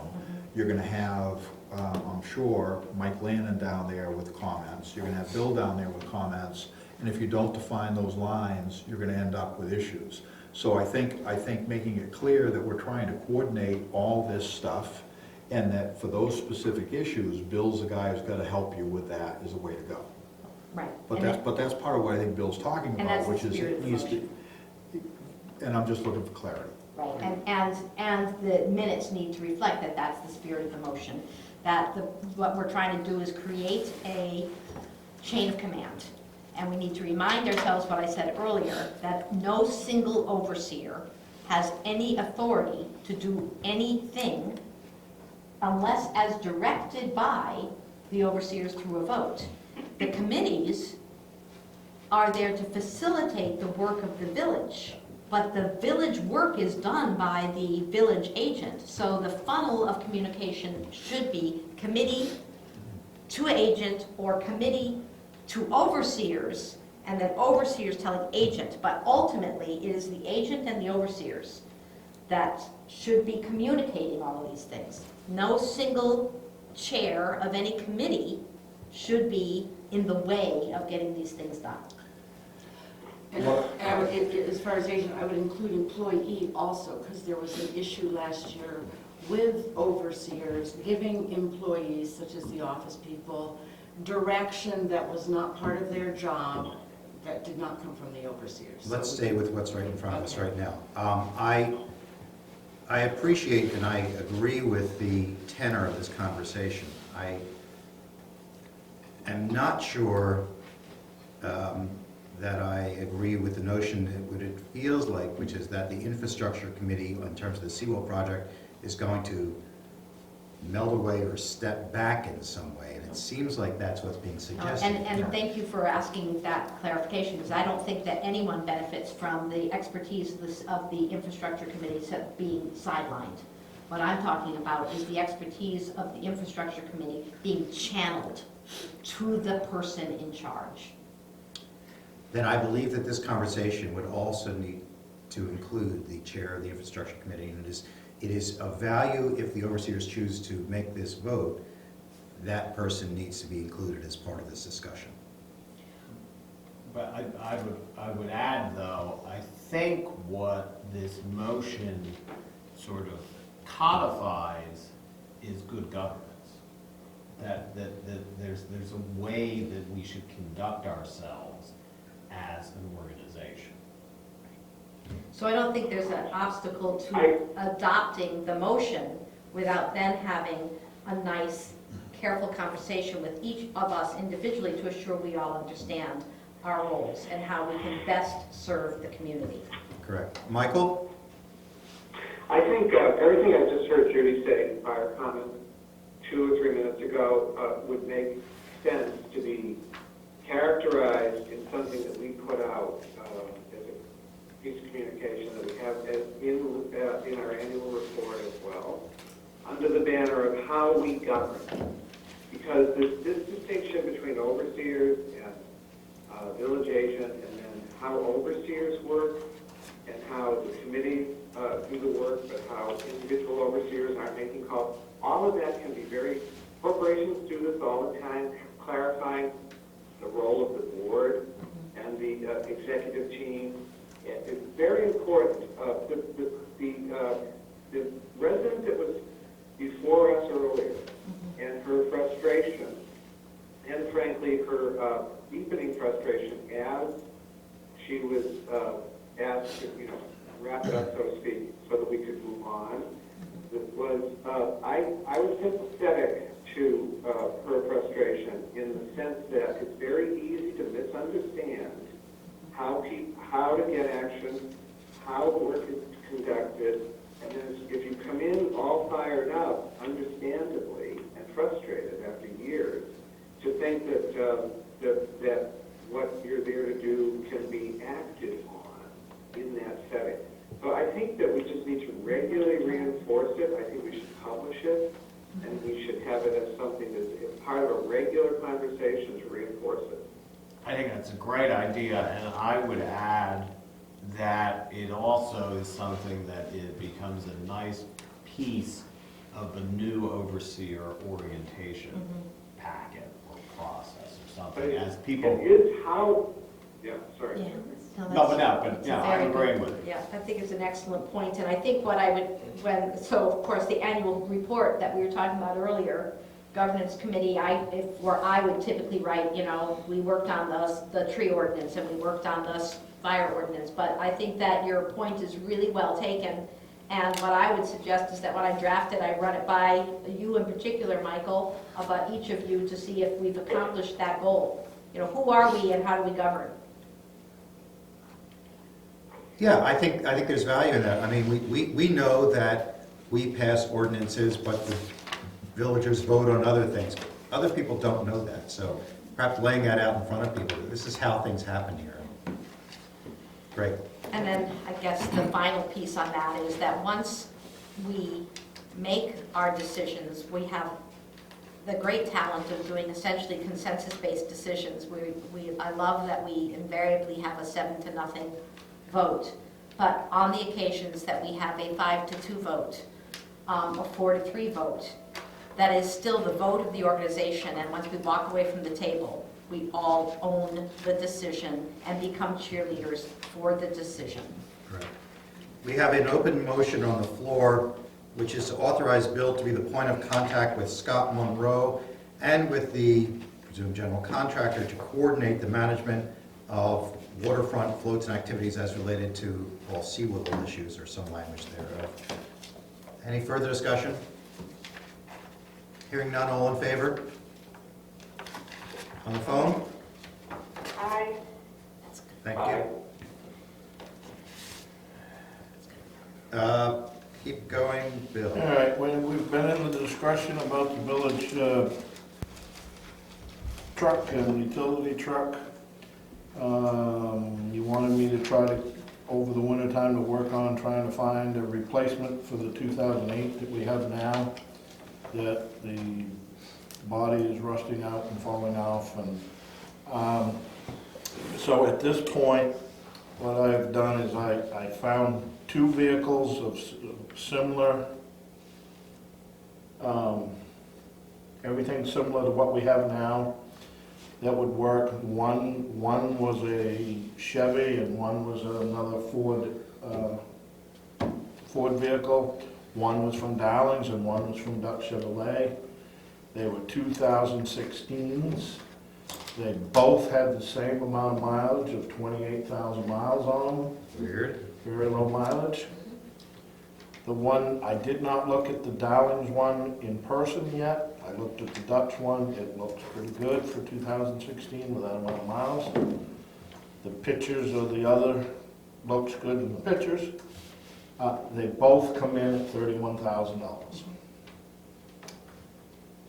So with talking with Steve on money and what was said and how it was discussed last year, he gave me that figure of what was that, 14,000 something. So the other thing that we talked about, thought about, running around, still floating around is if the frame of the truck that we have now in the back part is in still in pretty good shape, we can't tell right now, but if it's still in pretty good shape, would it make sense to put a flatbed, a new galvanized flatbed on the back of that, and get another 4 years or so roughly out of that vehicle? And knock on wood that we can do that without no major breakdowns. That would put us in a much better position with the money that we got in there now and with what money that we would spend to do that flatbed could be replenished in that 4-year time. We'd be in a much better position to get, you know, at that point, we'd have to spend some major dollars to get a vehicle. Now, the platform, the body for the back of that truck, I'm gonna say the cost of that to do that is $3,000. So if we take $3,000 out of what we have out of the 14, go that route and get us by 4 more years. Yeah, Bill and Dick and I talked about this at length, and it really was Bill and Dick who I think are probably the guys who came up with a solution. And financially, Bill's right.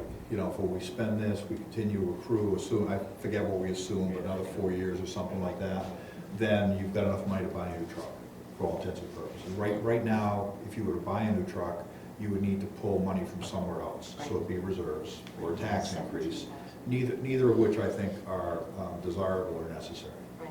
And I think the frame can likely be repaired if there's damage to it, so. I think it's a wonderful solution and love your Yankee ingenuity. So, you know, I mean, we're just hoping that the engine and the rest of the vehicle, you know. How long would that take, Bill, to? I didn't ask that question to the people that I got some of the estimates from. I didn't ask them how long it's gonna take, but it wouldn't be long. Basically, it's to unbolt the body that's on there now, take that off, check it out, see if it needed more work to the frame, and then put this new body on it, hook the wiring up. Then we gotta run some new wires for the sander unit, for the sander to be, you know, hooked up in that. So I can't imagine that would be more than 3 or 4 days. Oh, okay. You know, to do that. They might even do it in a day, I don't know, but I doubt it. But not weeks or months? Well, I can't guarantee that. I know, but I'm just, but you're asking. I'm hoping not, because we're going to a reputable dealer, you know. You know. Seems like we would need a vote on that if we're at the $3,000 level. I mean, the only thing is, I can't see what this is gonna look like yet, because they got the bigger ones on site. They don't have the ones for this size truck, and they're not gonna place an order until late spring. So it will be later on before they'll have one that I could actually look at. So, but you nonetheless want authority to replace the something, The bid. some car part. With some. With something. $3,000 to fix it. So I guess I might not be the right person for the motion, right? So, you know, the $3,000 figure is just a. I would actually You know, prefer to bump it up to 4 and say authorize up to 4. And I'd go 5. And stop right there. If the treasurer's happy spending 5. Because we don't know if we gotta do welding on the frame or what we're gonna find underneath. So I make a motion that we authorize up to $5,000 to make necessary modifications to the truck. Somebody I'll can second fill that. in the modifications. Yeah. Okay. And may I have a second? Any further discussion? Hearing none, all in favor? Aye. Aye. Unanimous, thank you. Keep going. Was that up to 5? Yeah. Up to 5. I know Judy can contest to this. Yesterday, 9:30, 10 o'clock, all of a sudden they started to have a light show in this room. I know this was coming. We still have a little bit of one, but these 2 lights were really bad. Oh, they were crazy. Judy had to shut the lights on and shut the dark. I did get an That was before the electrician in meeting here in started. an emergency. Their recommendation is, because these lights are so old and the balances, you can't buy the right bulb for these lights anymore, Are you because they've serious? gone out, so everything is going to what they call a T8 bulb. And I thought I was doing something right. I went out and bought some T8 bulbs, put in here, and made it even worse. So his recommendation is to come in here, they'll take out the ballasts, they hook it up, each one of them directly, they hook up to 110 power, and they'll install the new LED bulbs that go in there. The whole room they're talking about. This whole room, and with it being such an emergency, and we was trying to have our utility meeting and work through all that mess, and the electrician did come to at least steady some of it. He didn't have time to give me an exact figure, but a ballpark figure was $500 to $600 to do all these. Oh, Keep it under 5 and you're all set. I would say, let's not worry about emotion and trust that it comes into the 5 issue. So, I mean, I just, you know. And if it's 6, Go. it's not a problem. Just go. We've had this problem with the lights flickering for quite a Oh, while. they were, it was a disco in here on Friday. Okay, got it. Anything else? Okay, so, we talked last month about the $12,569 price tag for the repairs to the dock that we had to get going because it had to be pre-made and all this stuff. I did call our inspector who does our dock inspection, who is the guy that recommends us to do certain things. He told me that, yes, we could postpone that 1 year. So what I'm suggesting is, now I'm not sure, you know, the price will probably go up, but somehow you need to work that into the budget for next year to do this, what we had planned to do this year. Squeeze it into Super Bowl somehow. Remember that Well, $12,000? so we are tight financially this year. I mean, that money isn't there and needs to be done. And John just talked about squeezing the seawall thing. You could certainly put an article in the annual warrant. I'm just trying to think through if that would be a legitimate use of the bond money. Because we talk about seawall and the wharf is, you know, I don't have any idea. Do we need to talk to Dan about that one, or otherwise you could pull money from reserves. You know, with one of these, and I didn't do it today because we've got so much going on, but I have a plan that looks forward beyond the seawall, and it gives you an idea of where you'll have money in the years to come. Because you don't want us to catch breath at all. I wouldn't have suggested that, except that it's right there, and you're taking stuff down and putting stuff back together, and this is Yeah. essentially the same thing a few feet away, so I think, And the other issue is if Park Marine's part of this rocks and being here, then we don't have to worry about postponing it because of this project, because they may be Right here. while they're here. right, so I think that the prudent thing, I would feel more comfortable if we did put the orange language in front of our bond council one more time and said, you know, causeway is part of the dock, dock's part of the causeway, we have $12,000 to spend. Is that part of our authorization? If he says no, then maybe we delay it, maybe we get a different number because it's PROC now, but we just approved a contract for 1.2, we were approved 1.6, it's only 12, maybe there's a way we can say, oh, this is a good idea.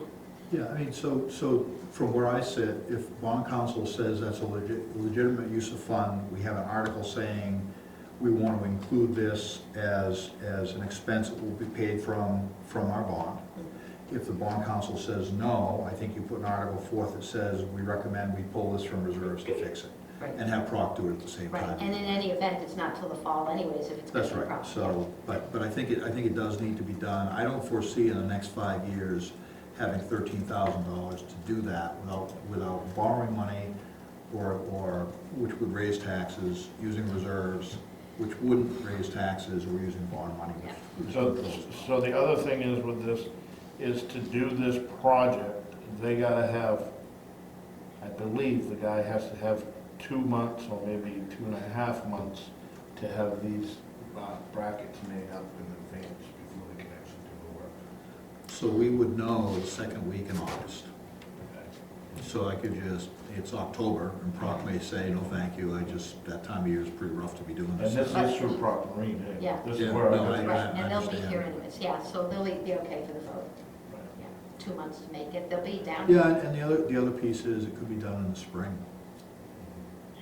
If we had to, so either way, I mean, if that would cost us more money because they wouldn't be here necessarily. Right. But if they could turn any of the brackets around, we'd be in better shape. So, and that will help us out, because we don't know yet what repairs we gotta do from this winter yet either, so that will help us out, so we're not getting into that money that's already set aside in the budget for that. All right, I'm fading. Okay, I So think, I'm sorry, what's the resolution on that? Talk to bond. You're gonna talk to bond council? Yeah, and there'll be some kind of an article that hits the annual meeting. But the goal is that we hope to be able to do it this year. Yes.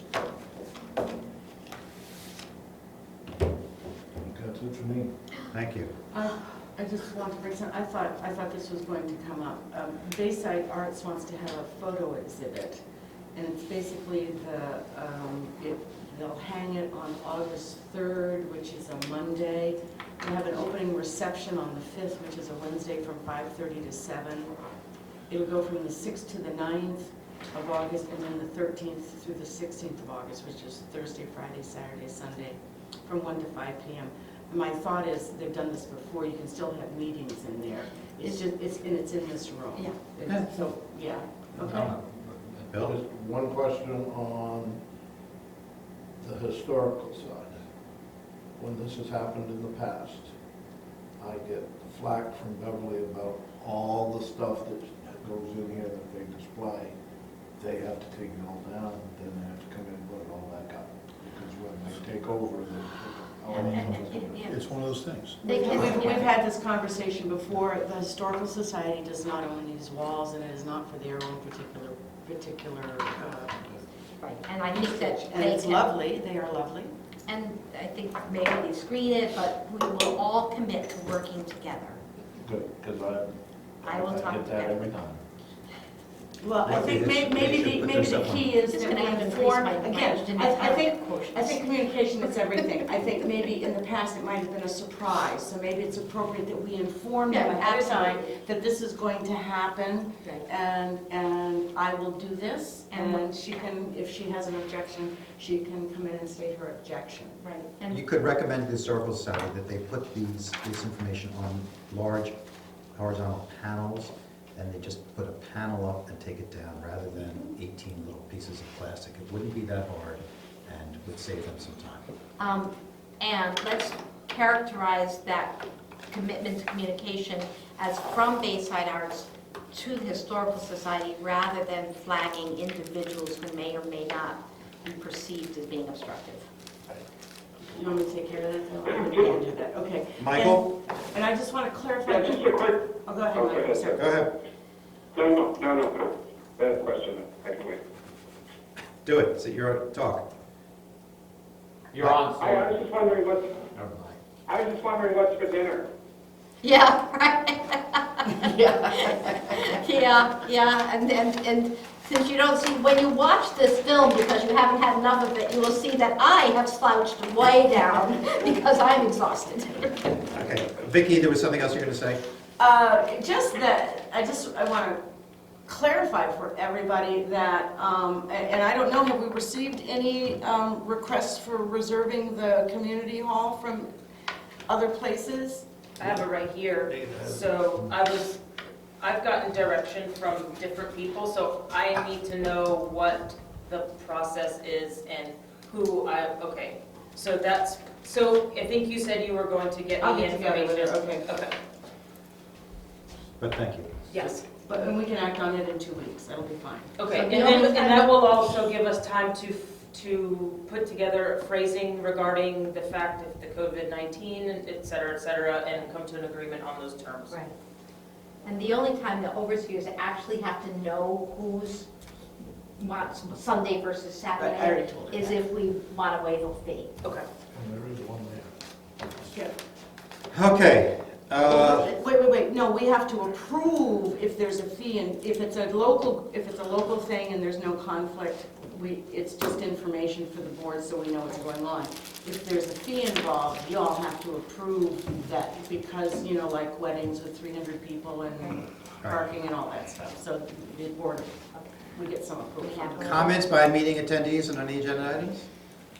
I appreciate the stamina of the overseers to conduct meetings of this length. Well, thank you. And overseers appreciate In that close later too. contact. And we don't say it often. Do I have a motion to adjourn? Motion so moved, yeah, second. Your notes? No. Oh, yes, it is. We are meeting